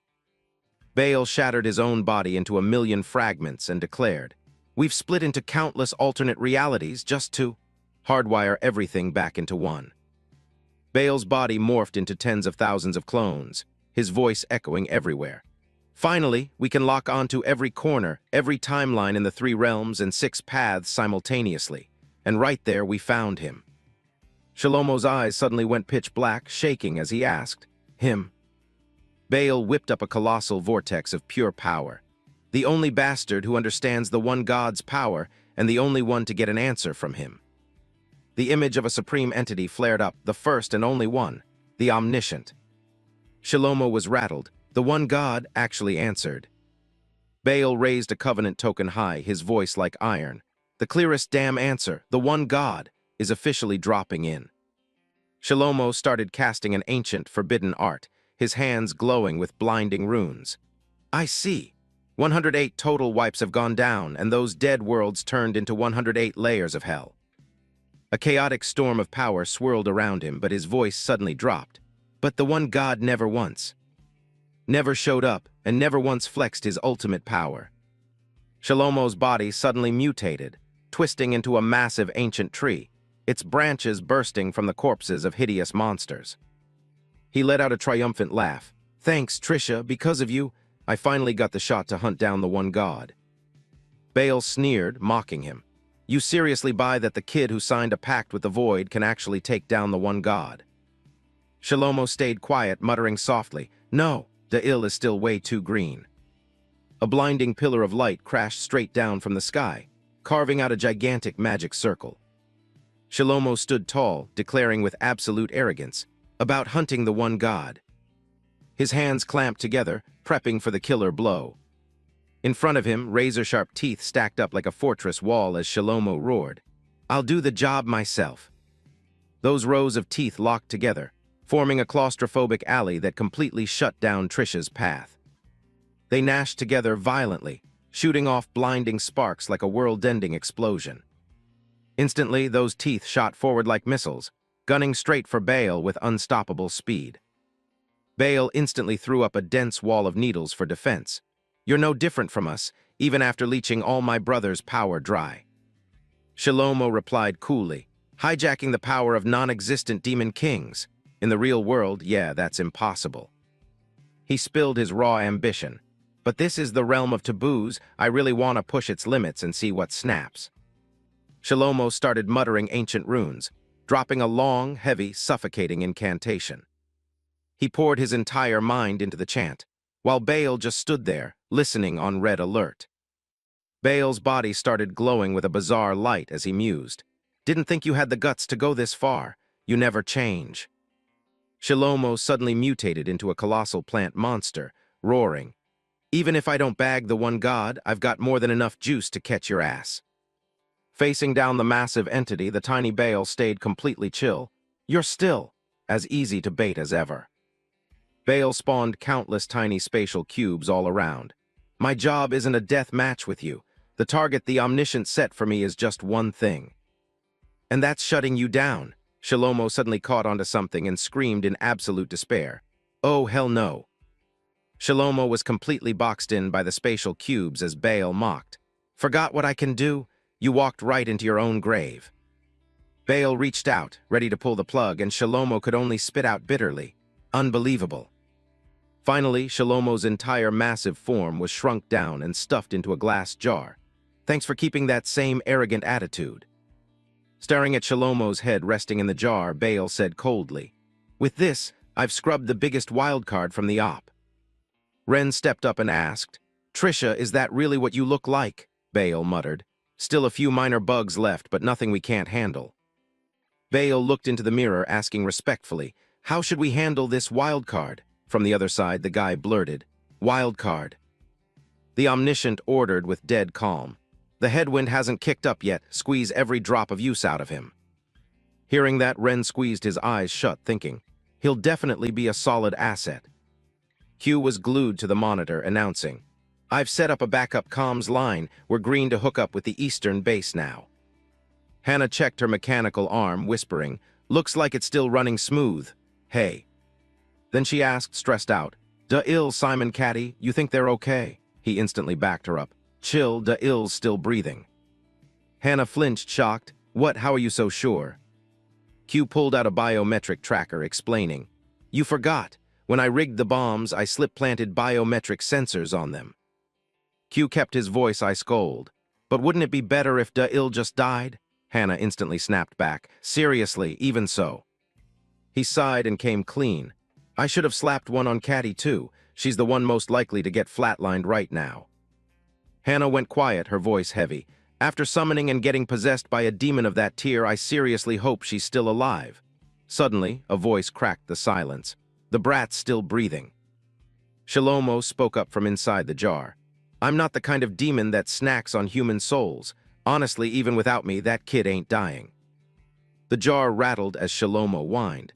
Now drag me out of here, I'm suffocating to death in this thing. Ren couldn't believe his own ears, stammering, Wild card? I'm a wild card. Bale answered, The Omniscient saw it coming. He warned that a wild card could pop up right in our own ranks, so we gotta stay sharp. Ren dropped his head in depression. No way. Me choosing to stay here as kin of the Northern Holy Land was a no-brainer. He slowly pieced it together. If there really is a wild card among us, then maybe it's... Hannah hugged Via tight, asking softly, So, are you really Da Ill's master? It answered awkwardly, yeah, pretty much. Q blurted out, huh. He stared at the tracker. Looks like they haven't gotten too far. She whipped around, pressing him. Say what? Q pointed at the blinking screen. Remember the GPS I tacked on? Right now, they're sitting right on top of us. Right then, Da Ill pushed the curtain aside, grumbling. Is there an inch of me you haven't wired up with gadgets? Both Q and Hannah were floored. Da Ill. Hannah breathed a massive sigh of relief. Thank God you're in one piece, Q added. Did you thrash all those grunts to get back? He looked completely lost at Q's question. Huh, what grunts? The image of Sven sitting like a boss in the high chair, bleeding absolute authority. Nadira bolted over, hyped up. Father, I bagged the void artifact for you. He checked it out and nodded, just like I pictured a handsome kid with curly hair. Right, Shimon's face was completely blank, totally lost, while Cillian threw a jab. Nadira, your taste is really... Sven was just speechless. He immediately barked an order. Nadira, your punishment is walking on your hands for the next straight week, she replied happily. Oh, a new workout, thanks a ton, father. Ren kept his head down, spitting bitterly. If there's a real wild card, it's definitely Nadira. Meanwhile, one guy was totally clueless, and another was throwing a party. The flashes of images served as a warning for a metric ton of chaotic shit about to crash down on them. Shalomo, stuck in the jar, suddenly let out a cryptic snicker. Hee. Nadira walked on her hands as she came in, whining and holding a grudge. Ha, I thought I'd get a pat on the back this time. It's all your damn fault. Shimon looked dumbfounded, blurting out, What, my fault? She snorted coldly, firing back. Yeah, you've got the kind of face that just begs for a misunderstanding. He was sweating bullets, thinking this chick was totally psycho, then pressed her. Why did you drag me here just to spout this garbage? Nadira declared coldly. Whatever, you've only got two choices now. Clear the trial and live or become a corpse right here. He was shocked, asking, A trial? She smirked with a hidden agenda. You do know this is the holy land of violence, right? Nadira laid it out casually. Whether you got dragged here, walked in on your own, or just took a wrong turn, my father couldn't give less of a shit. Her voice turned to ice. Any bastard who sets foot in this place has to run the gauntlet, prove you're worth something if you want to keep breathing. A ball-like object suddenly flew in. Nadira snatched it and said, With this. She locked eyes with Shimon, laying on the pressure. Prove to me I didn't drag home a useless piece of trash. Shimon took it, hands shaking. What the hell is this? Nadira raised an eyebrow. You seriously don't know? Is this really your first time up north? Every believer in this holy land packs one of these. She broke it down. This is a power-driven weapon. Thanks to the juice I pump into it, you can morph it into any weapon your brain can cook up. Shimon panicked, wondering what kind of sick game she was playing, then said, Are you treating a hostage like me as a toy to mess around with weapons and power? Nadira growled, her voice sharp as a razor. I already told you my father doesn't give a damn who you are, and who said you're a hostage. She instantly flipped her attitude. You're one of the family now. Shimon froze completely, hit by a truck of shock. What? Before he could process it, Nadira shoved him hard into the deep pit. Of course that's. Only if you survive and keep your pulse, Shimon screamed in pure despair as he plummeted. I fucking knew it. Nadira stood at the edge, looking down with a genuinely earnest face. I really hope you make it back alive, because you're totally my type. If you make it back, marry me? Free-falling through the air, Shimon heard that psycho proposal and screamed through gritted teeth. Crazy bitch. Nadira's voice echoed, laying down the rules. The game's dead simple. Slaughter everyone until you're the last bastard standing. Bale muttered thoughtfully. Now, whether the wild card is Nadira or you, it doesn't mean shit anymore. I've scrubbed the biggest threat, now it's time to put you to work. Bale narrowed his eyes, staring ahead, saying coldly, "But before that, there's one thing I need to get straight." Ren felt the crushing weight of the question from the entity carrying Trisha's soul. "Why the hell did you choose to stay here? Spit out your real endgame." Bale snarled a threat. "Is it just about getting stronger? You better shoot straight with me." He stumbled and dropped to his knees, his voice quivering. "The real reason I dug my heels in here is because I want to meet someone." Ren continued, staring off into the distance. "I've heard stories about the world outside the 3 realms and 6 paths, and about the Noose Pact, too." He remembered. "I heard the outsider is hunting for someone, and that burning desire is what dragged me to this place." Bale was slightly thrown off. "As expected, you're not just some average kin hunting for the outsider." Bale cracked a twisted, demonic smile. "Interesting. Fine, I'll grant your wish and let you meet that guy." Meanwhile, Shalomo was thrashing like a maniac to break out of his cage. He burned every last drop of his energy trying to snap the chains of fate, but they didn't budge an inch. Finally, the arrogant Demon King had to throw in the towel, swallowed by absolute helplessness. Shalomo panted, exhausted. "Just as I thought, impossible. I can't break out of this rotting pile of meat." Q immediately reported the freshly crunched data. "This artificial freak has been spliced with alien DNA. That's probably why the soul is superglued to it." Hannah pushed anxiously. "Whose DNA got mixed in?" Q answered, deep in thought. "Looking at the numbers, there's only one shot."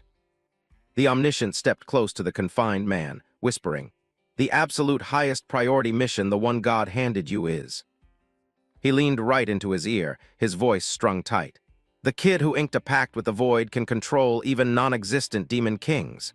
Your job is to completely shut Shalomo down." From outside, authoritative commands barked out. "Hurry, gag the bastard. And chain his hands and feet down tight. That is your one and only mission." Da'il slowly lifted his head, his voice dripping with gloom. "So in the end, the gods saw right through everything this whole time. We're still just pawns sitting right in their palms." He forced himself up, stressed out. "But do we have the clock to sit here and bitch about it? Isn't bailing out Caddy and Simon the top priority right now?" Hannah stopped him, her face painted with anxiety.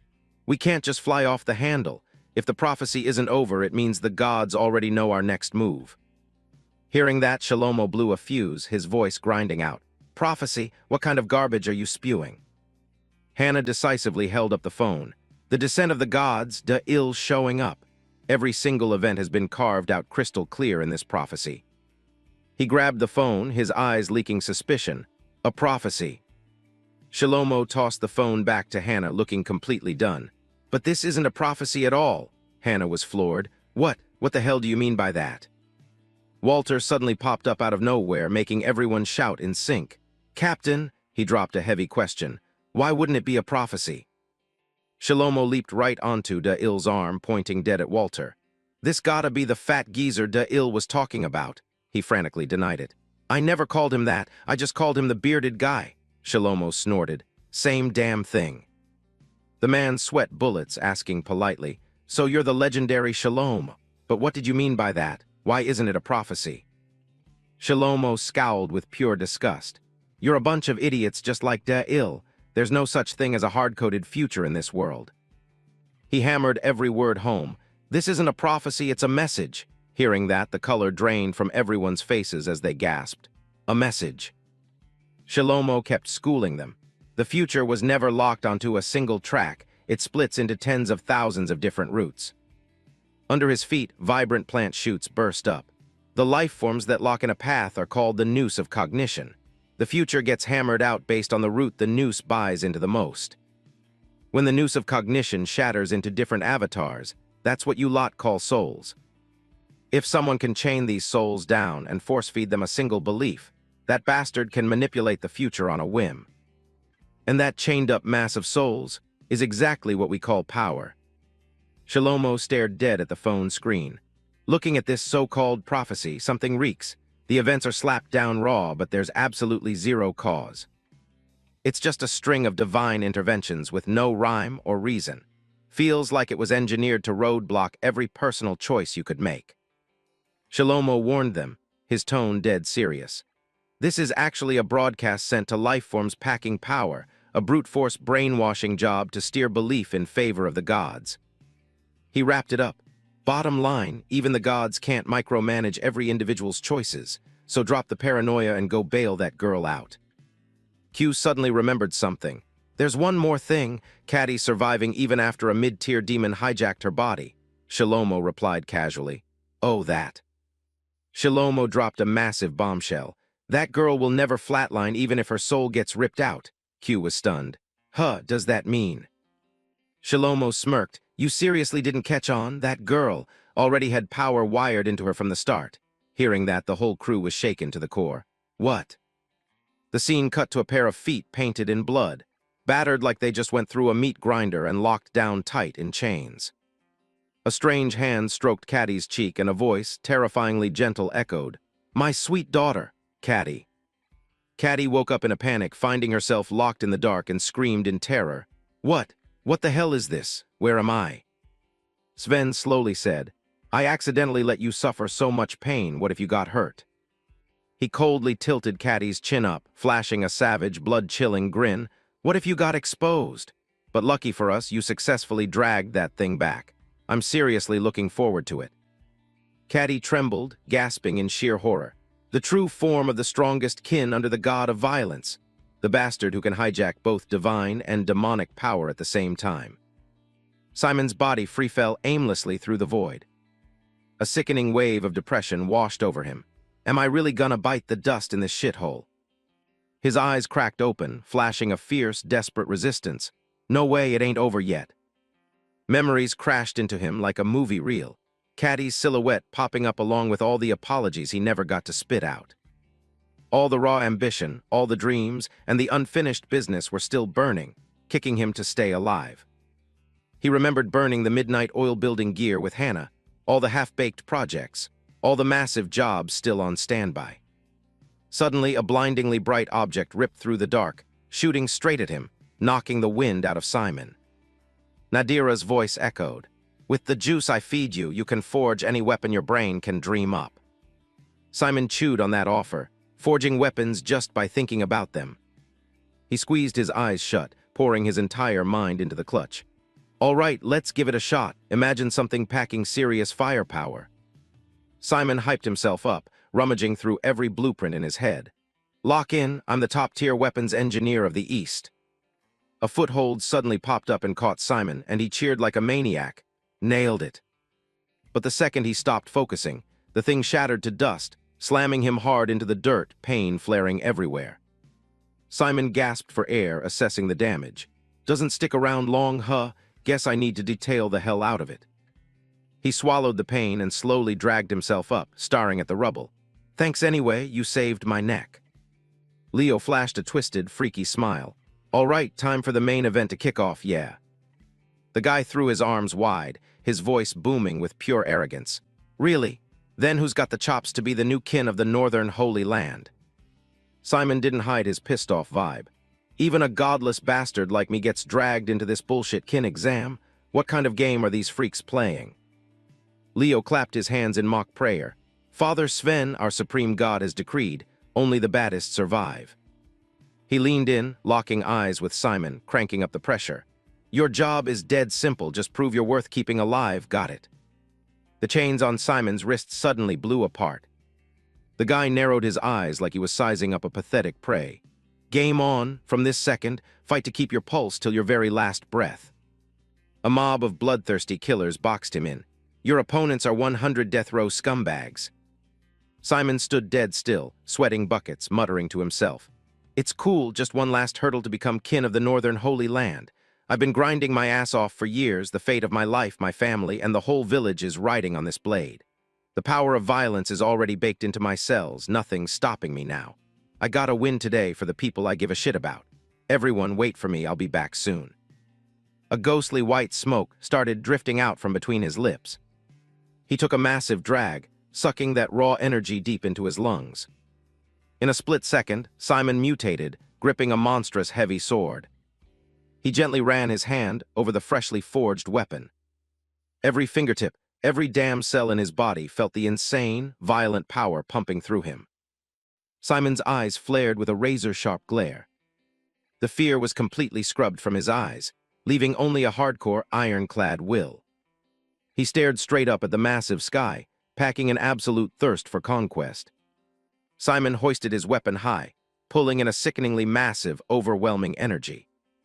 He slammed the sword into the dirt like a beast, shouting, "I'm walking out of here a winner." Leo cackled like a maniac. "Beautiful, get to work. Butcher them until you're the only one breathing on top of the meat pile."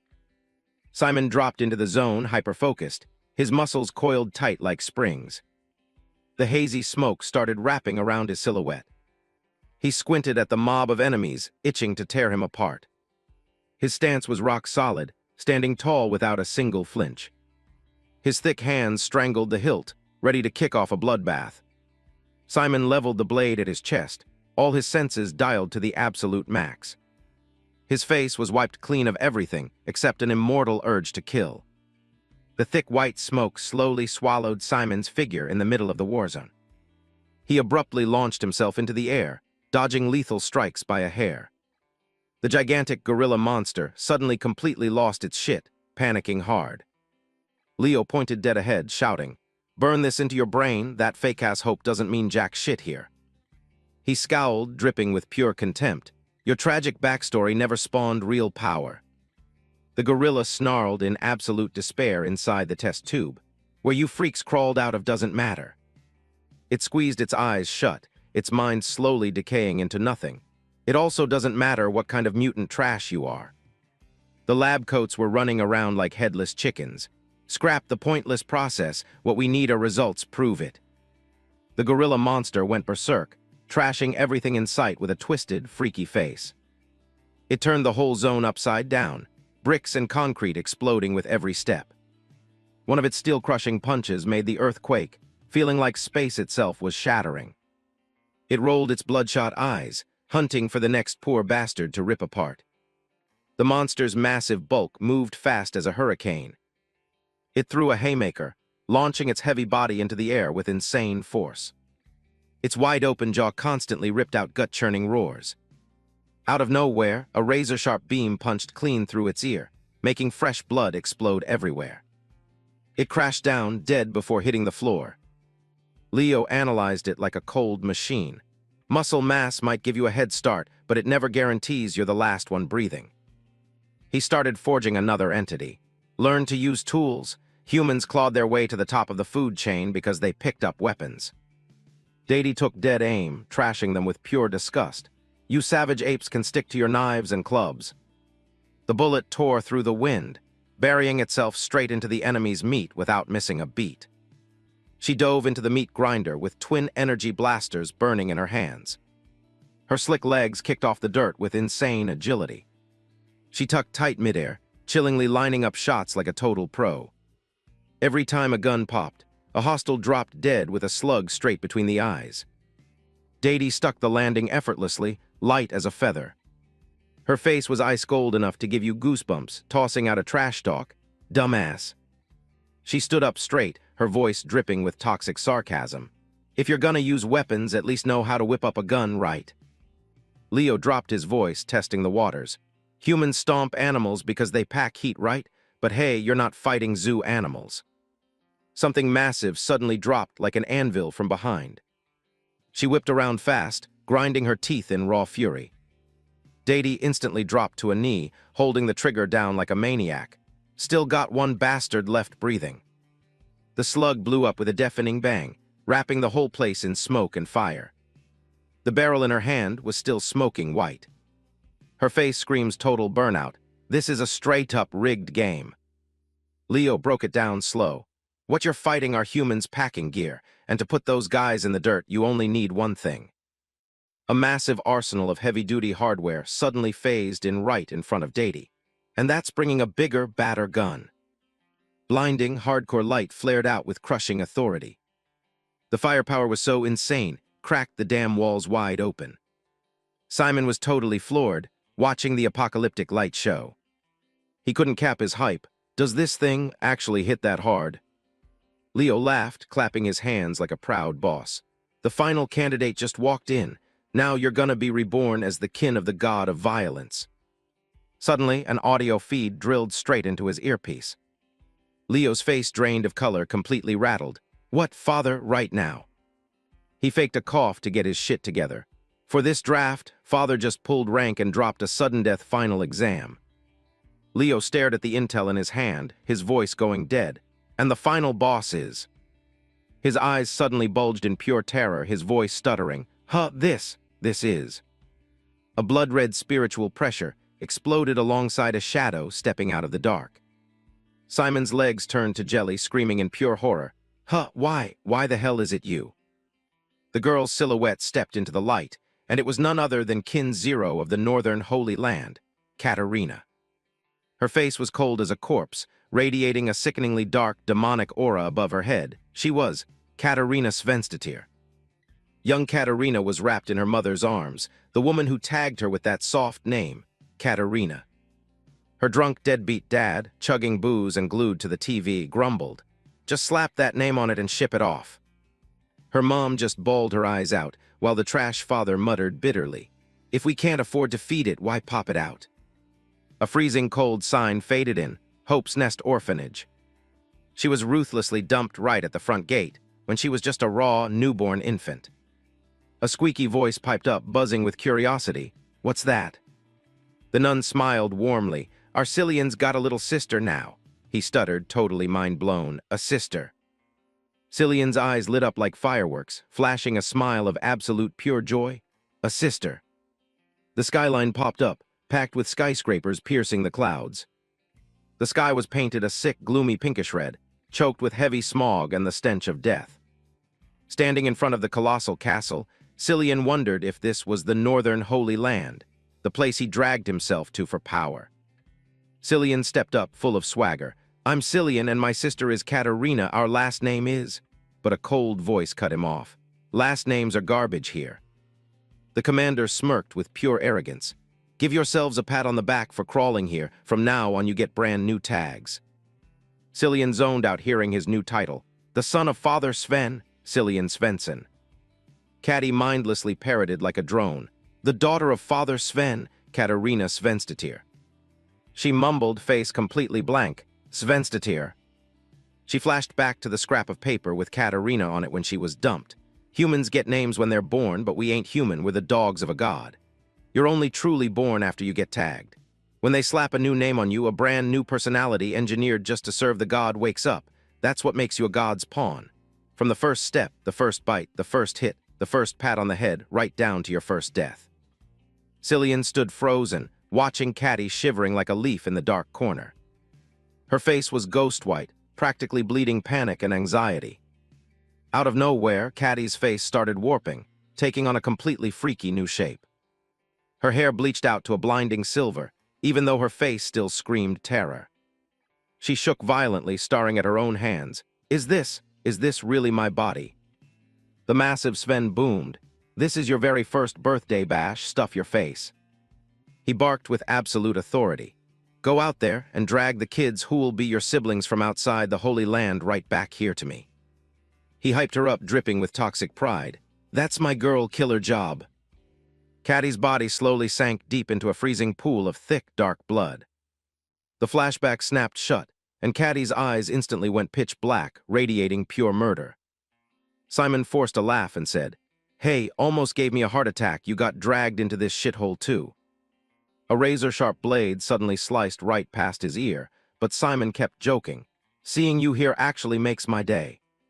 She blitzed him like lightning, declaring loud and clear, "In this second life, I absolutely won't let Father down again." Her eyes flashed with disappointment.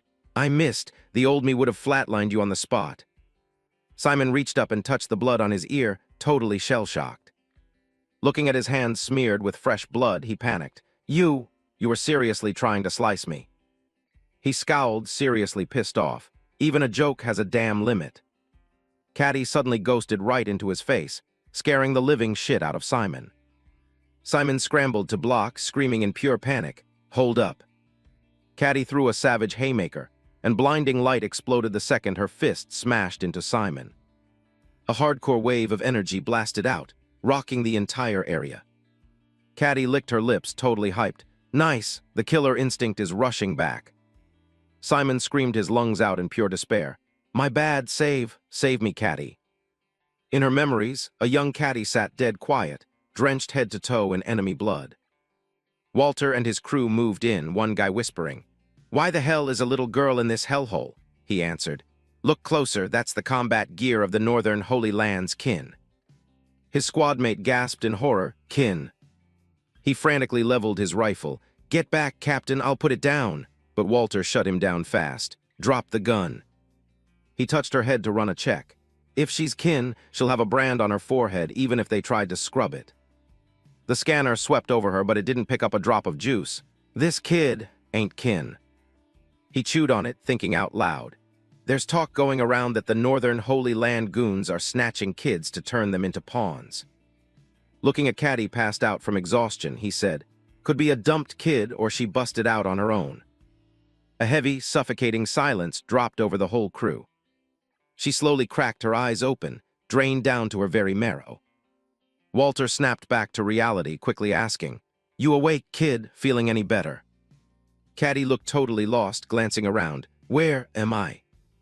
Seeing his rough, calloused hand, she burst into ugly tears, and Walter quickly calmed her down. "Don't sweat it, I've got you." Walter meticulously patched her up while talking her down. "I'm fixing you up, slap this on and the sting will fade." He took care of her like a pro. "How's it going? Hurting less?"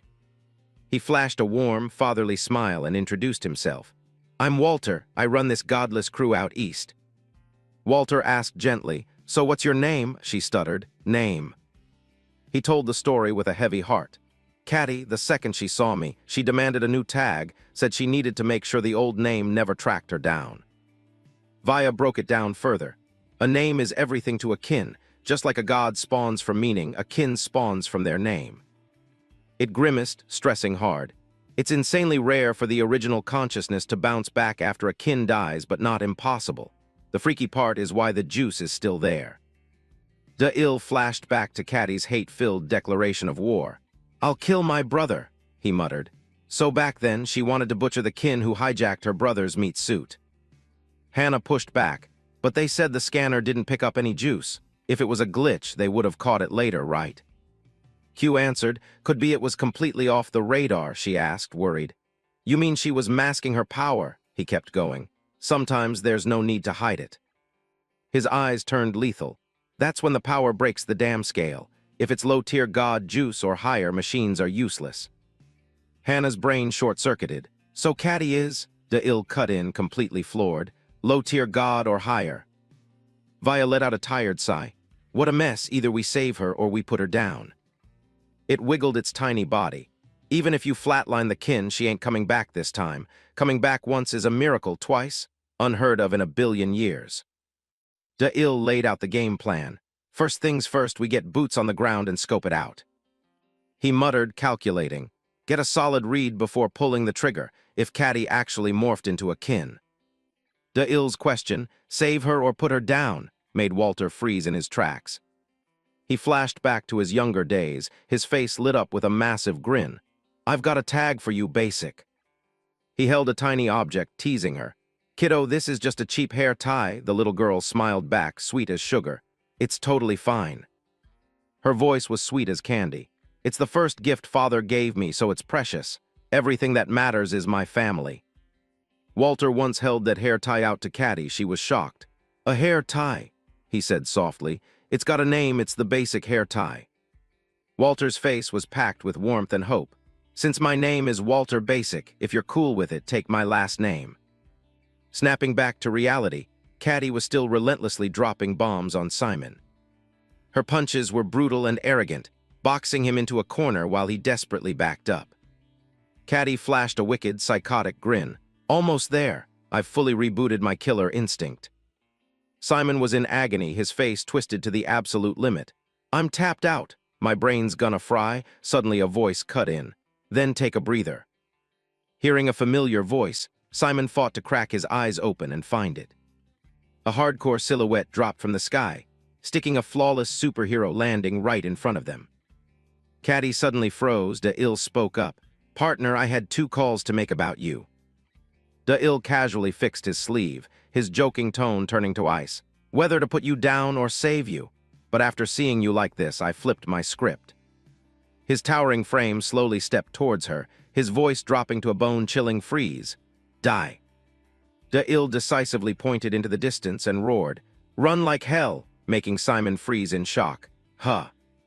Katerina instantly closed the gap, shutting down his escape route with an icy tone. Going somewhere. In a heartbeat, Da-il blitzed like lightning, body-blocking Simon. Move it! Simon had no choice but to turn tail and run for his life. Da-il, I'm leaving the rest to you. Katerina watched Simon bolt, then glared at Da-il with pure murder. He casually rolled up his sleeves, his eyes dead sharp. Katerina, from here on out, I'm going all out to put you in the ground. He slowly raised his hand, his voice like iron. So, you better. He dropped his center of gravity, locking into a blazing combat stance. Fight like hell to stay alive. Katerina narrowed her eyes, scanning him.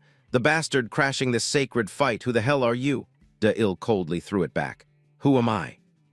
He stomped hard, cracking the concrete floor, then abruptly launched himself into the sky. He unleashed a savage strike right at her, roaring, I'm her damn partner. Vaya stood off in the distance with its arms crossed, judging. The god of violence, handing her this freakish power was the god of violence's doing. Walter stared intently at his tablet. Number 1, the tougher the bastard she fights, the stronger Katerina gets.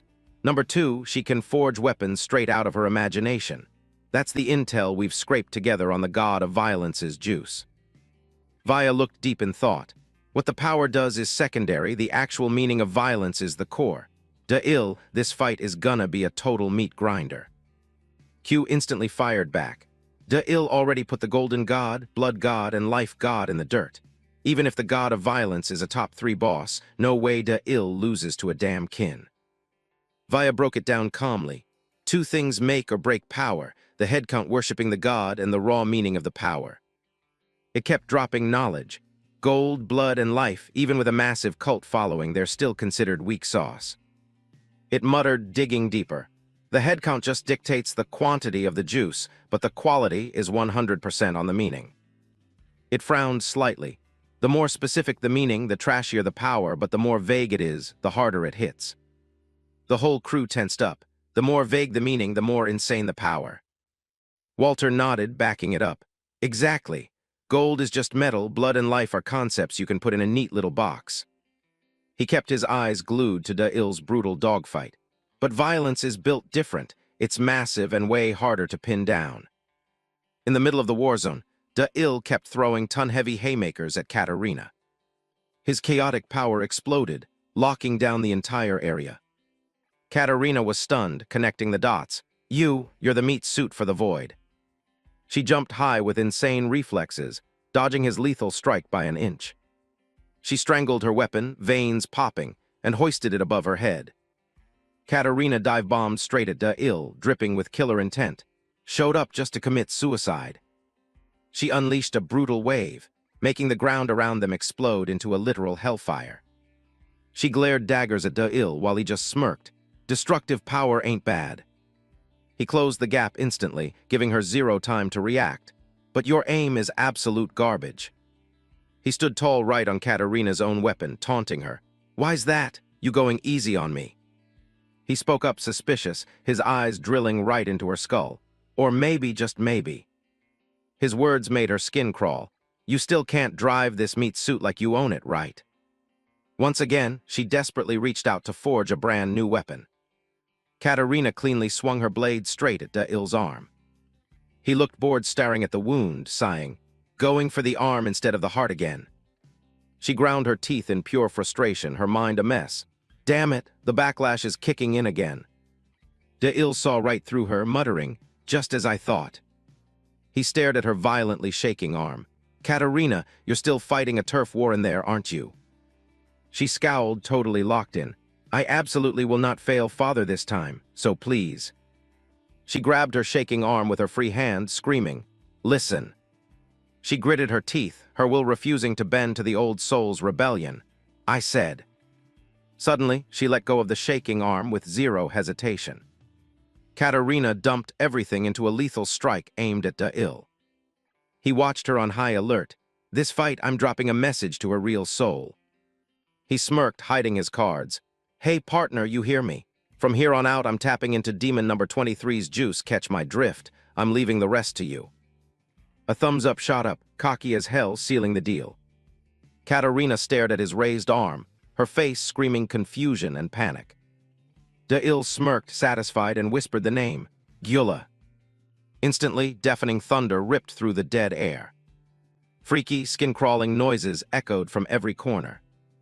Under the dirt, horrifying skulls started twitching, clawing their way to the surface. They crawled like madmen, trying to swarm and drag both of them down. A colossal freak shot out of the water, its bloody, sickening jaw wide open. It unhinged its massive mouth, looking to swallow them both into the black abyss.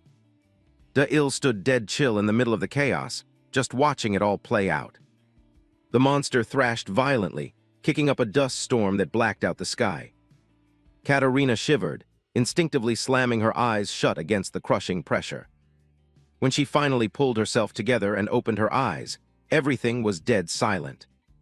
She realized, totally shell-shocked, that she'd been swallowed whole into the beast's gut. Da'il spoke up slowly. The tougher the bastard you fight, the stronger you get, right?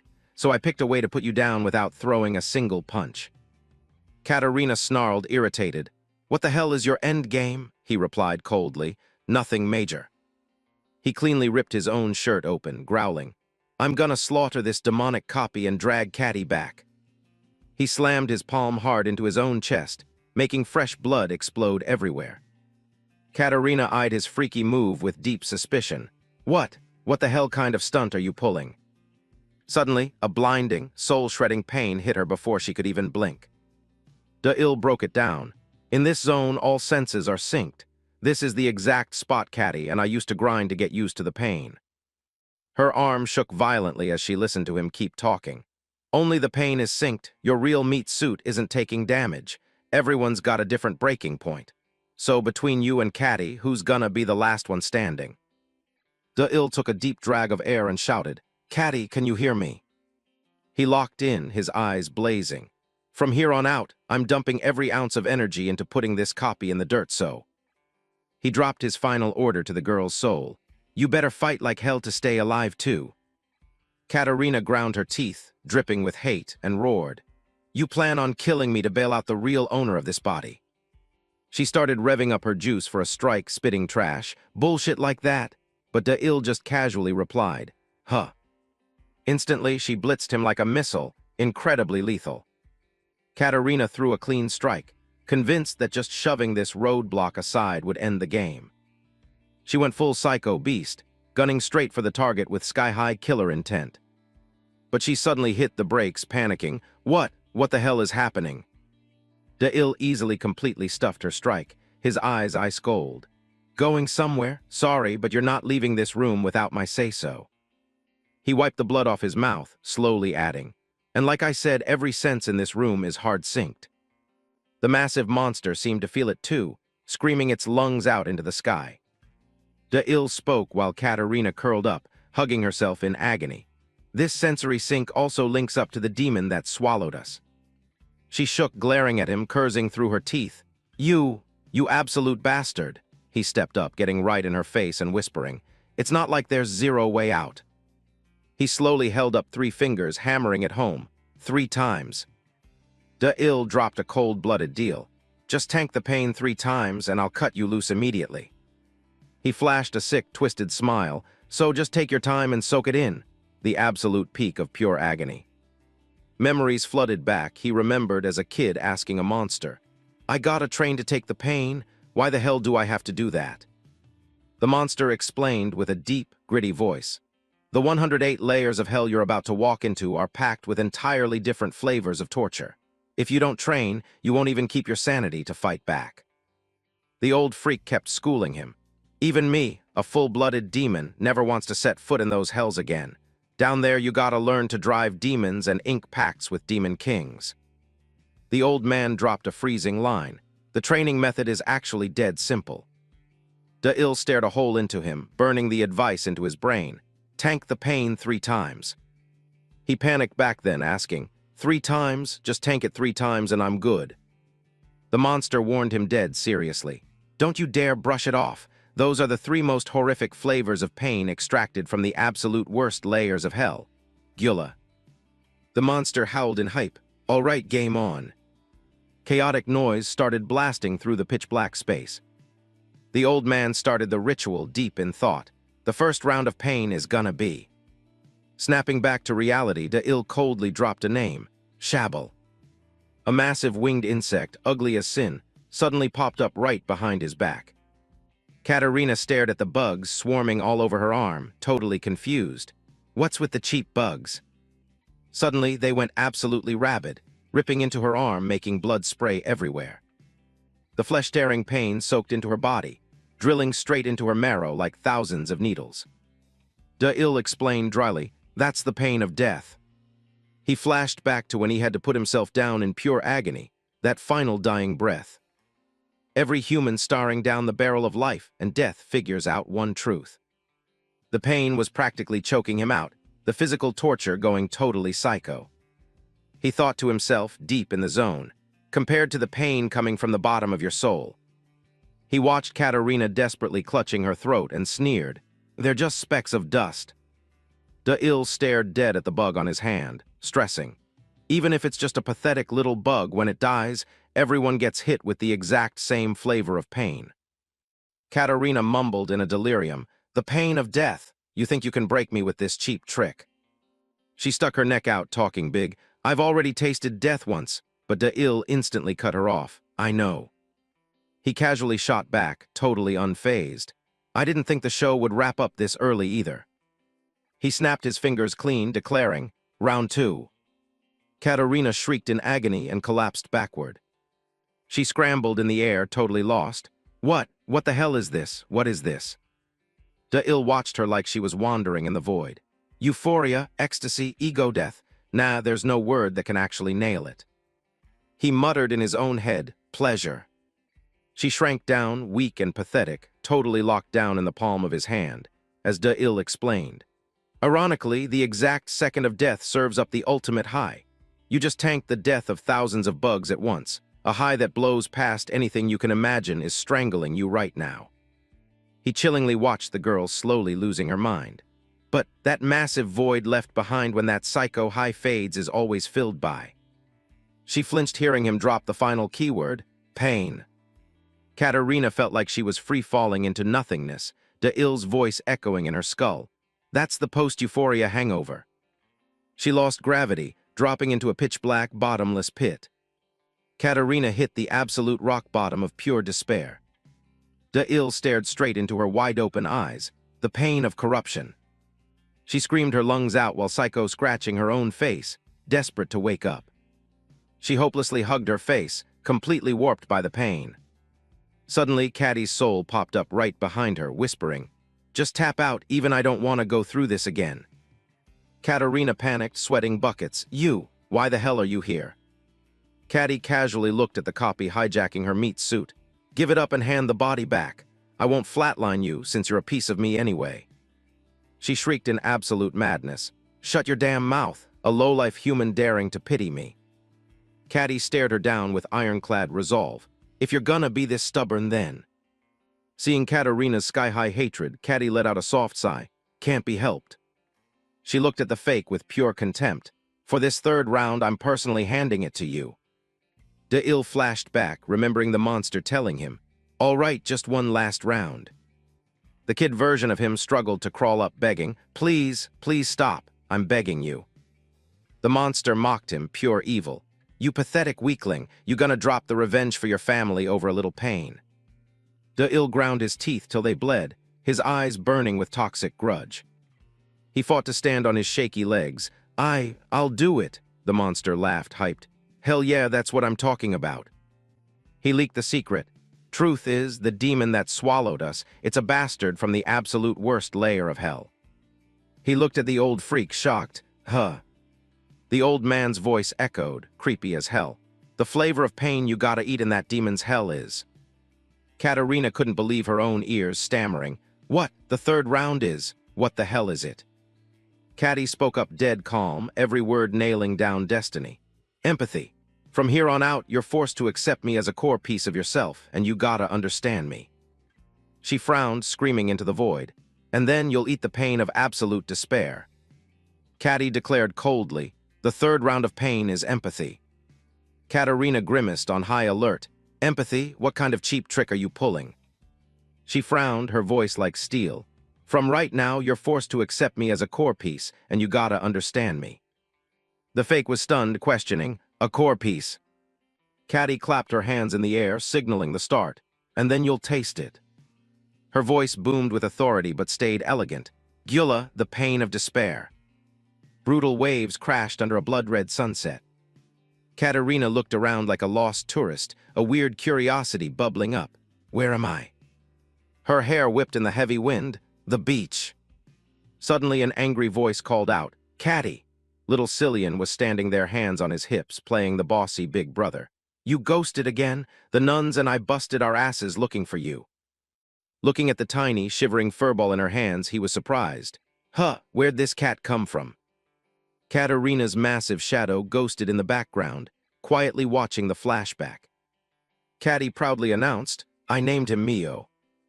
Mio curled up in her arms, his tiny body shaking nonstop from pain and fear. Katerina was totally mind-blown. Are these memories? No, this hits way different.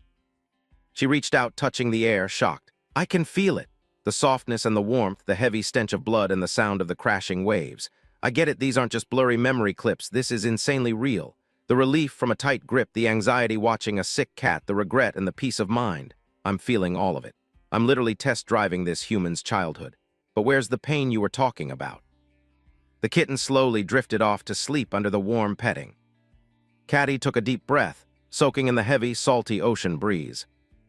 Her tiny ears picked up every beat of the massive ocean. Young Cillian and Caddy were super tight, leaving tiny footprints all over the smooth sand. The silhouette of the boy and the sleeping kitten looked peaceful as hell.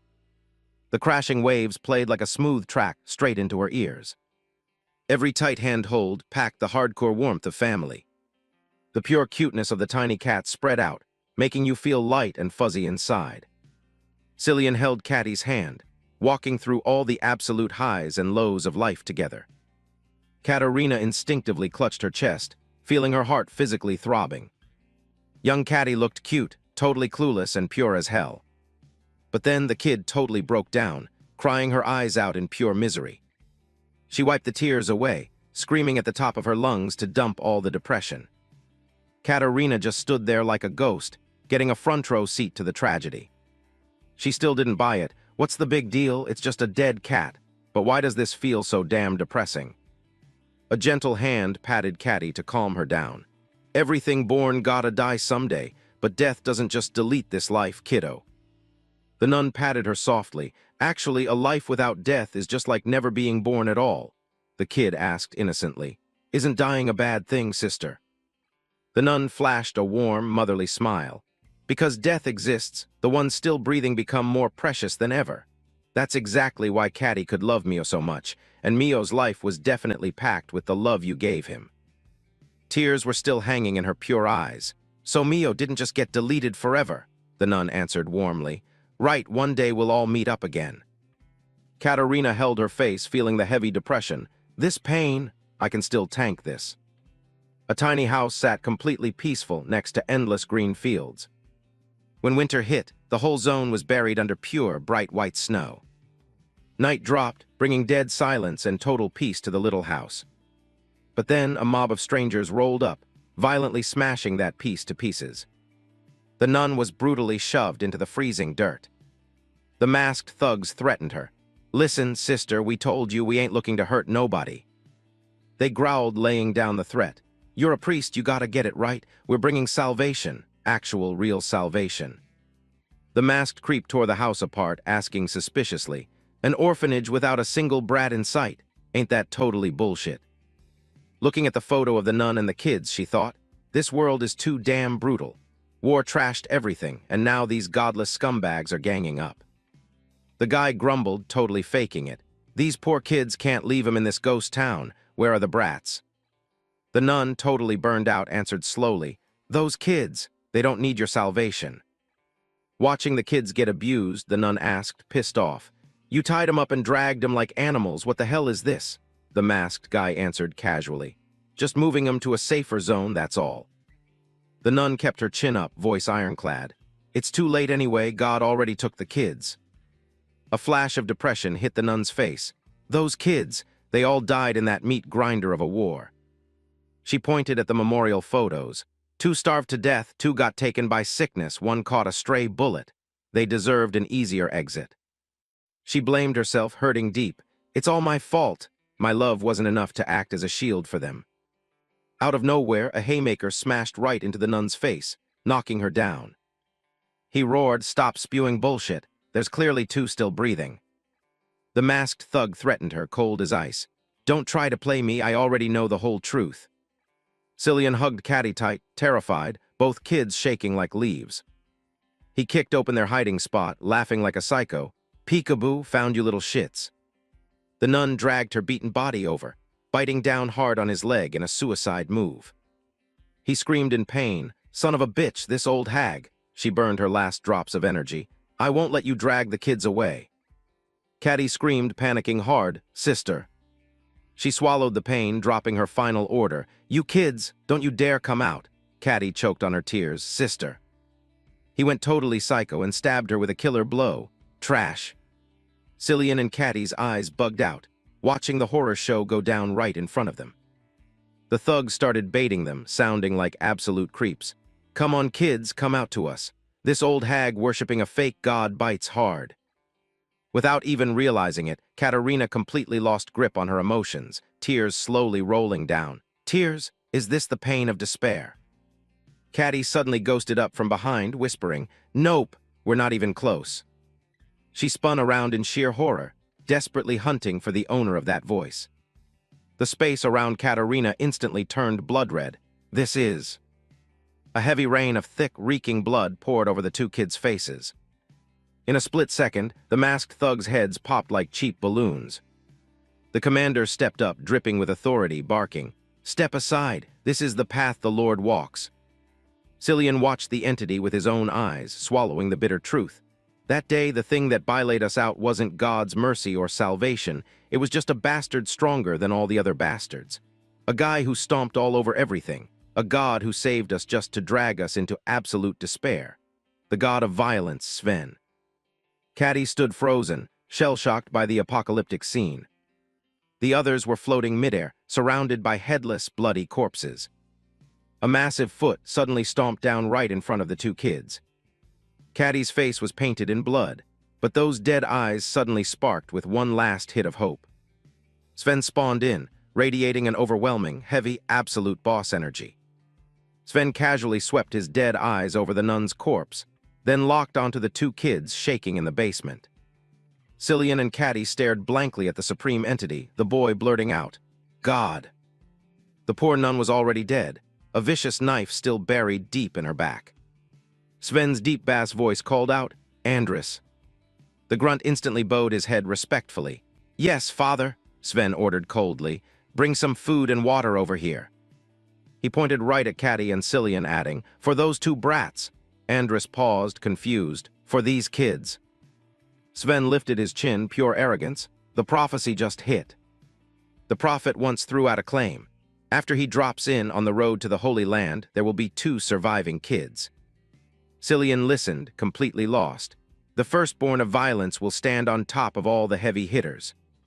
Caddy mindlessly parroted, and the secondborn of chaos will pack the juice of both good and evil. Sven bent down, flashing a loaded smirk. "Kids, come with me back to the northern Holy Land." A bag of rations and a water jug were tossed down. "This is a week's worth of grub, enough to get you to the northern Holy Land." He dropped the bait. "I'll be waiting for you there, and I'll turn you into the baddest fighters in this world." Cillian stared at Sven's back as he faded out, while Caddy bawled, shaking the nun's cold corpse. "Sister, sister, wake up." She choked on her tears, crying her lungs out, constantly calling for the nun, but Cillian cut her off cold. "Stop crying." Caddy choked out, hurting deep. "Brother, the sister is..." Cillian gripped his fists till they shook, snapping, "Please, just stop crying." The boy tried to swallow the sobs in his chest, but the tears kept silently falling. Sister's last words you forgot. A picture of their warm family popped into their heads. Jenny, Eugen, Rio, and the little cat Mio. They flashed back to the nun praying when burying their family. Everyone is resting easy in God's arms now. Amen. The nun looked depressed, whispering, "Kids, can I ask you for one last favor?" Her hands shook, tears soaking her cheeks. "I know in this world living is a bigger hell than dying, but—" Caddy looked at the nun holding a grudge, while Cillian depressedly kept his head down, listening. "At least you too. Try to stay alive, don't die." The boy's bloody hand softly touched the old photo. Sister Eugen, Jenny, Rio, and even the nun. They all had to bite the dust for one single reason. He crushed the photo in his hand, his face warped with rage. "It's because we're too damn weak." Caddy called out softly, scared, "Brother." They both hugged the nun's corpse, crying silently. Cillian ground his teeth, swearing, "Sister, I promise I'll keep my word." Caddy stared blankly at her brother, mutating. "I'm gonna live, whatever the cost." Rage and pain exploded on Cillian's face. He growled, "I'm gonna get stronger. I absolutely have to survive." Caddy and Katerina's soul stood quietly watching. She whispered. Maybe from that exact second, Cillian got completely hijacked by the obsession for power. The two lonely kids pushed through the blinding blizzard. We instantly hit the road to the northern Holy Land looking for power. That was the only way we could survive. But after the brutal boot camps, the original reason slowly faded out, leaving nothing but a psycho hunger for power. That was Sven's endgame. Cillian was the first to smash his eggshell and wake up as a kin. The bastard he jacked the power from was the drill instructor, Andris. From the second he became a kin, Cillian was dead, totally replaced by someone else. Years went by. I lived like a rat in the dark gutters, stealing bread just to make it to the next day. I used to arrogantly think I could save him, but he was way too strong. After years on the run, I still couldn't even scratch my own brother. But the biggest problem was his personality never actually changed. They both showed up at the massive gates of the Holy Land. We dragged ourselves here for the promise to become the strongest. The boy announced proudly, "I'm Cillian and my sister is Katerina." Andris looked down on them with pure arrogance. "From this second on, you take new names." The two siblings kicked off days of brutal hell training, hauling massive sandbags up vertical cliffs. They threw themselves into bloody, bone-crushing dogfights.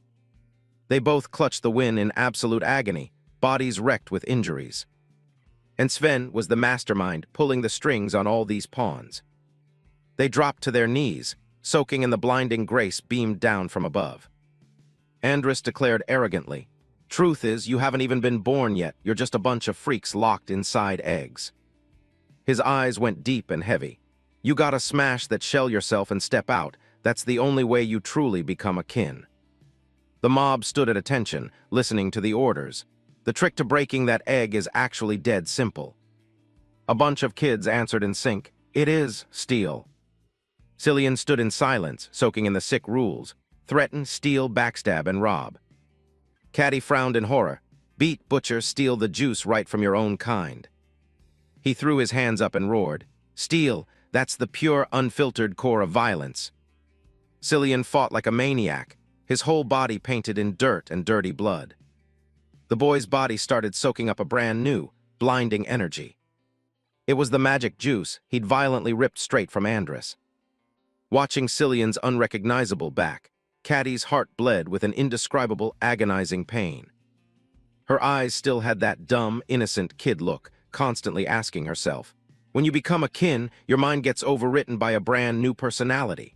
Does that mean my brother Cillian is already dead? She ran without stopping, running for one single goal. I gotta save him. How the hell do I stop his personality from getting wiped? Caddy just kept running, panting heavy in the dead of night. She ducked and dodged everywhere to shake the hunters, telling herself, maybe I'm not strong, but I have to survive. I can't forget why I started this. Caddy scanned the area like a hawk, watching the goons hunting her. First things first, stay breathing. She kept fatting into the shadows. Getting stronger can wait. Only if I'm breathing do I get a shot at saving Cillian. Clothes shredded, she pressed into a dark corner, quickly inhaling a piece of stolen bread. Caddy's tiny hands were now totally used to petty theft just to get by. Hiding behind a wooden cabinet, She accidentally picked up some randoms gossiping about some freaky shit. Caddy ate quickly while listening in. Last time those number 100 kin started butchering each other again, she thought, killing each other again. But she froze when a wild piece of intel dropped. One of them died, but then actually came back to life. Caddy curiously peeked through the door crack. Didn't Father give it a new identity? You think Father gives a shit about trash-tier kin like number 100? She chewed her bread, doing the math. A dead kin can actually bounce back. The voice kept going. The crazy part isn't just coming back to life, it literally reverted to exactly how it was before it woke up. Caddy stopped chewing, totally frozen. If you kill the kin, the real personality comes back. The purges and body bags kept piling up non-stop in the Holy Land. In the middle of the rubble, a bloody hand reached out, calling, "Katerina." Caddy gritted her teeth in rage. "Shut your damn mouth, stop acting like you understand me." She screamed right at that stranger's back. "Get the hell out of Cillian's body, you fake." The kin Cillian turned around, eyes heavy with depression, his voice exhausted. "Caddy," looking at me like this, if the sister saw me, she'd be super disappointed, right? The familiars reverently offered up a bowl of scalding fire. Sven sat there, calmly taking a drag from his cigarette, oblivious to the sweltering heat around him.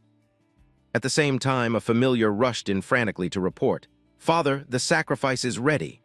Unfazed and without an ounce of haste, he replied, "All right."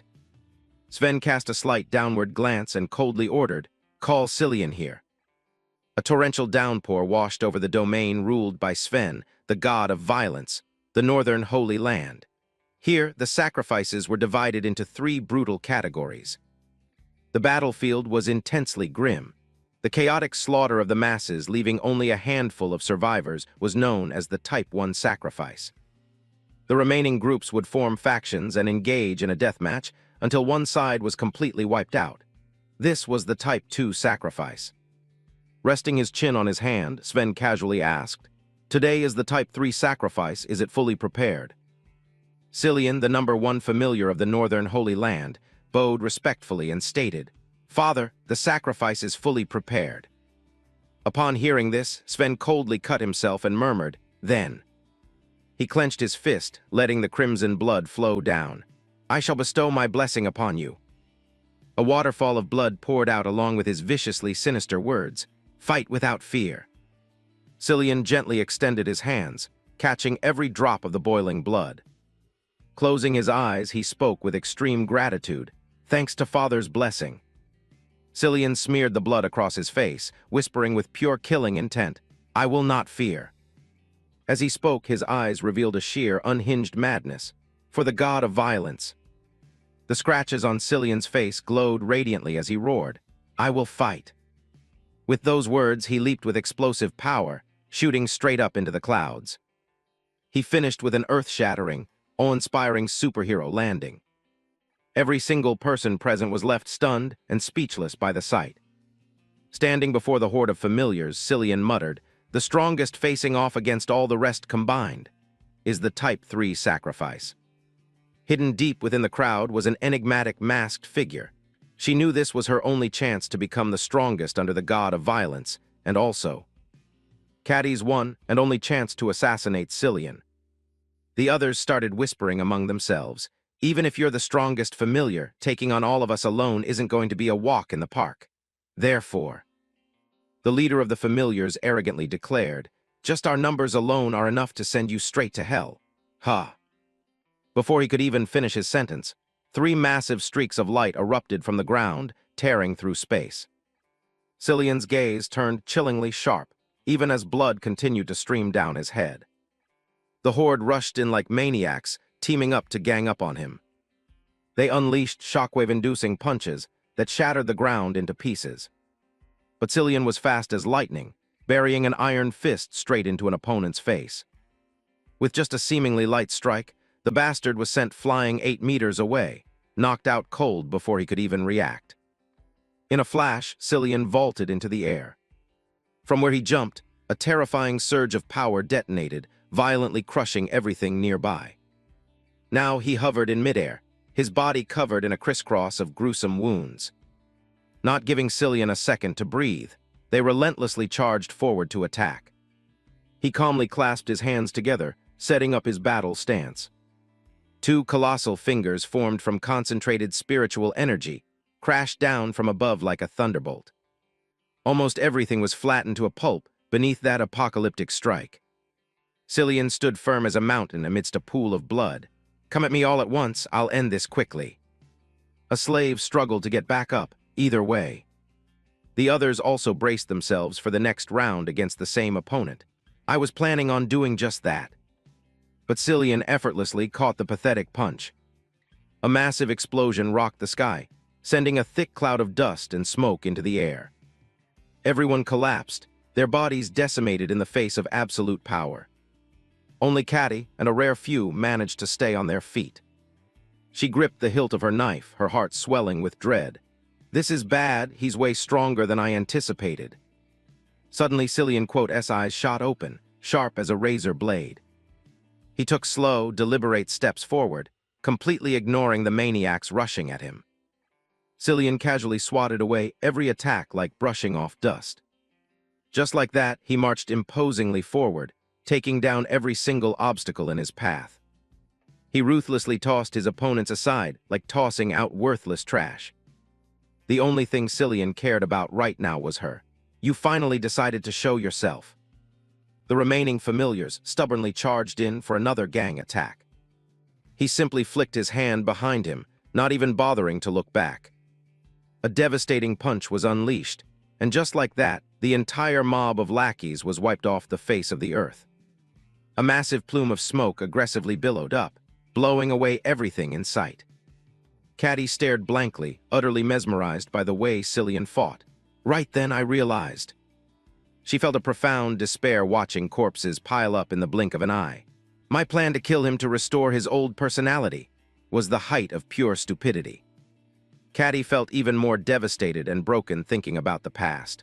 All those grueling years of training, practicing in the shadows for so long, it was all completely meaningless. Catty's eyes clouded with a dark gloom. What the hell have I been doing all this time, while I was running away, surviving like a rat at the bottom of society? Witnessing that terrifying physique and power, she trembled. Cillian has ascended to a height I could never, ever reach. Despite Catty's vacant stare, he mocked her. "There isn't a single scar on you. Looks like the rumors are true, the weakest are only good at running away." Catty remained dazed like a deer caught in headlights. This isn't right." He gently placed his hand on her shoulder and reminded her, "So that father won't be suspicious, you need to show battle scars." Without hesitation, Cillian coldly chucked her away like tossing a softball. After the strike, he slightly turned his head to look back. Seeing Catty sprawled out, exhausted and frail, Cillian observed, "You're far weaker than I imagined." Heh. Refusing to accept it, Catty shot back, "I survived all these years, I am not weak." Cillian sighed, his voice hardening to make her understand reality. "You didn't survive, you just haven't died yet." He continued to belittle her. "Since all you do is run, keeping that life of yours is nothing but pure dumb luck." Catty was so furious her face contorted as she screamed, "You broke your promise to sister. Your personality hasn't changed one bit." Cillian grabbed the small knife in her hand, correcting her. "I promised sister two things. One, to survive, and two, to protect you." He grasped the blade so tightly that blood poured profusely. "I used to think that if I became stronger, I could protect you, but it turns out that only made you weaker." Under Catty's resentful glare, every word Cillian spoke rubbed salt in her wounds. "The most surefire way to protect you isn't by having you rely on me, but by forcing you to become strong yourself." Cillian arrogantly glanced down at her like looking at a complete failure. "If you hadn't run away and gotten stronger instead, we could have kept our promise to sister perfectly. I choose to fulfill my promise to protect you." Finally, Cillian made an extreme decision, pointing the tip of the knife at himself. "Kill me and take my power. You must survive, Catty." A weary man carrying a gun on his shoulder thought to himself, "Everything is a choice. Saving a life is something monumental, while choosing to turn left or right is merely trivial. We name things to give them meaning, and from the moment we are born until we die, everything consists of choices born from fleeting thoughts. Because of this, we always strive to make the best choice, but the best choice doesn't always yield the best result. Sometimes, the absolute worst outcome happens." I still can't forget the despair of that day, the final image of Cillian. A person stood at a crossroads, hesitating whether to turn left or right. Beautiful flower buds were picked by a massive hand, slowly being given their names. It was the innocent face of a child, up to the terrifying skull that signified the very end. Both flesh and blood bodies and dry skeletons were facing life-or-death choices. Caddy ran non-stop, her breath catching in pure panic. Cillian grabbed the razor-sharp blade from her hand bare-handed. His hand was deeply sliced, blood dripping out drop by drop. "Kill me and seize my power." Cillian's eyes were full of expectation and serenity. "Caddy, you must live a good life." Terrified, with tears welling in her eyes, Caddy cried, "Why? I thought your consciousness had turned into a familiar's, so I tried so hard to reverse it." She screamed in absolute despair, tears falling endlessly. "Why do you want to die? You got stronger just to survive." Cillian forcefully pressed the blade deeper into his neck as Caddy wailed tragically, "No, don't do it." She shut her eyes tight, her heart tearing apart. "I won't run away anymore. I'll fight and get stronger. Please, don't leave me behind." Cillian consoled her with a sorrowful expression. "You'll understand later that this choice is the best for both of us." His face displayed the gentle warmth of an older brother. "If we meet again, I'll explain everything. See you in Elysian, my beloved little sister." The space was bathed in the crimson light of blood. Cillian had passed away by the hands of the sister he cherished most. Caddy gave up entirely, staring in despair at Cillian's lifeless body. His head fell right in front of her. Caddy sat there blankly like a body devoid of a soul. Her face scrunched up as tears streamed down like rain. Cillian's bloodied head still couldn't close its eyes, as if lingering with some final regret. Caddy gently recounted, "After becoming an atheist one day, I heard that he was still alive." She knelt on the ground, her heart brimming with resolve. "To save him from Sven's clutches, I decided to stop running away. I am. Suddenly a hand touched her shoulder and softly called out, "Caddy." Caddy's eyes showed clear surprise as she looked up and asked, Who are you?" Da'il coldly stated, "The plan has failed." Caddy was utterly terrified. "What? I've returned." She clutched her head in utter confusion. "But why is it like this? My mind is a complete mess." Caddy questioned, "Why are the familiar's memories still here?" He gently explained, "That is because." Da'il's eyes darkened as he said bluntly, "You are not Caddy." Her eyebrows furrowed in shock. "What?" Vaya grumbled in annoyance. What the hell was that brat Da'il thinking, borrowing the power of demon number 23? Q chimed in with an analysis. Perhaps he intended to use the pain endurance limit to kill the familiar and save Senior Caddy. It added in dissatisfaction. He couldn't have simply summoned a demon without a backup plan. Vaya shook its head vigorously. He definitely had another plan in mind if things went south. It stated firmly, "It's also possible he chose to save the familiar instead of Caddy." Hannah asked naively, "What exactly do you mean?" Vaya explained, "The 23rd demon of hell, his ability isn't just as simple as sharing sensations." Seva once said, "Every pain and ability of the demons of hell is tied to the reason they went extinct in the real world." He spoke unhurriedly. Agni's world was burned to ashes, and Malax's world was wiped out by disease. Seva leisurely assessed, "As for Gyula's world, it perished because of empathy." When Da'il was a child, he couldn't comprehend it at all. The reason for extinction was empathy. At the time global conflicts erupted, humanity in Gyula's world constantly divided and waged war. They lacked understanding, respect, or care for one another. One day, a god descended and attempted to resolve this conflict with the power of empathy. Simply by connecting thoughts and emotions, all hatred would vanish. Eventually, they shared both sensations and experiences, merging into a single entity. For a long time, all problems were perfectly resolved. But when conflict disappeared, diversity, development, and competition withered away with it. One day, they realized that the choice to save everyone was, in fact, the choice to kill everyone. Wandering utterly alone in the empty universe was far more painful than fighting. It was a profound melancholy, but there was no one left to argue or fight back. There was absolutely no one. A place where human lives were treated like dirt, guns pointed at each other endlessly. A god descended to save humanity. He bestowed his boundless powers. Invisible threads began connecting everyone together, slowly creating encapsulating membranes, tightly binding each individual. Independent faces now shared a single deformed body. In the end, nothing was left but piles of stark white bones. Human skulls stacked upon each other to form mountains. A new form harboring countless lives was born. A grotesque entity with a long tongue and razor-sharp teeth. It moved sullenly, all alone in the vast, freezing universe. Only gloomy and dismal human skulls remained. De-Il listened intently. Not long after that, demon number 23 took his own life.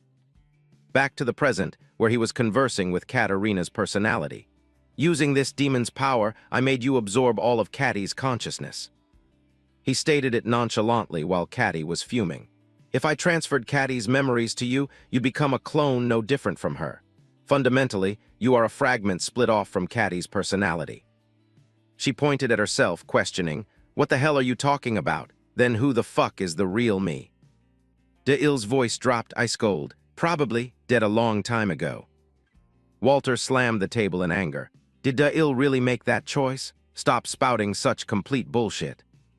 Q agreed. Exactly, after all, De-Il is. Hannah interrupted. Isn't he? Vaya yelled out, "You fools."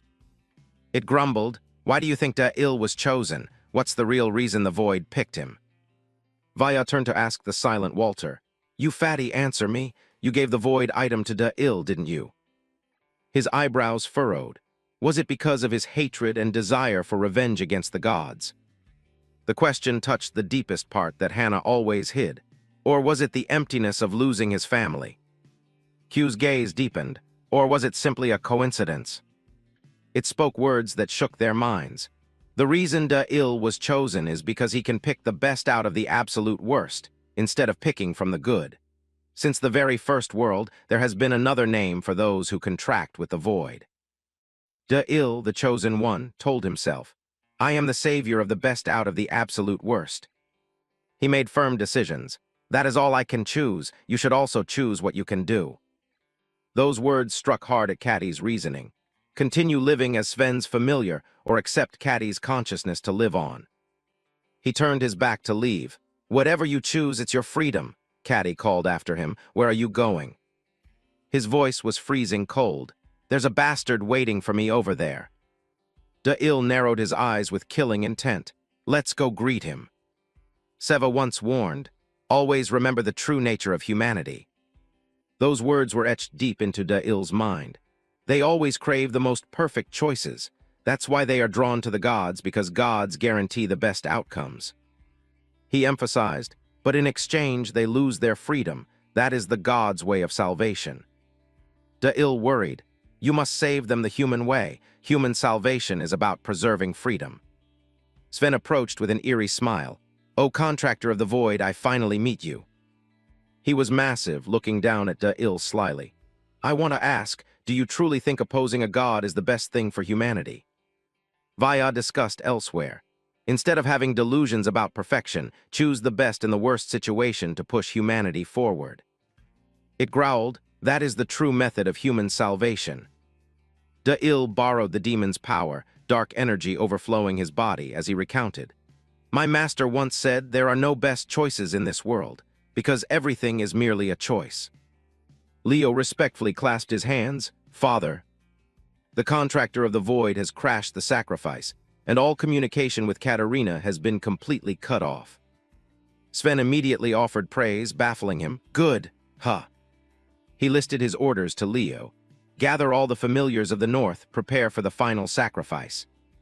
Today, I will personally seize the Void relic and take the power of the one true God.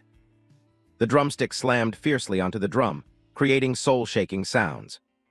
Someone spoke up with a voice full of sheer excitement. O familiars of the North, the time has finally come. The drumstick continuously battered the drumhead once more.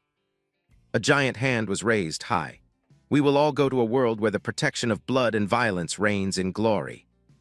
The boom-boom of the drums echoed relentlessly, stoking their battle lust. Leo raised his hand high, looking up at the sky. On the night of the full moon, witness Father's glorious battle. Tonight, seize the power and lead his children. The drummer raised the drumsticks high to build momentum, then continuously hammered down, the intense drum beats echoing without end. The crowd shouted in unison, to Elysian. Within a terrifyingly crimson veil, a colossal silhouette gradually appeared. Sven stepped out, his entire body drenched in a sickeningly sweet crimson hue. It slowly formed into an authoritative cloak wrapping around him. His raised arm was enveloped by a faint red smoke. Sven suddenly squeezed tight, causing the smoke to shatter and scatter everywhere. It clung along his arm, spreading all the way up to his shoulder. A bizarre, grotesque monster suddenly revealed itself. He punched the ground hard, creating a deep crater. The thing next to him suddenly started smoking intensely. From inside, a young man stepped out confidently. Sven tilted his head up and looked down with utter contempt. "We finally meet." De-Il looked him dead in the eye seriously. "O contractor of the void." Leo suddenly appeared, shouting loudly. "Finally, the contractor of the void has shown himself." He looked a bit puzzled, scratching his cheek. "He looks pretty normal and weak. I don't sense an ounce of power from him." The bystanders started murmuring. "I wonder how he's going to fight. It's completely unpredictable." Sven smiled maliciously. "O contractor of the void, promise me one thing." He tilted his head, confused by the proposition. "That you will use every ounce of your strength to face me." Sven created a reflective sphere. "If I am not satisfied with your attack, I will kill this guy." De-Il observed carefully for a moment and exclaimed, "Simon." He looked away in another direction. "Don't even dream of saving him. This place is not for those without power. But if you manage to satisfy me, I'll consider sparing his life. Show me, use violence to conquer violence." He just kept quiet, his eyes staring unblinkingly. De-Il smirked faintly, "A place where only the strong are allowed in." His exclamation made Sven slightly surprised. "That's wonderful." De-Il turned to the girl beside him. "Caddy, have you decided?" She approached, replying with a displeased tone. "Of course, what is there to discuss? I told you I've returned." Caddy suddenly vanished, the spot where she just stood now completely empty. "I'll be going back." Before getting far, she was blocked by a group of 3 strangers. Caddy looked up, her tone frosty. "We meet again, huh?" Nadira was incredibly shocked. "Caddy, you're still alive." She walked over to Cillian, asking directly, "Is it time to end this?" "Agreed." As for De-Il, he smirked faintly. "Wasn't this out of your calculations, and you call yourself a god?" Sven gripped the sphere, reflecting Caddy tightly. "You seem to have played tricks on my daughter. But whatever, don't worry. I think you'll like my next attack." He raised both hands up high, challenging. "First choose, left hand or right hand." De-Il's question made him pause. "Which hand do you want to take a hit from first?" His eyes narrowed slightly, not going to answer. De-Il suddenly clapped his hands together. "Then, I'll take both hands to make it easy." Something massive burst forth from the ground. "Bassin." The onlookers couldn't help but exclaim, "What terrifying power!" Sven didn't panic in the slightest, raising both hands high. "Too weak, you're confident with this cheap attack." Then he abruptly snapped his fingers twice. "So arrogant." His body began to mutate grotesquely. "I don't like that smug attitude of yours. I'll teach you a lesson. True confidence is reserved only for the truly strong. The only rule to determine the strong from the weak in this world is violence." He roared. "Overwhelming violence is the only absolute truth of humanity's existence." Sven's massive foot stomped hard into the ground, shaking the entire area. De-Il stood below, keeping his head up to look at the giant shadow. He spread his arms wide, laughing triumphantly. "Ha ha ha." Sven's body gradually turned a horrifying crimson. "I'll show you what it looks like when ultimate violence touches the truth. Now it's your turn to choose. Which hand do you want to take a hit from?" Sven in his crimson form looked clearly monstrous. "Ha ha ha." He looked up to the sky, his laughter growing increasingly maniacal. Sven suddenly bent down, slamming both fists into the ground. "O contractor of the void." He looked at him highly provocatively. "You should make a choice too." De-Il remained silent, calmly facing Sven. His 2 massive hands were ready to pounce on him. "Which hand do you want to get hit by?" "The master of the northern holy land. the god of violence, Sven. Sven sat cross-legged, 4 arms raised high with utter authority. Multicolored streams of light wrapped around the first arm, chaos. The second arm placed on the ground radiated a white light, oppression. The third arm was tightly bound by blue chains, exploitation. And the final arm was clenched into a fist, covered by a crimson aura, destruction. 4 arms, representing the absolute perfection of violence. Sven looked down at Da'il, smirking, still not answering. His voice full of pressure, then take them in order. The first arm, chaos. The giant hand rocketed towards Da'il. A finger lightly touched his forehead in astonishment. Chaos always starts from a small and trivial power. A misguided power will shatter all existing order. And from the ruins of order, chaos will bloom brilliantly. On that chaotic foundation, humans will be thrown into a vortex. And eventually, they must endure the absolute domination of violence. Order disappears, leaving only naked violence. Standing before ruthless violence, the thing that envelops the powerless. Is the second arm oppression? Da'il's body was tightly squeezed by the giant hand with no gaps. Oppression will bind everything, from the physical body to the human soul. His left eye suddenly vanished, can't see. Then the other senses followed suit, can't hear. Da'il Quota's face now looked as if it had been stitched shut, can't speak. With absolute suppression, not a single opening. Leaving absolutely no chance to fight back. He was as if imprisoned in a giant, pitch-black cocoon. Sven's hand squeezed hard from behind, crimson blood splattering everywhere. On Caddy's side, she began drawing her weapon from its sheath. A sharp little blade gradually materialized in her hand. Caddy firmly gripped the hilt, charging straight towards Cillian. She swung her blade down forcefully, without a single ounce of hesitation. Cillian raised his hand to defend, asking hesitantly, "You woke up." Caddy replied coldly, "Although I'm not sure what's going on, the familiar's memories and my memories have merged into one." He was astonished, eyes wide open, memories merging. She smirked lightly, "Thanks to that, I'm able to do this." Cillian knelt down and shouted loudly, a stark white veil appearing, "Anak." Nadira, observing from the start, was confused. What is this? Why are those two fighting each other? She seemed to realize something. Could this also be part of the training? Nadira happily ran over. "Great, let me join in too." Suddenly, her legs were tightly locked by iron shackles. Nadira lost her balance, falling face first onto the dirt. She angrily spun around and yelled, "I bit my own tongue, what the fuck is this?" A bastard stepped up behind Nadira, raising his hand. "Don't forget about me, I can use my powers now too." She grew even more pissed. "You bastard, looking for a beating before you've even had breakfast." Getting yelled at, he narrowed his eyes in confusion. Huh. Cillian was still bracing himself to block. "If you have the familiar's memories, you must understand that father will never lose." Caddy asserted while attacking. "Da'il will definitely win, there's no doubt about it." He disagreed. Even if he is the contractor, he won't escape oppression. He'll die before he even sees the third arm. Her eyes revealed clear determination. "He is different from you. He doesn't need rationalization under any circumstances." Da'il was still curled up in the pitch-black void. "He'll find a way." He sat up thinking to himself, "Where is this? All my senses except touch have completely vanished." Suddenly, a heavy blow struck Da'il's head. He grabbed his head in pain. "Damn it, my mouth is sealed shut so I can't call the demon's name. My body can't regenerate. What the hell do I do now?" Another sudden attack crashed down on his body.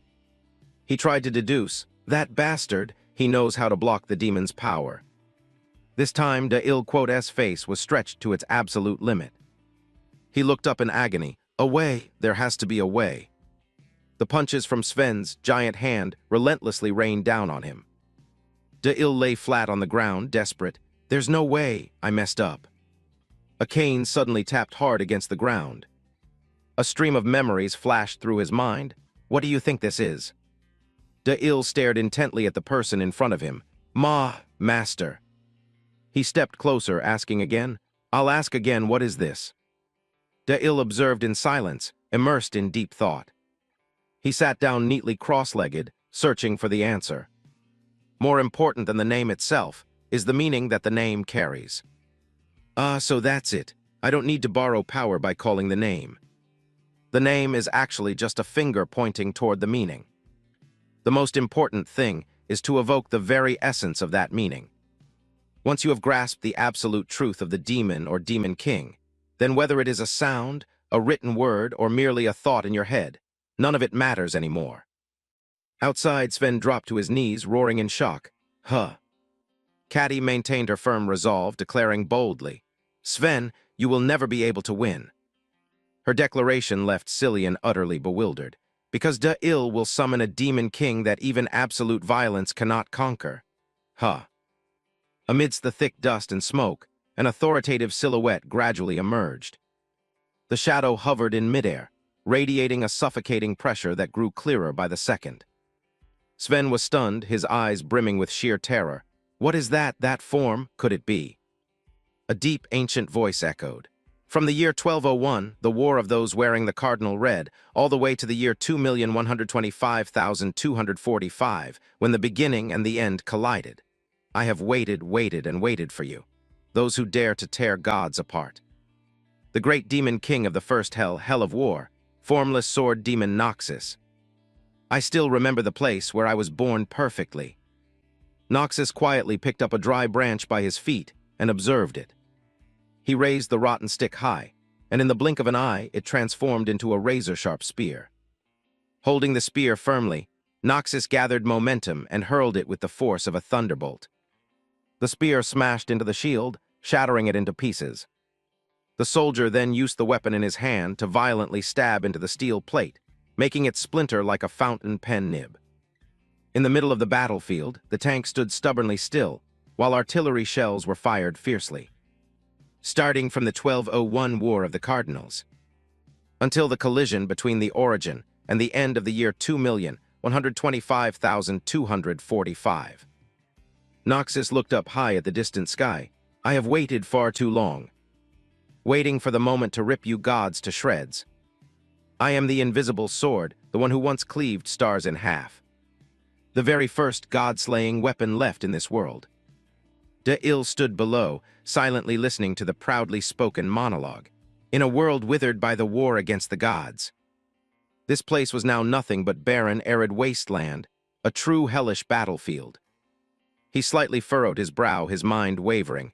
Is he, the one, Noxus, the demon king of the hell of war? Noxus looked down from above, his voice booming. Who are you? De-Il looked up and answered coldly. I am here to forge a contract. He replied in a highly unfriendly tone. Outsider bearing the void contract, you came here to borrow my god-slaying power. De-Il was a bit surprised, asking back, you know me? Noxus didn't answer but immediately accepted the proposition. I will lend you my power, but on one condition. De-Il asked quizzically, what condition? Noxus growled. What I want is. A long black hand with razor-sharp claws was raised. That god must die today. Noxus waved his hand, plunging the sword deep into the ground. Is it you? Sven didn't panic at all. Instead, he appeared incredibly excited. Demon King of the Hell of War, Noxus. Ha ha ha, I've been waiting for this moment for a very long time. He flashed in supremely provocative smile. Bring it on. In the blink of an eye, Noxus's silhouette vanished, leaving behind an empty void. Noxus charged like a tornado, thrusting the razor-sharp tip of the sword straight forward. Sven was pierced through the stomach by the long sword, the massive force pushing him backward. But instantly, he used his giant hand to tightly crush Noxus's head. Sven threw a violent slam, tossing him over his back. He nonchalantly grabbed the blade, asking with contempt, HMPH, is that all you've got? Sven gently pulled the sword out of his body as if it were nothing. How incredibly disappointing, I thought you'd be much stronger than that. His gaze was freezing cold, observing his surroundings with high alert. Noxus stood up, his severed arm gradually regenerating. Your power is far too noisy. The rumbling of drums, the manic screaming, and that thick stench of blood. A human body gradually became visible through the regeneration process. And this sweet crying too, this must definitely be her crying. Sven's face immediately fell. He lost his temper and screamed, "Linea, what? What the fuck did you do?" Noxus brought his arm up to his face, speaking coldly. "Understanding the enemy is the most basic rule of tactics. I read the memories directly from your power." Sven raged, roaring, "So this is your wife? You think you can play some cheap hostage trick?" Noxus didn't bother beating around the bush, simply dropping a single ice-cold word. "No." The phantom face on his hand suddenly shrieked in agony. "Ah!" Sven panicked, his heart clenching upon hearing the scream. "What the hell are you doing?" The face vanished, turning back into the cold, sharp weapon. "I just wanted to return it to you." Noxus's legs gradually morphed into powerful horse hooves. "Linea, your beloved wife." His body had now transformed into an imposing centaur. "I will deliver her directly into your chest." The fury within Sven exploded, and he charged like a madman. "I'll kill you." Noxus lowered his posture, galloping forward to meet him. "In your dreams." The brick beneath his hooves pulverized under the terrifying pressure. Noxus vaulted high into the air, soaring right over Sven's head. He spun the weapon in his hand with masterful skill. From what was initially a compact spear, it had now transformed into a colossal ancient weapon. The spear lengthened, once again impaling right through Sven's chest. His eyes rolled back as he coughed up a massive mouthful of blood. Sven collapsed, lying motionless on the battlefield in pure agony. On Caddy's side, she was still aggressively attacking her older brother. The blade in her hand swung down decisively, without a single ounce of hesitation. Suddenly a shield appeared around Cillian, blasting Caddy far away. She struggled to sit up, using her hands to brace against the ground and regain her balance. Cillian spread his arms wide, standing in a stance ready to crush any enemy. Cillian finally spoke up, asking, "You think father can't defeat Da-Il? That's because you know nothing about his third arm." He strolled casually towards Caddy. "Do you still not understand father's true intentions even now?" Caddy frowned in extreme annoyance. "What intentions?" Cillian stared intently at her, explaining, "The reason he gave you a new body and forced us to slaughter each other." Even though Caddy showed sheer disgust, he continued, "The reason father let you leave the Holy Land to bring the demon's power back here. Everything was a sacrificial ritual for the third arm.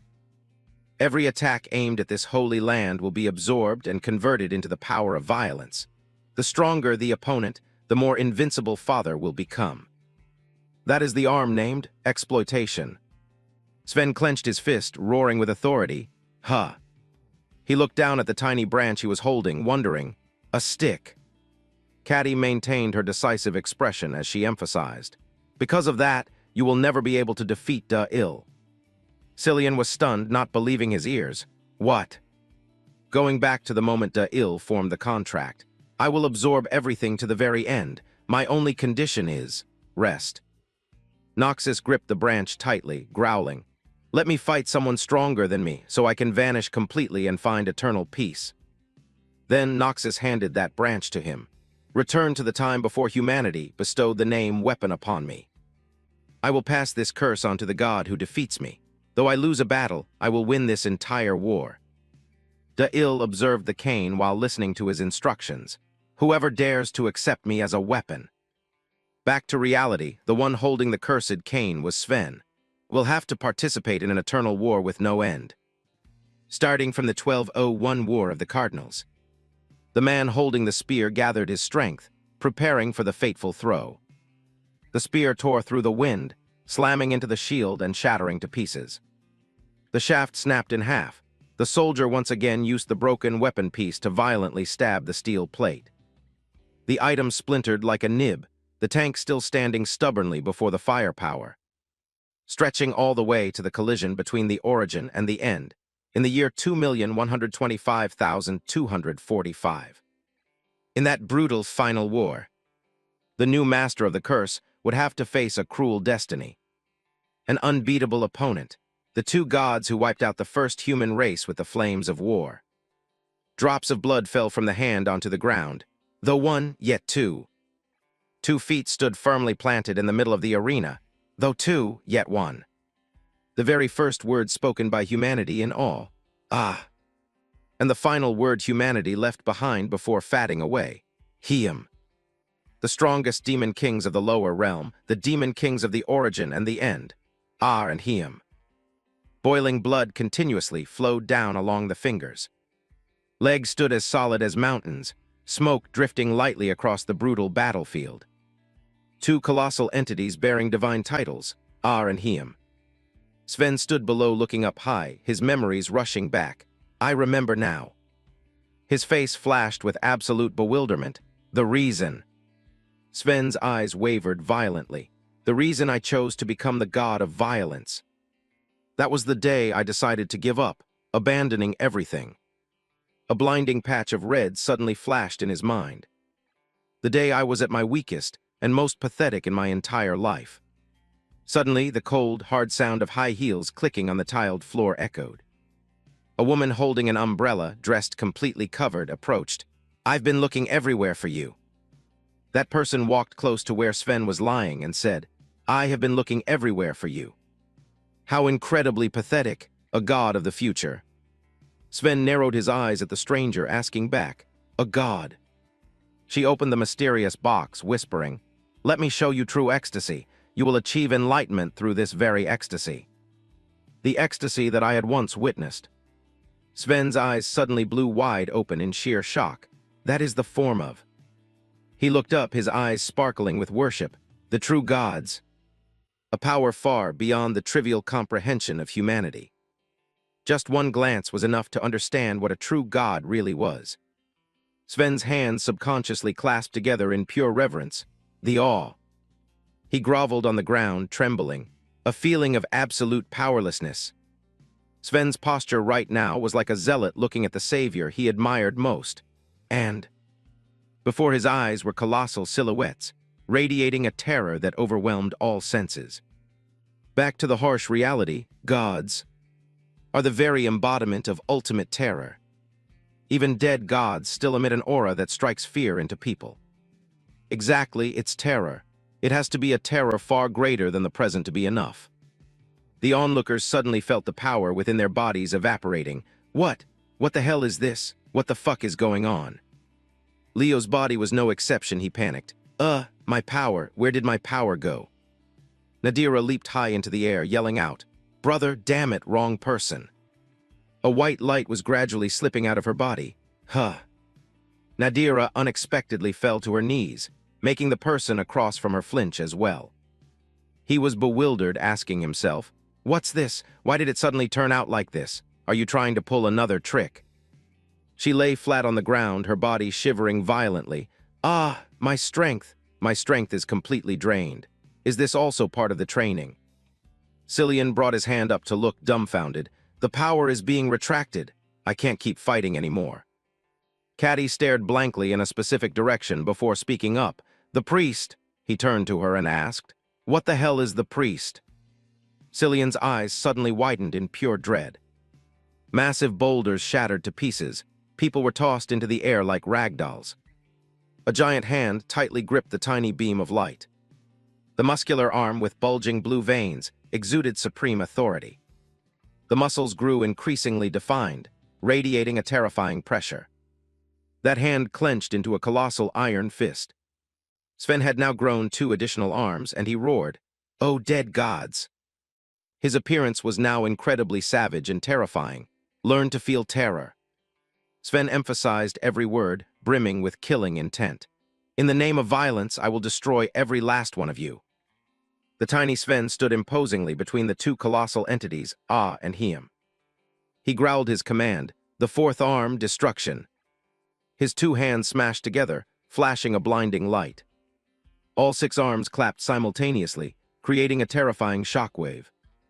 In the middle of the empty clearing, 2 giant arms blocked both ends of the battlefield. Both Ah and Hiem were tightly locked by those arms from both the front and the back. The 2 giant hands smashed into each other, generating a deafening, heart-tearing sound. Sven looked up, his face unable to hide his astonishment.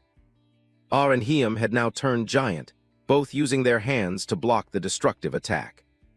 The 2 hands clapping together produced a sound like roaring thunder. Simultaneously, 2 streaks of light flashed, and the surrounding rocks and dirt were pulverized to dust. Sven leaped high, escaping the war zone. He spoke arrogantly, "Now I will show you what true violence looks like." A large beast had its jaws wide open, every living creature in this world. It swallowed its tiny prey whole, is fundamentally the embodiment of violence itself. The ferocious lion bared its fangs and claws. Those are the fangs and claws of the predator. The buffalo with its long, sharp horns, or the sharp horns of the prey. The two beasts viciously rammed into each other. That is the violence of wild beasts. The lion tore into the buffalo's flesh. The buffalo pierced the lion's stomach. All just for 2 words, survival. Humans holding guns firing at their enemies. That is the violence of humanity. One man points the barrel of his gun at another. All just for 2 words, desire.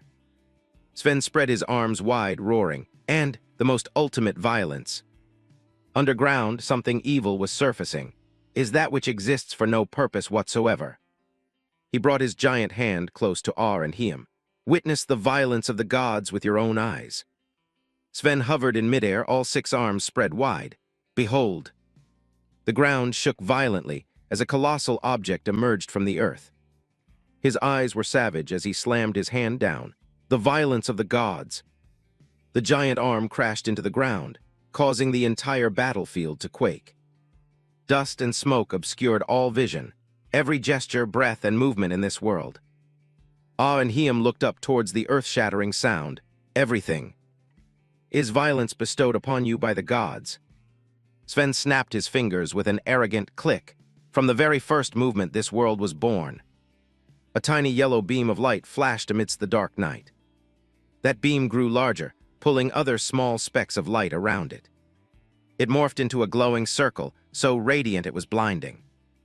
Ar and Hiem quickly brought their hands up to shield their eyes from the sudden aura.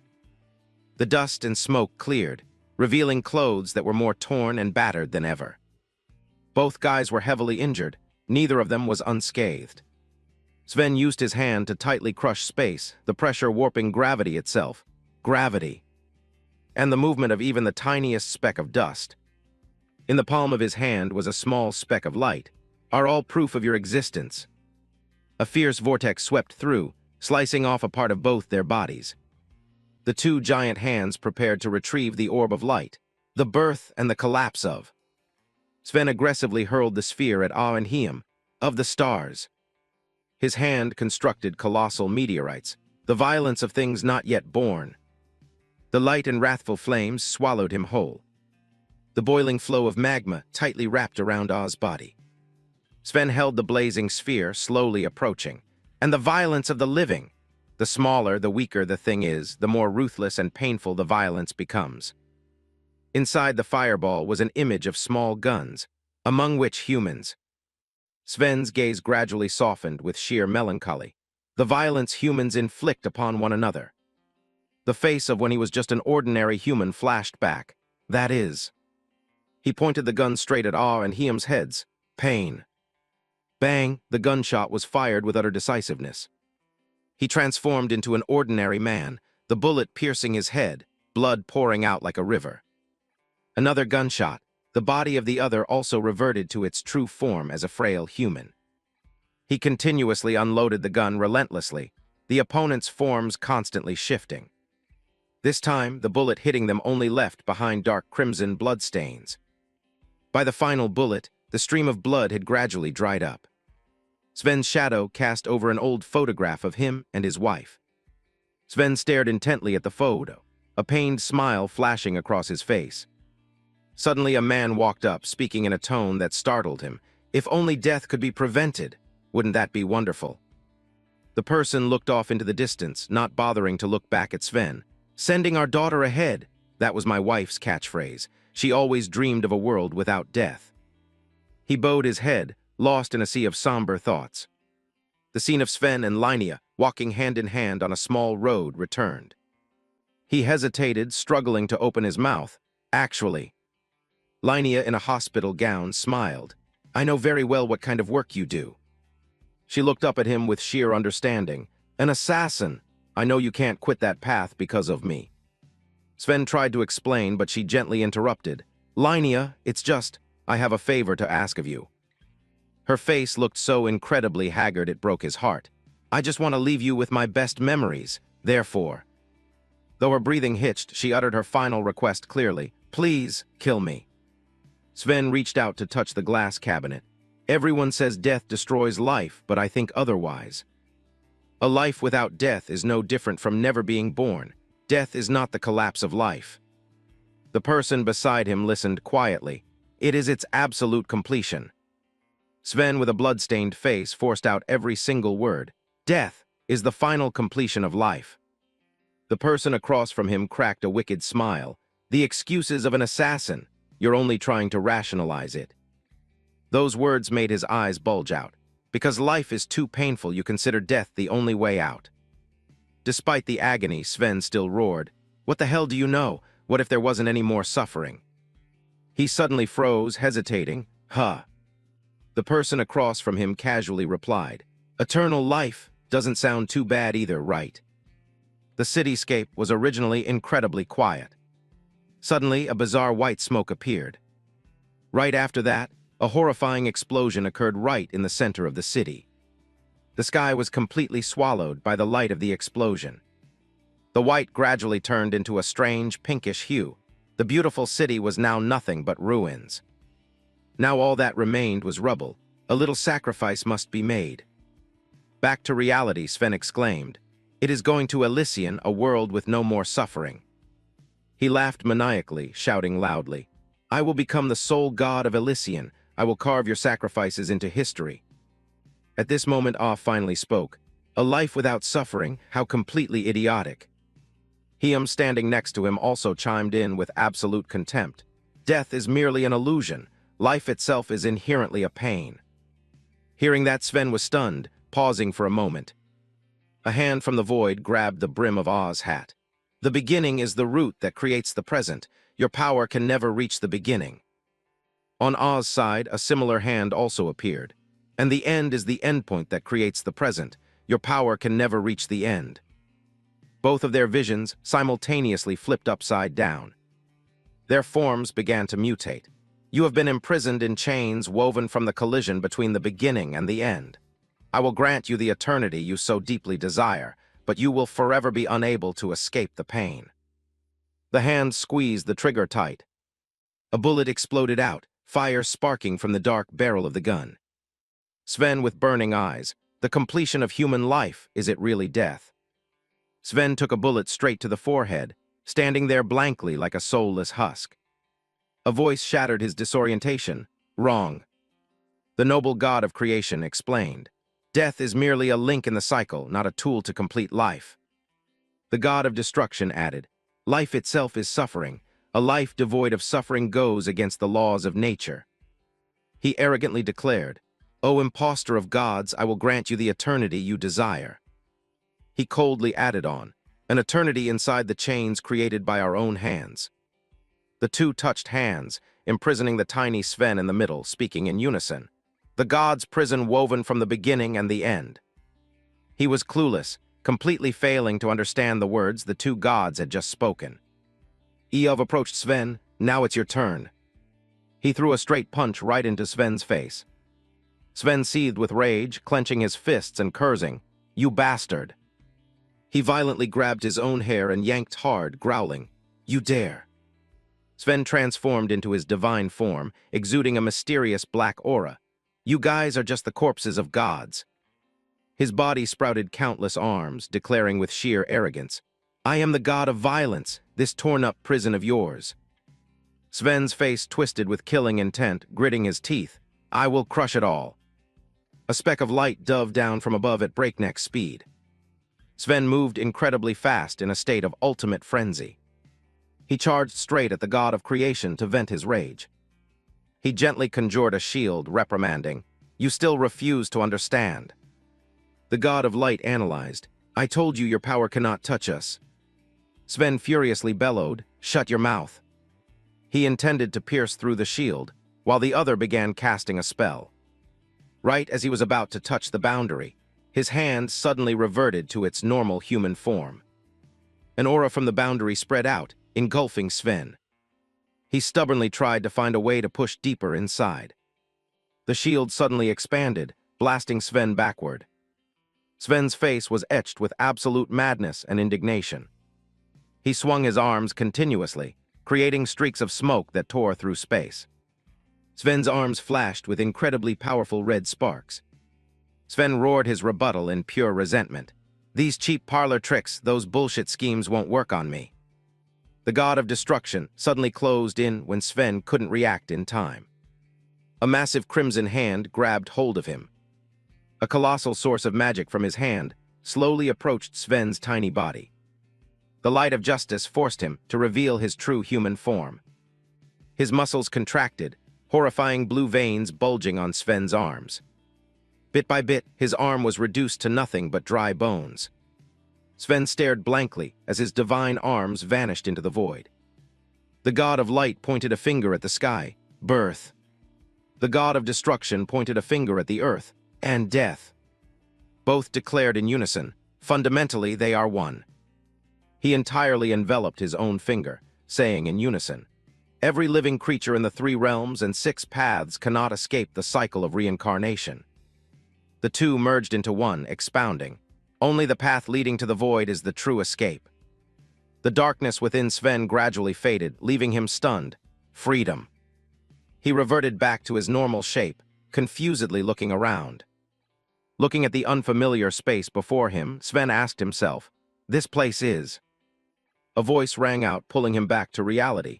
It is exactly the chains. Eov presented. They are the god of creation and the god of destruction from my old world. I tried everything to stop their war. He continued, countless people died. This place is both a prison for gods and a place to absolve karma. Sven asked back, absolve karma? Eov warned coldly. Your karmic retribution is no small amount either. Light flashed from the dark gun barrel. The image of a young Sven cleaning his gun next to a blood-soaked corpse returned.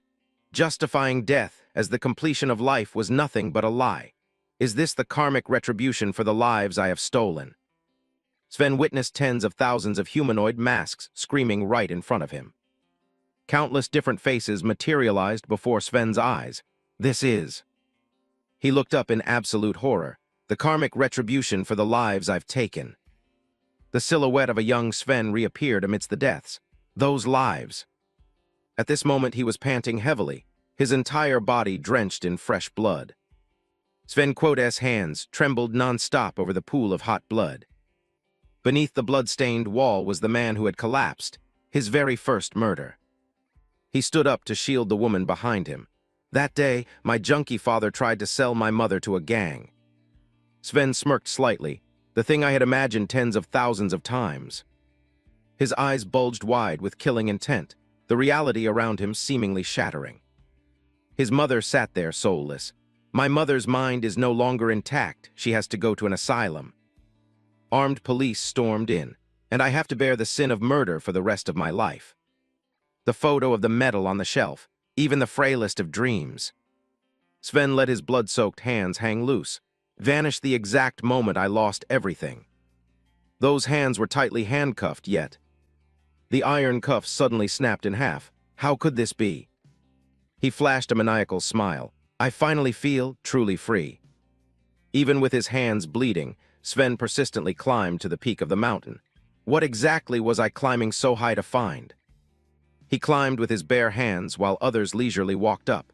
This life is inherently... Sven's parents suddenly appeared, clinging onto his body. So completely absurd. Despite blood pouring down, Sven still clung tightly to the cliff. So cruel. His despairing hands let go, and so painful. He free fell, but exactly at the moment he let go of everything.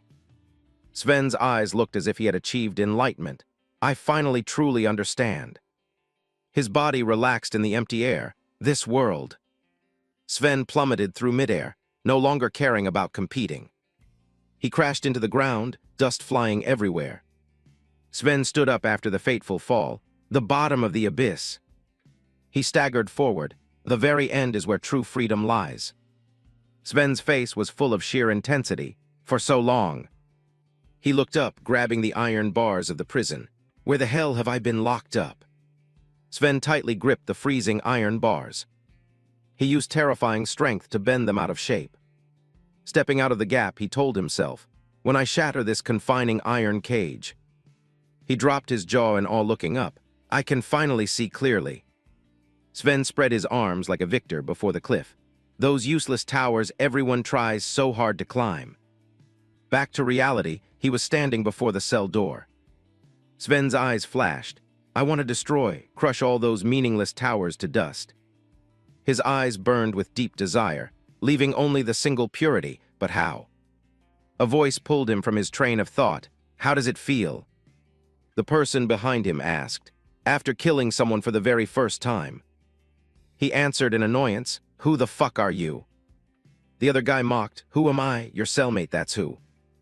He smirked, "You feel liberated, don't you?" The question stabbed straight into Sven's soul. That's only the beginning. He pointed out the window. "The world out there is completely fake. This place is the true reality."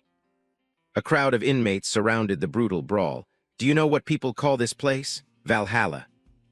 A noble old man appeared through the telling. "A place where fake power doesn't exist, where only two people fighting like complete maniacs. True primal power rules." He stood up to face Sven. "Valhalla is the legendary Viking heaven. Why did they consider slaughter to be heaven?" The guy laughed out loud, "Because they saw the absolute purest face of this world." Sven was stunned. The purest face. He continued without giving Sven a moment to breathe. "Violence. Violence is not a tool. It is the essence, the truest embodiment of the world. A large creature hunting its prey. Eat. It bit down hard on the prey. So be eaten. A lion and a buffalo fighting to the death. Kill. The two animals giving absolutely no quarter. Or survive. War breaking out. Plunder. Two soldiers pointing guns at each other. Or." The sound of a gunshot pierced through the man's head. The gunman continued firing into the woman. The child was the next victim to fall. He fired continuously, blood splattering absolutely everywhere. The horrific sound of gunfire echoed relentlessly. He laughed, "Prove your own worthiness." The other person reached his hand out to Sven's utter amazement. "Hey, take this." He looked at the thing in his hand, a thread. Sven's eyes widened in shock. The guy said, "If you survive for 1 month in here, I'll give you a massive gift." He raised his head high, declaring, "My name, Sven, will belong to you."